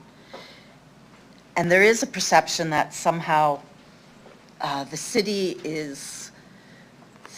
collectively or council collectively is cold-hearted and not really caring about those that are experiencing houselessness.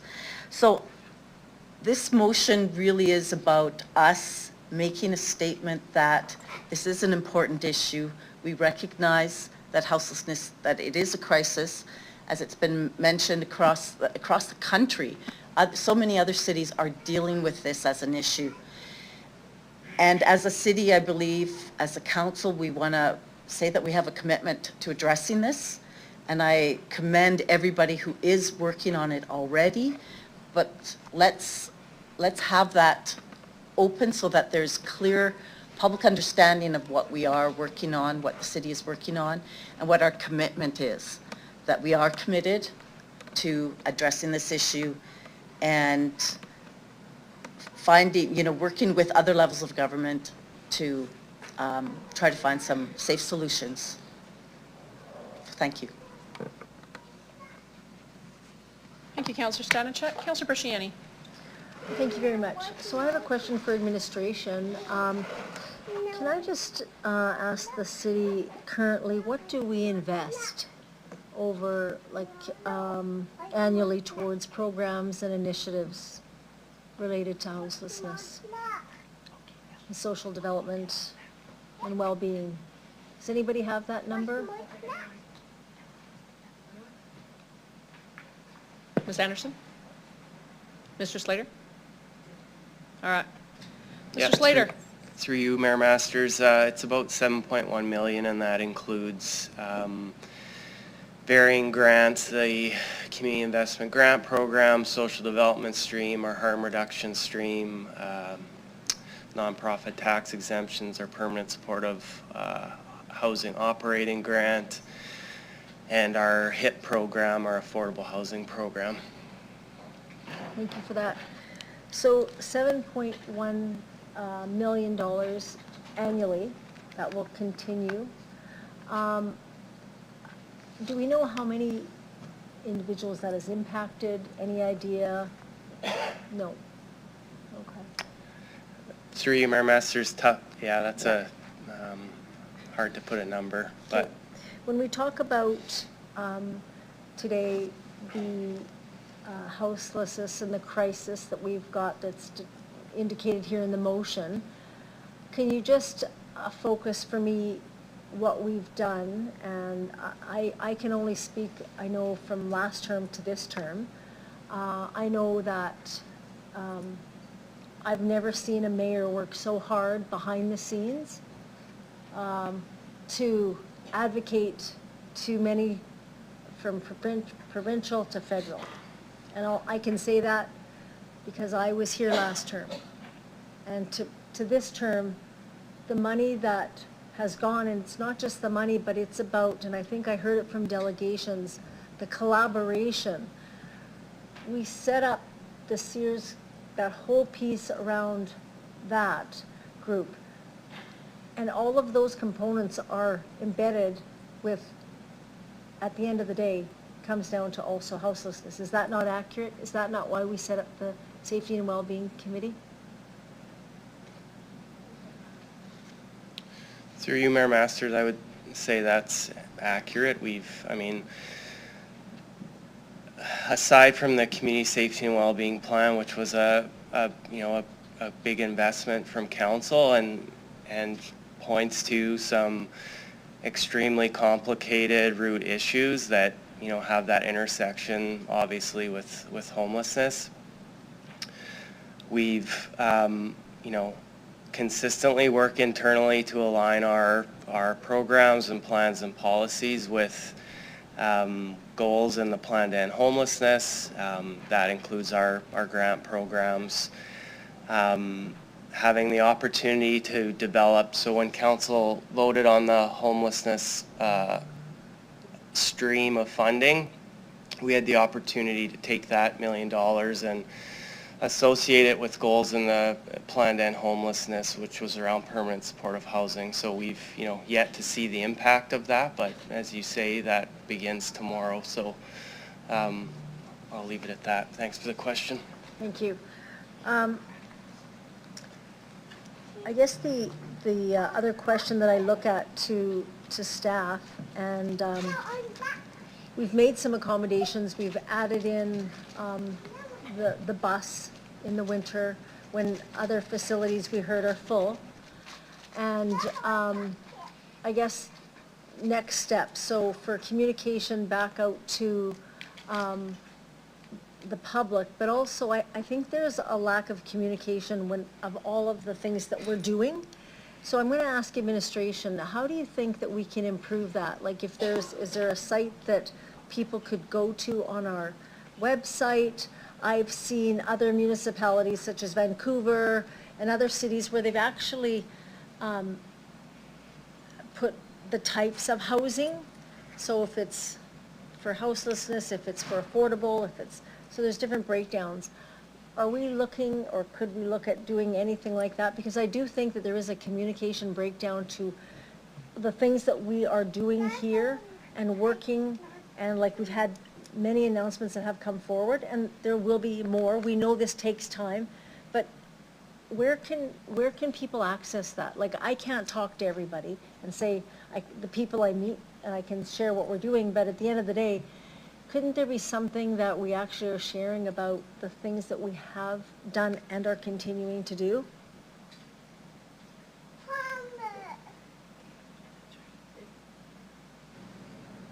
Through you, Mayor Masters, yeah, as Ms. Olson mentioned, we are very connected with community, especially on social issues. So we chair a table called the Community Wellbeing Table, close to 100 nonprofits and other organizations that sit at that table. That committee was struck at the beginning of COVID as a way to have open communication with nonprofits. And them being that service provider to individuals on the front line allows us to hear about issues. It also allows us to communicate as well. And we oversee the Extreme Weather Committee as well, which is another committee focused on working with our shelters and nonprofit organizations. I would suggest as Community Social Impact Regina, our municipal corporation, they're just in infancy now, but I'd suggest as they become more stable, they certainly have plans to engage community at the community action table level, especially folks with lived experience. Wait, one moment. Councilor Berchiani, Ms. Anderson wants to comment. Through Mayor Masters, what I'm clearly hearing from council is that as administration, we need a succinct way to articulate what you have invested in houselessness in an easy way. And you're right, we haven't done that. I would say me preparing for today, getting, the spreadsheet together, I'll say, at the end of the day, the investment is certainly not going to end homelessness, but I think as part of the conversation, we can better prepare council to say, as we said, like in 2023, investment of like $7.1 million. We've had 2 of the RH2 and RH3, so the federal funding, how much we've invested, that there's 30 spaces in that. And so I think that, we need to talk about what we still need to do, what we still can do, but we need to clearly articulate what we have already done and recognize that there's more to do. So I will absolutely take that away and work with communications to provide both council and the general public with a really easy kind of communication piece on not just the city's investments, but the results out of it on what we've done so far. Councillor Bresciani, we're at the 90-minute mark. We have a hard stop rather than break for supper. Can we break for a 15-minute break and come back at 6:15 and finish this issue? We have 2 bylaws after this to get passed. We're good? As opposed to a full-blown supper? 15 minutes? You're not gonna, okay, I'm going to ask you to hang in there with me, Councillor Hawkins. All right, 15 minutes. We'll see you back here at 6:15.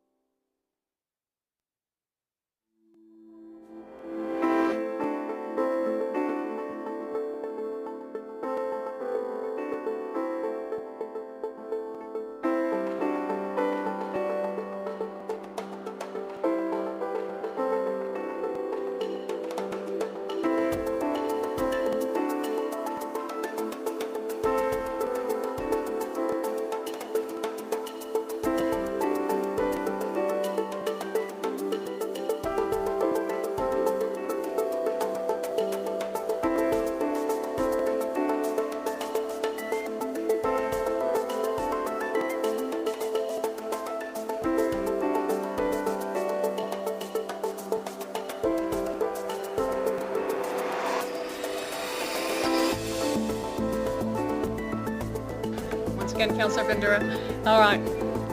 I'll call the meeting back to order. Councillor Bresciani, you were still asking questions. Please go ahead. So just a couple more. So for administration, I would just ask that when we look at, you know, creating a plan to end homelessness, can I just ask, you know, by adding on another plan to what we've got, I'd like to hear administration's, you know, is that needed moving forward to what we've got now? Ms. Anderson? Through Mayor Masters, I'll maybe start and then pass it off to talk maybe a little bit about the plan that we do have. So I think what I would say is that the challenge that we have, frankly, in adding additional appropriate housing to the inventory is funding. And so, and I know that part of the motion, you know, deals with budget cycle and funding. From a plan perspective, I don't actually know, and this is where I will pass it off, whether or not an additional plan would actually be helpful, because I would say, like, if we talk about the RHI 3 funding, so the last federal funding that we got, we learned a lot from the RHI 2 planning on kind of like what to do to be ready, because frankly, when you know, mayor and council's doing the advocacy, often there's a short window of opportunity to put together like a proposal or to get the funding and to actually prove that you can execute in a very specific amount of time. And so I would say that I'm really proud of the work that administration has done in being able to execute quickly when the funding becomes available through the advocacy. And if I remember correctly, the RHI 3 funding, we were either the first municipality or one of the very first municipalities to get our proposal in and to get the funding from it. So I'll ask for the opinion of you know, anyone else from administration that wants to join, but I feel like at this point in time, providing adequate housing for everyone requires a financial investment that we don't have in our current budget. And it's not about the plan as much as it is about the resources. Yeah, through you, Mayor Masters. I would absolutely agree with those comments. I think the plan itself is it's a good plan, and it still makes sense. There's sort of 4 goals in the plan it speaks to around building leadership towards implementing the plan.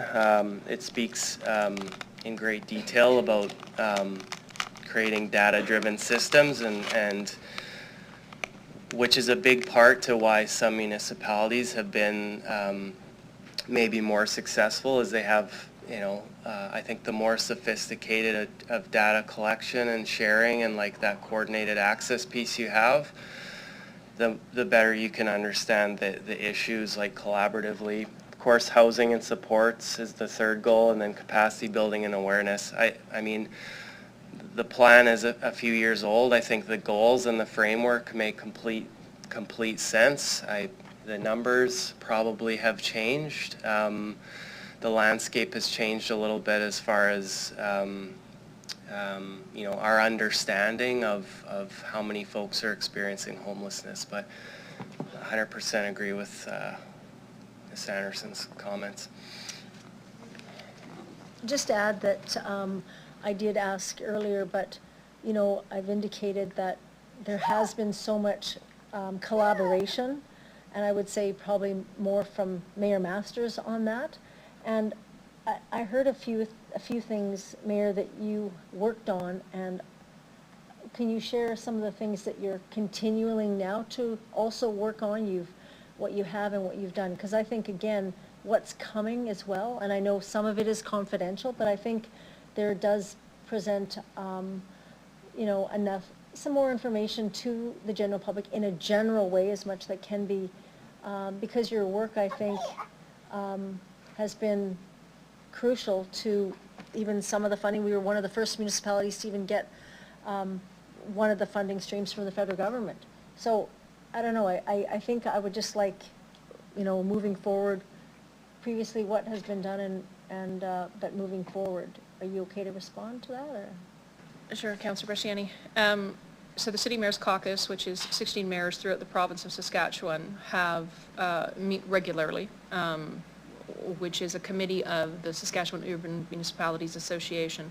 So while SUMA is advocating on behalf of yourself and Councillor Hawkins, who sit and represent the City of Regina on that, the City Mayor's Caucus, which holds a significant amount of the population, created a subcommittee for mental health and substance use disorder to continue working to advocate and lobby with the government. The City Mayor's Caucus has the good fortune of being allowed to meet regularly with members of the province, and so it's a fairly unified message. I sit on the Big City Mayor's Caucus through the Federation of Canadian Municipalities, and when you have Toronto and Vancouver at the table with you, it's helpful because you end up with a lot of access to ministers, and so ministers and the Prime Minister himself regularly meet throughout the year with the BCMC, as we call it. There's a call for a national mental health strategy, substance use disorder. I think the last time things have been updated were pre-opioid crisis. And so ensuring that their approach to that from a national as well as coordinated with the provincial level is incredibly important. And you'll remember yourself, you and I met with the Minister of Mental Health and Addictions here in the province to continue advocating for treatment beds as well as mental health access. Meet on a one-on-one basis, especially with the planning of the temporary shelter. And so I think what's important for council to know is that the operating of the low barrier shelter here in the City of Regina, the operating is funded by the provincial government. The provincial government expanded its funding for that to be 24 hours. And so low barrier, they may not use on site, but there's a lower threshold to access those services. What we found in the first one was that when we wound down the first shelter from 2 years ago, was that we were able to advocate in partnership with RITSIS to the provincial government for 24/7 supportive housing. And so we got 24/7 supportive housing units that the city contributed to from a furniture and basically household goods and cover the utilities while the province funds the operating. In addition, recently, I think the Prairie mayors came together, Edmonton, Calgary, Saskatoon, Winnipeg, and Regina, united together to approach the federal government on the issue of urban Indigenous housing. And I think we all know, and we hear regularly, that a significant proportion of our houseless are of Indigenous descent. And so that, in collaboration with Indigenous leaders, as we don't do for them without them, is seeking to address some of the issues within the system for when folks come in off reserve and come into cities to access services. There's limited funding for the band to support, and there's no funding for the city to support. And so really going to there to come up with a strategy on how to start to correct some of that in a more significant way. As you know, the Community Safety and Wellbeing entity that was created, the CSIR, one of its areas of focus is coordinated access, and perhaps you could ask administration about work on what's been done from a systems mapping perspective to date. But that was one of the gaps recognized, the council unanimously approved, and that work continues. But I will say that the provincial government has been ever present at those community action tables in terms of willingness to contribute and come up with solutions. And so, yeah, both as an individual as well as members of different bodies at both the federal and provincial levels. And yes, we weren't ready for the RHI 1 money, and so we didn't qualify, but RHI 2 we did, as you know. RHI 3, Rapid Housing Initiative, is what that stands for.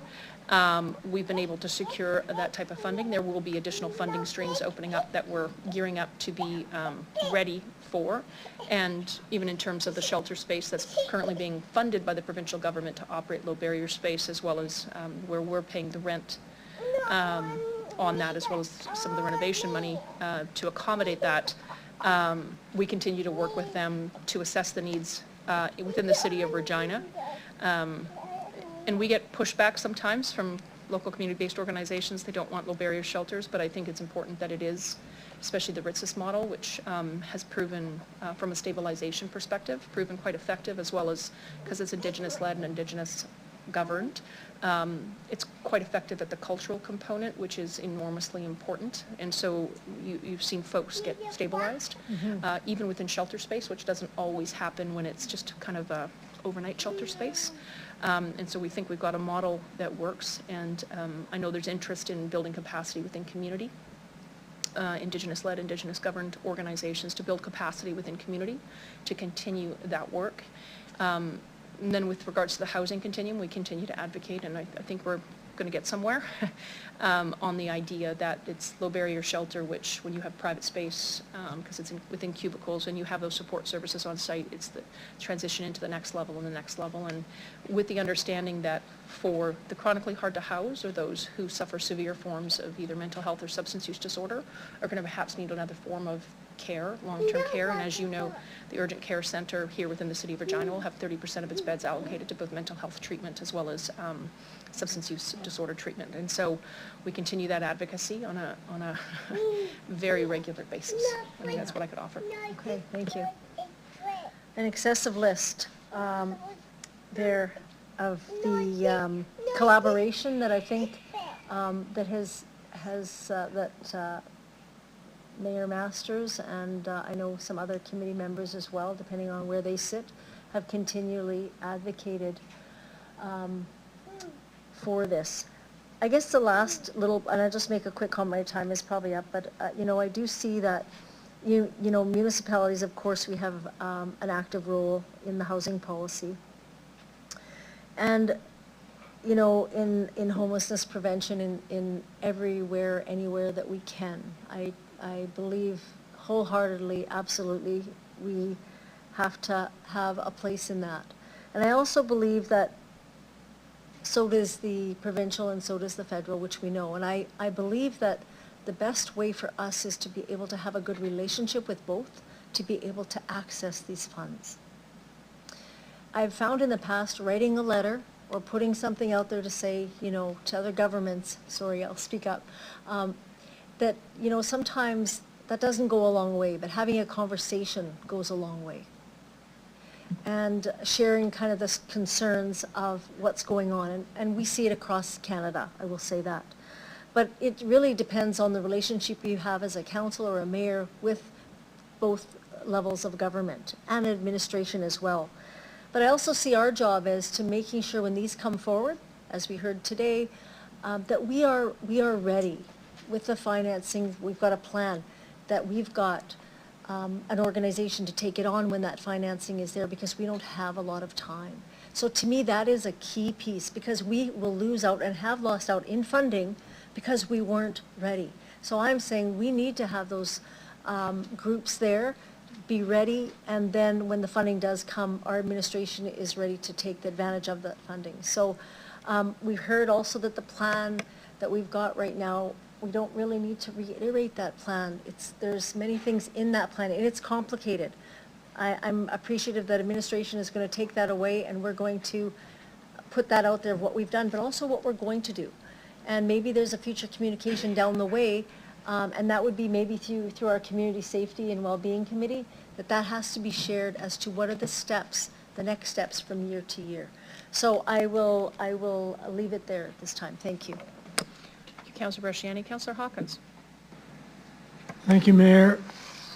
Councillor Bresciani has very skillfully outlined the situation as it really exists today. It's not the case that nothing has been done, and it's not even, I believe, the case that the greater public thinks that nothing has been done. A simple reality, as Councillor Bresciani has pointed out, and as I also, as someone who sat on earlier councils, have seen, this council, and in particular this mayor, has done more on this issue than has ever been done before. $7.1 million at least, and we are going to get from the administration a detailed plan on all of the administrative action that's been taken. Relationship building. We will not further the cause of homelessness if we start hectoring the governments of Saskatchewan and Canada ordering them to contribute urgently to this issue. They're already there with us. They've been with us all along. The mayor just set out the extraordinary effort that's been taken to build a solid relationship with the other political entities in this province and with the federal government. I've never seen this kind of relationship building in my experience as councillor up till now and on this issue. If we start making statements, ordering them to do something, impugning that they are unconscious about the seriousness of the housing crisis, they're going to pay no attention to us. If we work with them, if we coordinate with them, if we bring good ideas to them, I believe we can make progress, and I believe we have made progress. In addition to that, the mayor outlined how in the City Mayor's Caucus, the caucus itself, representing the vast majority of people in Saskatchewan, has made successful efforts with the provincial government. SUMA, the Urban Municipalities Association, has done the same thing. A year and a half ago, SUMA declared addiction and drug problems a core foundational advocacy pillar of its relationship with government, and has made progress with that. Councillor Bresciani and I have supported all of those initiatives in our representation at the provincial level, and I can tell you federally, I spent the last 2 days on Zoom in Federation of Canadian Municipality conferences. Many mayors have spoken from cities across the country about the urgency of this situation, and I can guarantee you that Federation of Canadian Municipalities has heard that, has been working in that direction, and will continue to work in that direction. And I don't want to jeopardize that by making a statement like we must demand that they contribute to emergency funding. They know the problem. They're already working with us, or prepared to work with us to do that. Relationship making. And then on planning. Planning is important. We've heard from city administration today that we have a plan in place in Regina. It's a plan that's been rolled out, a complex plan that's been rolled out over the last 24 months. We've seen everything from the warming bus to emergency housing, temporary 6-month housing, and there's more pieces of that to come. There's no need to pretend that we're starting from scratch. We're right in the middle of dealing with the problem, and I don't want our clumsiness today to do anything to hurt that. I want to say this. The fire chief and fire department acted appropriately and necessarily to decommission the encampment in front of City Hall. There was danger there. There was danger of fire. There was danger of drug addiction. Councillor Hawkins, you can leave the room. You can leave the room. Yeah. Exit the room. Exit the room. Yeah. Thank you for attending. I want to see you do CPR on someone that overdosed on The door is over. Thank you. and have nowhere to go. You do that. You're disgusting. Yes. Blood is on your hands. Blood is on your hands. The door, ma'am. Blood is on Thank you your very fucking much for hands, attending Angela. today. Thank you. Who's next?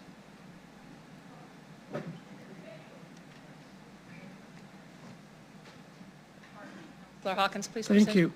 I want to say that the fire chief and the fire department acted courageously and bravely in dismantling the camp.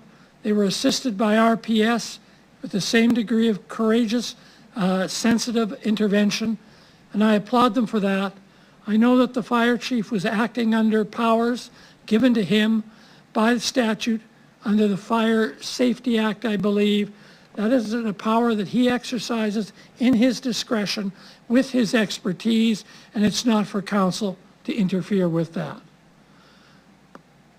2 other points. Number 4, the City of Regina makes a long-term commitment to addressing homelessness as part of the 24 budget process.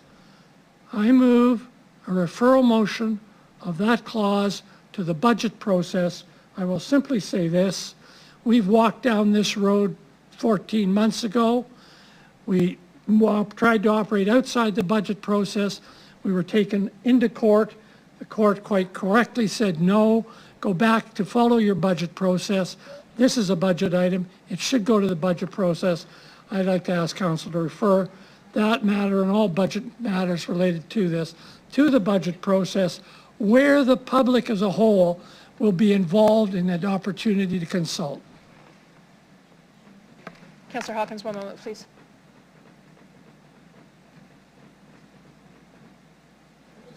Councillor Hawkins, do you mean number 4, the City of Regina makes long-term care addressing as part of the 2024 budget process?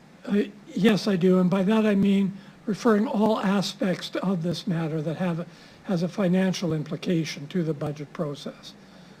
In that process, administration will bring recommendations, there will be public consultations, and all priorities will be considered.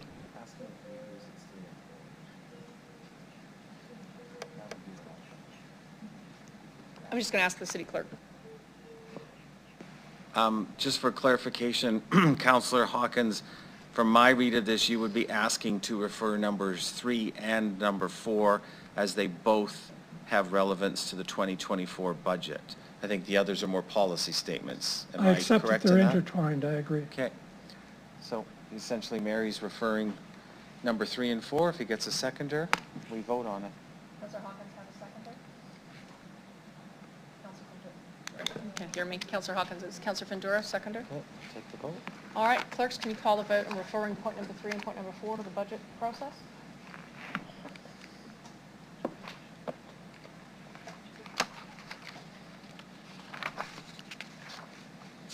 This is Councillor Moll. I'm in favor.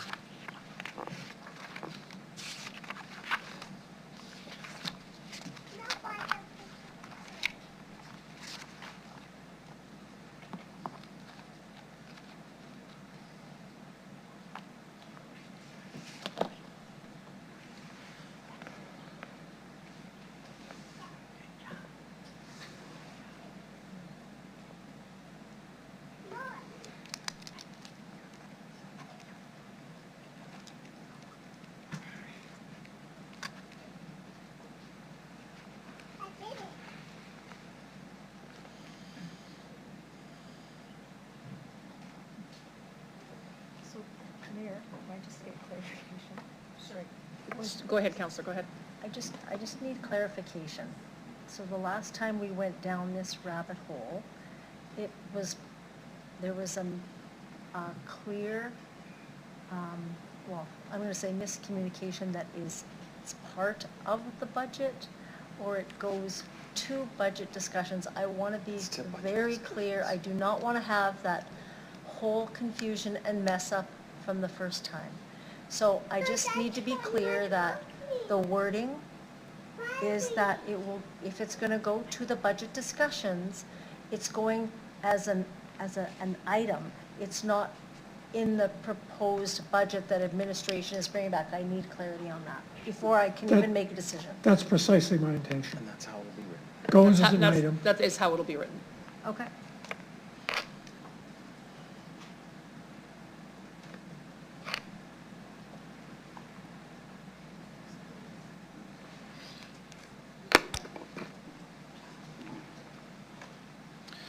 Mayor Masters, the referral of items number 3 and 4 to the 2024 budget discussions has been passed in a vote of 6-3. Those voting in favor are Councillors Hawkins, Bresciani, Moll, Findura, Mancinelli, and yourself. Voting against the referral motion are Councillors Stanichuk, LeBlanc, and Zakidniak. Thank you to the clerks. Councillor Hawkins? Mayor, would you please clear the gallery? They're being quiet, I won't, as long as they're being quiet. I just want to say this.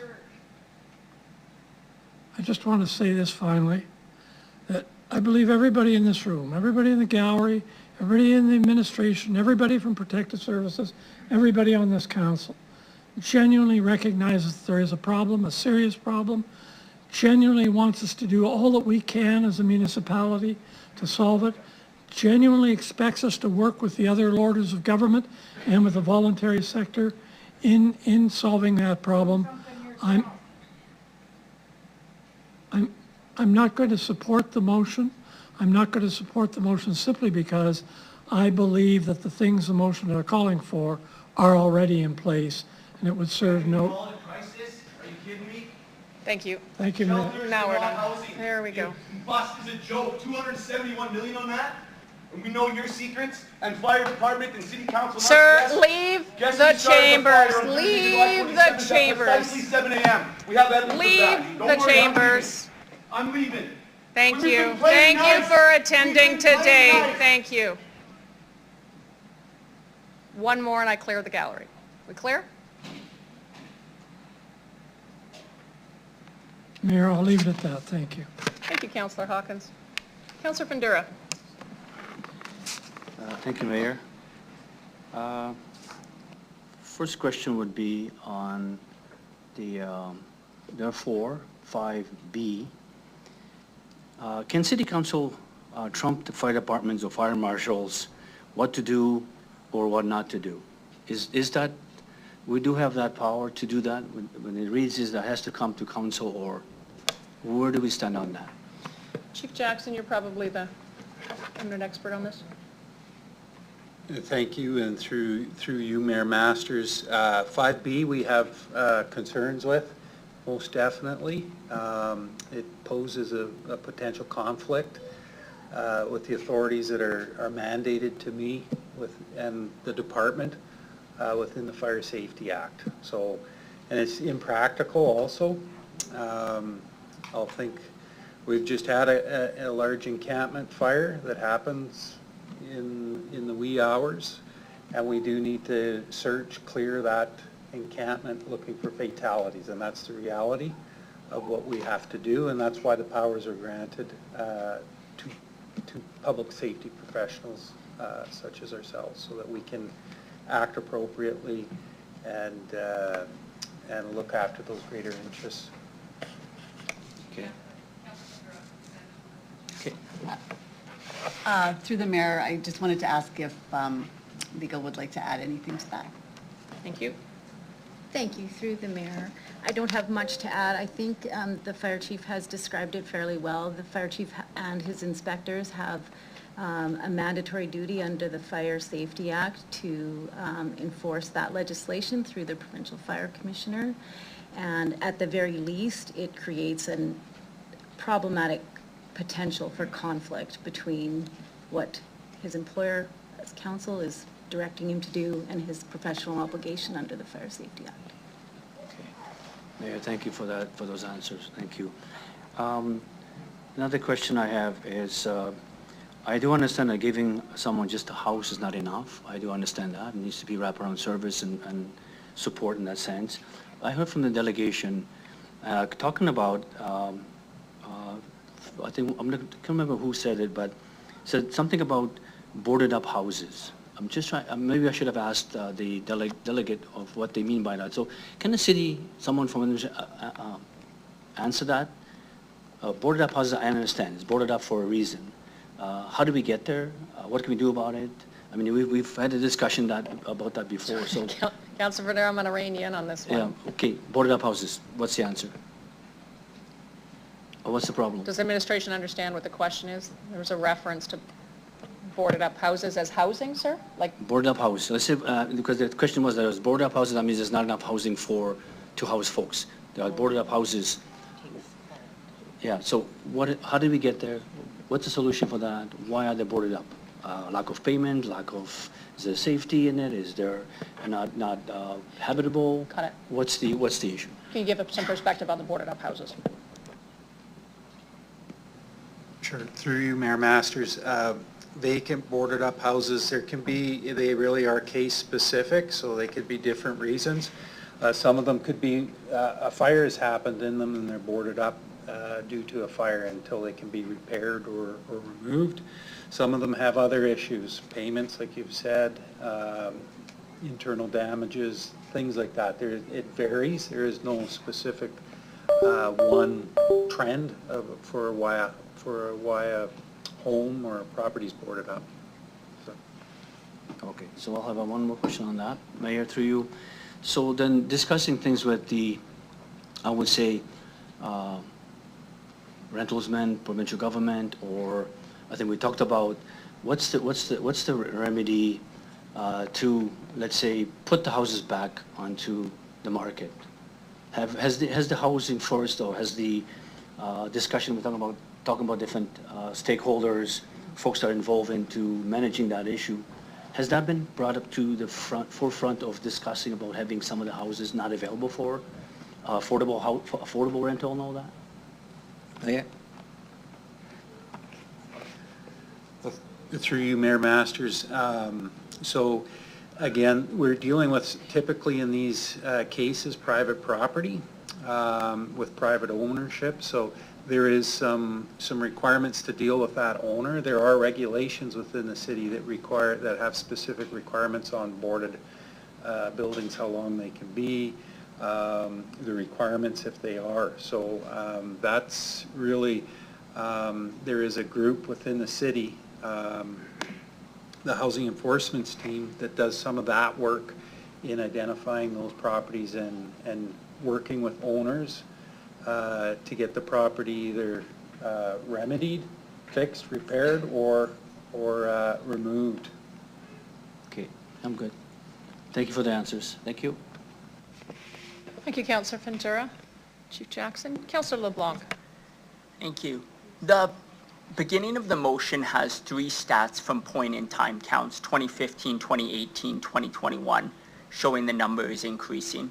Through the chair, does anyone in administration doubt those numbers or challenge those numbers in any way? Great. I'll ask a follow-up question, which is, my understanding, we don't have a point-in-time count data since 2021, and we're meant to get one next month. Through the chair, is that accurate? Ms. Anderson, do you want me to have Mr. Slater? Okay, Mr. Slater, please go ahead. Through you, Mayor Masters, you're correct, 2021 was the last point in time count. It's my understanding we won't have one until 2024. Okay. In the absence of point in time count 21 rather, do we have any data or reason to believe that the number has materially changed since 2021? I guess the heart of the question is the problem of homelessness going away since 2021 or reducing, or has it grown, or is it relatively stable? Through the chair. Through you, Mayor Masters, the point in time count is our best estimate, but it gives a point in time, a specific point in time. There's other data collection, by names list in particular, by coordinated access folks. We don't have access to that particular number and data, but that's another piece of data that needs to be taken into account as well. Thank you. I'll maybe ask what's more of a policy question than a data specific question, which is the problem of people being chronically homeless an increasing problem in the city of Regina over recent years? Through the chair.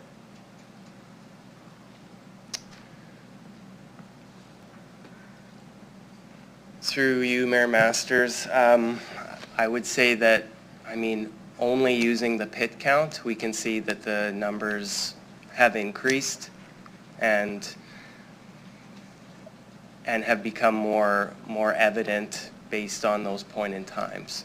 But again, as I spoke earlier about our data collection, it's really important that cities have sophisticated data collection and work collaboratively with partners, and they're using that data to make decisions.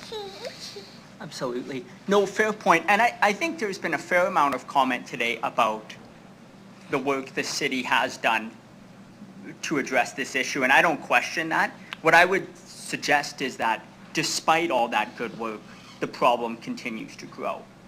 And so even all the good work we're doing is not getting ahead of that curve. And I would say that means And I've heard colleagues say, we're tapped out. We cannot provide more money to this. And, I may disagree on that point. We cannot provide more money.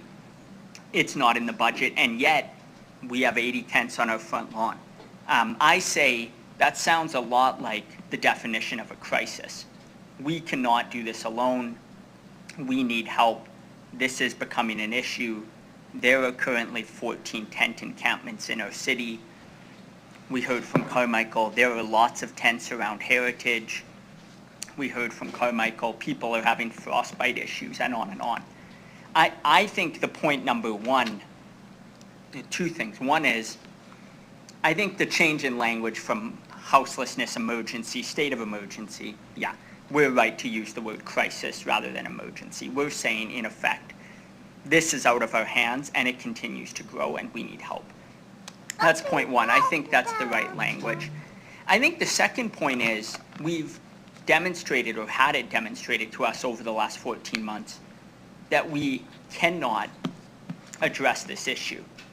We regularly hear colleagues and administration say this is not the city's jurisdiction, or it's not our jurisdiction to continue down this road more than we have in the 7.1 million and so on. If that's so, I think we should cry for help in effect and say this is affecting our neighborhoods. We need your assistance. So I think point one is eminently called for based on how things have gone in the last 14 months rather.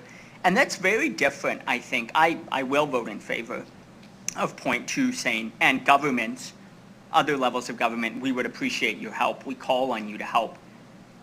Point one doesn't go that far.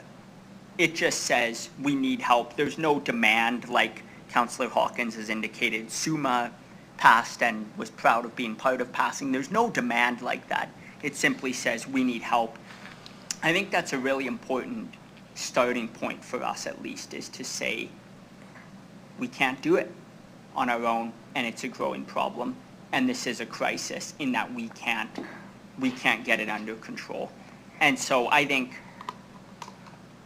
we need to do something to at least acknowledge the scope of the problem, even if we can't right now articulate solutions that we want to do or call on other levels of government to do it. We need to at least recognize the problem in the way that SUMA has and FCM has and others to acknowledge that about ourselves. So I'll be voting in favor of the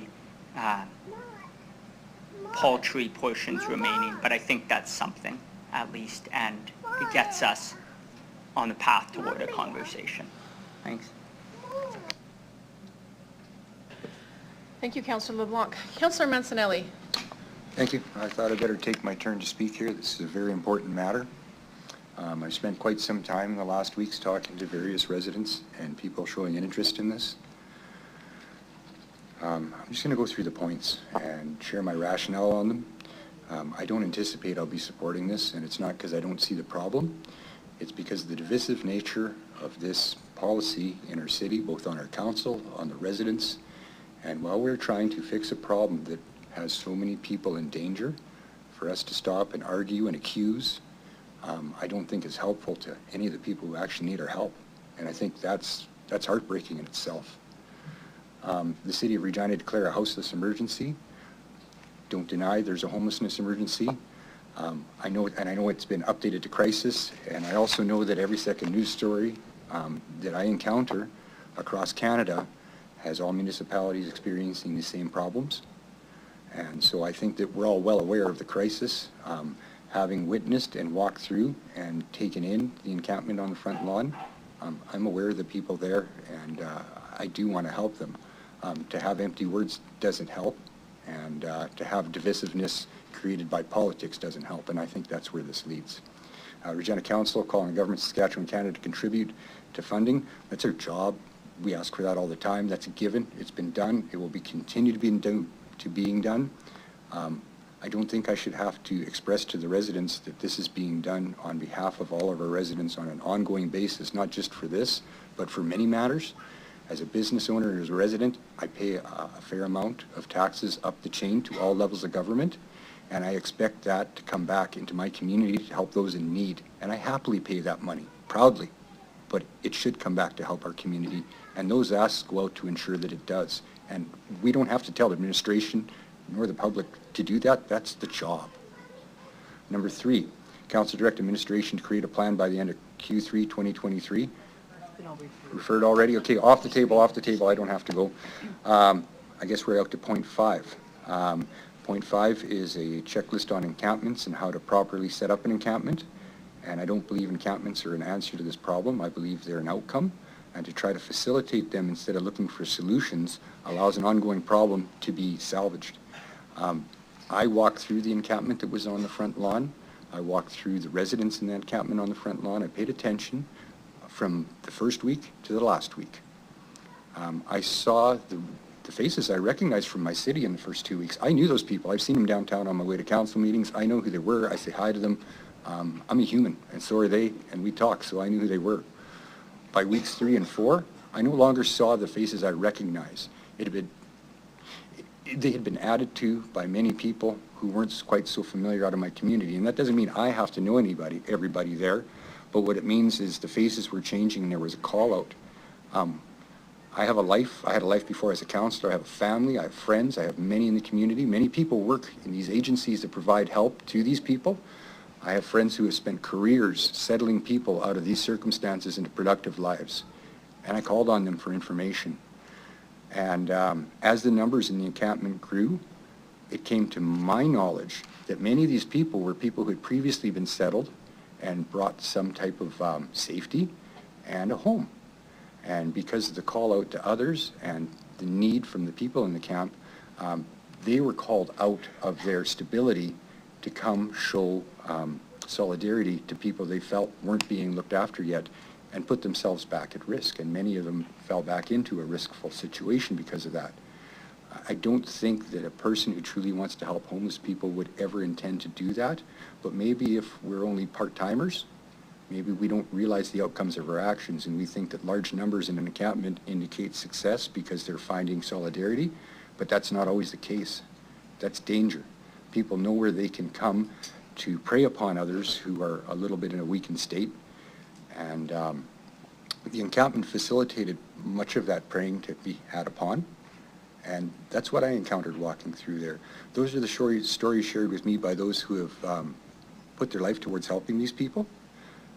I know that in need people were in the encampment, but that encampment didn't express the true rationale of all that was there by saying they were all in need. And that's dangerous in our community, and I don't want to give instructions on how to recreate that. So I can't support 5A and B. And so that's my personal vote on this and how I've come to it, and I'm happy to explain it. Very much, Councillor Mancinelli. Mr. Slater, I just want to double check something on your numbers. Your 7.155 million annually, that's the same number I get. Does that include the $3 million for the shelter space, for the permanent shelter space?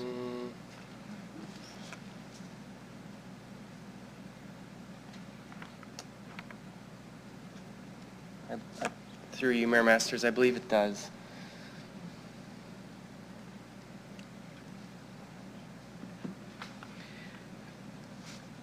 Does it include the $689,000 we've spent so far on the temporary shelter? Actually, I already know the answer to these questions, just so we're clear. You've got the emergency shelter in the warehouse district was $234,000 spent. The low barrier supportive housing project in North Central, we spent $100,000. The 2023 temporary winter shelter we're into for $689,000 so far to date. Regina Transit overnight bus was $196,000, or I heard $200,000 tonight. There's $3 million set aside to fund shelter space. There's $72,000 for additional security at Regina City Hall. We have $1 million annually for 5 years to the RHI-2. We have 1.8 million between annual tax exemption and 1.5 for capital on the HIP incentive program, which prior to this council was never funded, actually. Community investment program is 1.2 million, 1.655 to the community safety and well-being. Harm reduction is $500,000 annually. Community support program, 400,000 annually downtown, which again is intended to make connection to services. And then there's our tax exemption policies for all of these organizations that are serving and living up to the community safety and well-being. Does that sound about right to you? Thank you. All right. Councillor Skidniak, you want to close off debate? Yes, thank you. Okay, so to start, I would like to just clarify something I heard from administration, which was a commitment to communicate about the work that's already been done and the results already done to address houselessness in Regina. Is that accurate? Okay, and does this also include communicating about existing plans that we currently have to address houselessness? I don't know if that was part of that ask or not. Can you be more specific? Well, we've heard some conversations about, we have existing plans like that we've already made. So are we going to be communicating about any of our already existing plans? So there is one plan, and I believe that's readily available. I would refer that to Mr. Slater. I think what I heard council asking for, and I'm willing to work with council on the finished product, was a clearly articulated, easily accessible document.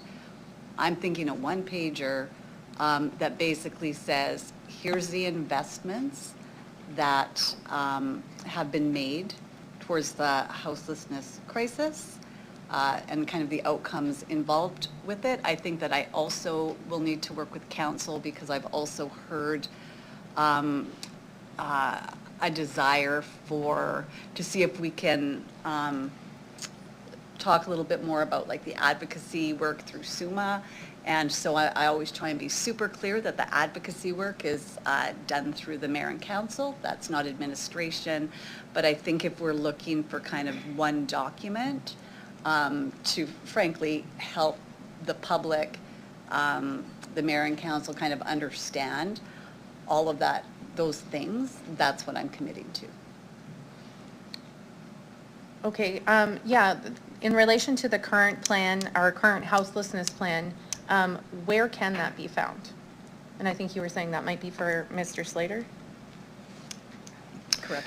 Through you, Mayor Masters, it's my understanding that the plan is not easily accessible online, but we have access to the plan.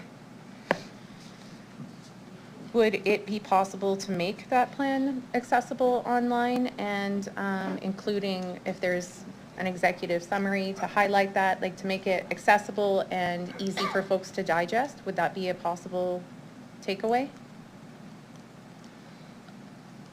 I don't know that that's in the motion if you want to get into the specifics of everything. I think what I'm saying is I will work with council on what exactly you want that to be. We absolutely need a better public-facing site. Like frankly, if administration says that we have a plan and that it's a good plan and that we use it, it should be readily available. Okay.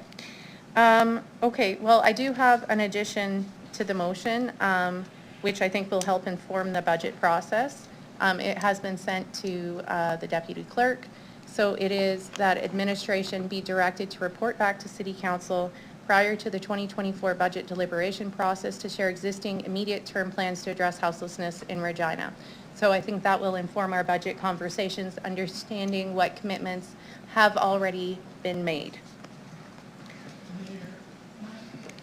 Amendment is out of order. It's captured by 3 and 4. The budget these matters that are part of the budget process are now referred to the budget process. We just can't keep walking over the same ground again and again.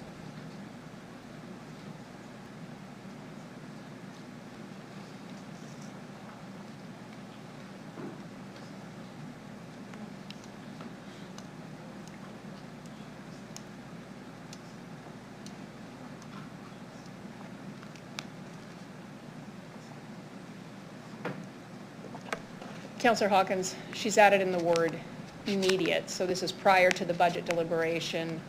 Councillor Zakidniak is moving. I'm assuming Councillor Statichuk, you'd second this. Sorry, Councillor Zakidniak, can you get the administration be directed to report back to share existing immediate term plans? I think it's a distinction without a difference. I think the intention and the clear intention from the wording of 3 and 4 was the administration is to go away, it's going to be considering homelessness, it's going to be figuring out what it recommends to us on that subject, which will involve some planning, and we'll deal with it in the budget process. This is another attempt to short-circuit the budget process. Yeah, Councillor Hawkins, and I'll verify this with Councillor Zakiniak, but I think what she's trying to get is the list of things being worked on. Councillor Zakiniak? That's right. I'm not suggesting that it's new commitments. What are we already doing? So it's not a part of the budget process because these are currently in progress. Councillor Mancinelli, go ahead. So I see what Councillor Zakiniak's after, and I've already spoke that I'm quite sure I'm not going to support the entirety. I'd like to move this as a referral to go to administration and support that referral so it comes back for Councillor Zakiniak's information. No, just the added on amendment in the last moment here. It's not a number, it's the last paragraph on that page. A referral to what? That administration be directed to report back to City Council prior to 2024 budget deliberation process to share existing immediate term plans to address houselessness in Regina. So you would refer that portion so it would come back in case the motion as a whole doesn't pass. What I don't understand is, that's fine, but what I don't understand is you're referring it to when, like to come back when? Prior to the 2024 budget deliberation process. Well, if we're voting on each point separately, then will that take care of your concern? I don't know, I just wanted to ensure that you got that information, so I was trying to move it as a referral in case Okay. things got voted down. Okay. But maybe, I don't know if the clerks want to comment on, I see that. Councillor Zakiniak, do you have a presumption in here at all? Like, are you not just asking administration for exactly what they've already offered, which is, we'll tell you what we've done to date and what we're currently working on? I didn't hear a clear commitment in terms of what we're currently working on. And It's so all, it's all if, part and parcel of the, there's the information about what is, but Ms. Anderson, can you speak to this? Yeah, there's nothing else, and I think, frankly, I worry about the generality of this, like the immediate term plans to address houselessness in Regina. That would actually be captured, frankly, by the investments that council has chosen to make in your 2023 budget, which would be reported on by grants that we have received. So the RHIA 3-1, it would all be included in that information. Like, I don't have an additional separate plan other than that. And if you look at the plan that already exists, the majority of any movement on that is reliant on additional funding from other orders of government. so is it accurate then that when this information is shared about, here's the investments that have currently been made, this will help to clarify what is currently being worked on? Is that what you're? Yes. Okay, well then I can withdraw this if the feeling is that that'll be captured in the work that city administration has already committed to. I am fine with withdrawing it. Now, what I do want to say is, we are going to vote on these separately, and I want to vote on 5A and B separately as well. So what I've heard from folks saying, well, sure, we agree that we have a houselessness crisis, so why do we need to support that? I don't actually understand that logic. If we agree that we have a houselessness crisis, then I think it's important that we would vote in favor of that. And if we support the mayor's efforts, and anyone else who's been making these efforts to call on governments for additional funding, this work is already happening.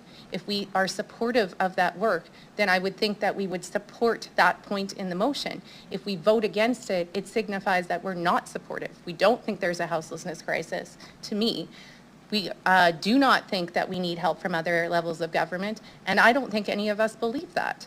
So in relation to the separation of points 5A and B, we heard from the fire department that they would be willing, that there was a willingness to pursue a written safety checklist if that was the will of council. I've heard that there are some concerns with B, but what I know from folks who have been working to support these encampments is there is a willingness of those who are staying there. Like, everybody wants them to be safe. And that's why I think that there needs to be clear communication and help to ensure that they're safe.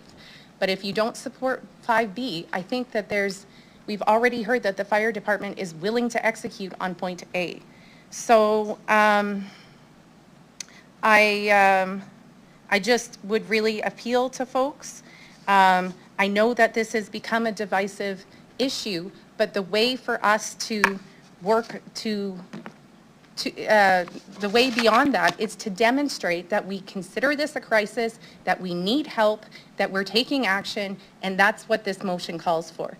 Voting against it does not demonstrate to the community that we are taking this seriously. What the community is currently seeing is news being shared of encampments continuing to be torn down and fences erected. That's what folks are seeing as our response, a public-facing response right now. I know we can do better than that, and I hope that we can all agree that we can do better than that. And one of the ways is by supporting some of the asks in this Councillor motion Zakiniak, that we've all You're agreed. you're 30 seconds past your 3-minute limit, so you can wrap it up in a sentence, that'd be great. That we've all agreed are valid. So let's follow through and vote in support of the fact that it's a crisis and the fact that we need help. Thank you. Clerks, can you please call the vote? Oh, I apologize. On number 1.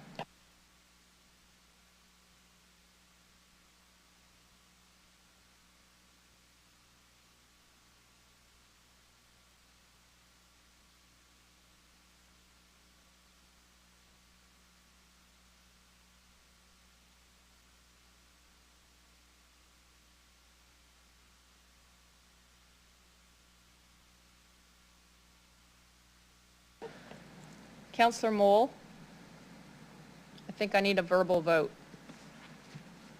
I'm opposed. Thank you, Thank you. Councilor Moll.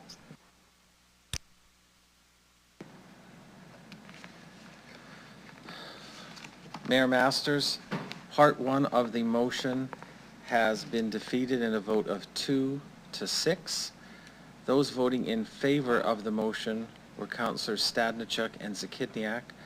Those voting against were Councillors Hawkins, Bresciani, Mole, Findura, Mancinelli, and yourself, Mayor Masters. In addition to Councillor Stevens and Nelson being absent from the meeting, Councillor LeBlanc has left the meeting. Thank you very much. Can I see the next one? Number 2. Number 2, can we vote on number 2?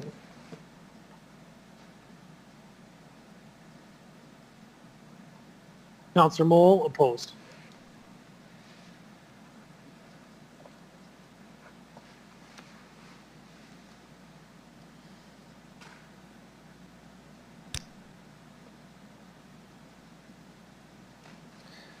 Mayor Masters, part 2 of the motion has failed in a vote of 2 to 6. Those voting in favor of the motion were Councillors Stadnichuk and Zakitniak. Those members voting against are Councillors Hawkins, Bresciani, Mole, Findura, Mancinelli, and yourself, Mayor Masters. Thank you. Can you call the vote on number 3, please? 5A. Oh, I apologize, 5A.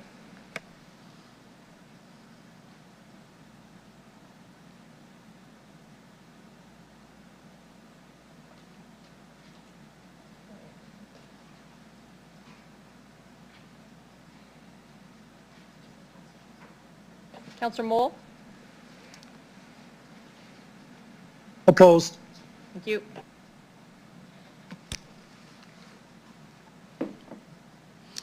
Mayor Masters, part 5A of the motion has been defeated in a vote of 2 to 6.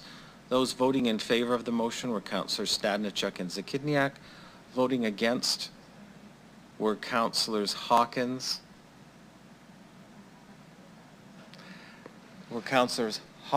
Bresciani, Mancinelli, Findura, Mole, and yourself, Mayor Masters.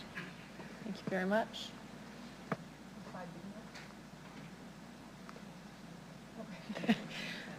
Call the vote on 5B, please.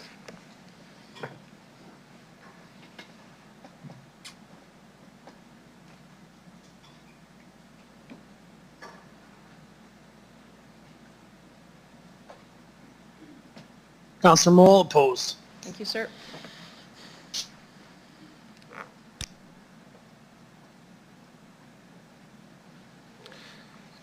Mayor Masters, Part 5B of the motion has been defeated in a vote of 1 to 7.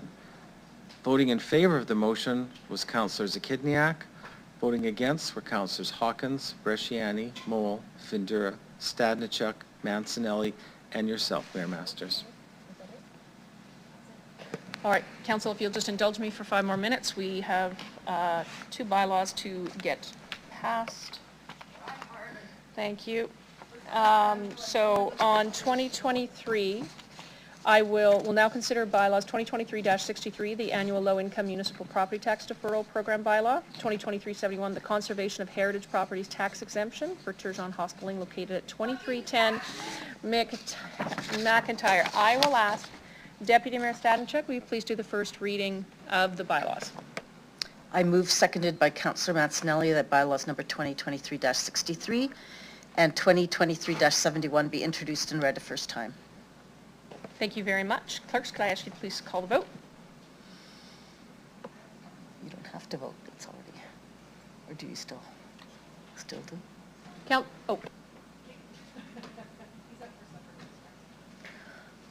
don't think is Moll still on the line?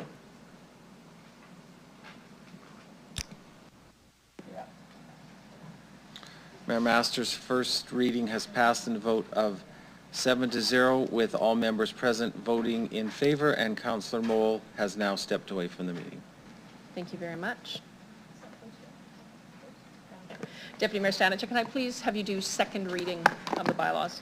I move, seconded by Councillor Findura, that bylaws 2023-63 and 2023-71 be read the second time. Thank you, Councillor Stadnichuk. Does any member of council have any questions? Seeing none, I'll ask the clerks to call the vote.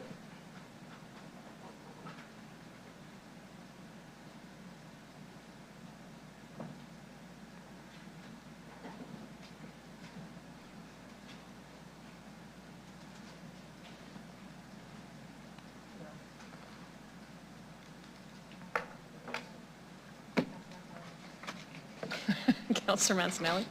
I vote yes.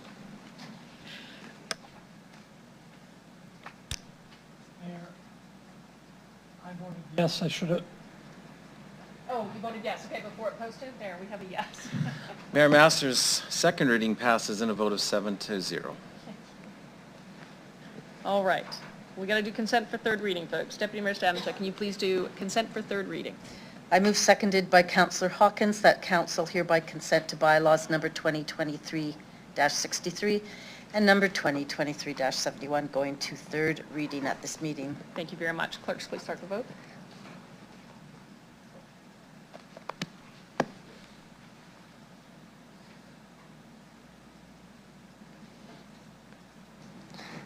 Because I screwed up my technology, I'll verbally vote yes once again. Thank you. Councillor Hawkins, how are you doing over there?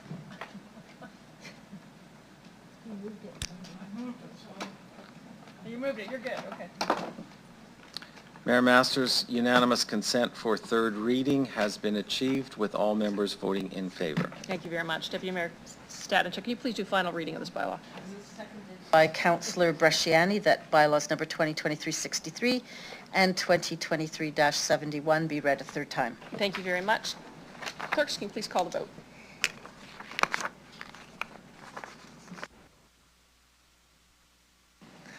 I'd like to verbally vote yes one final time, please.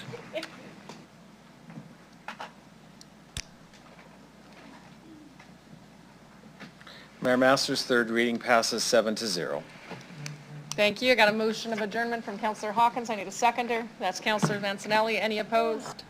Done. Have a good night, folks.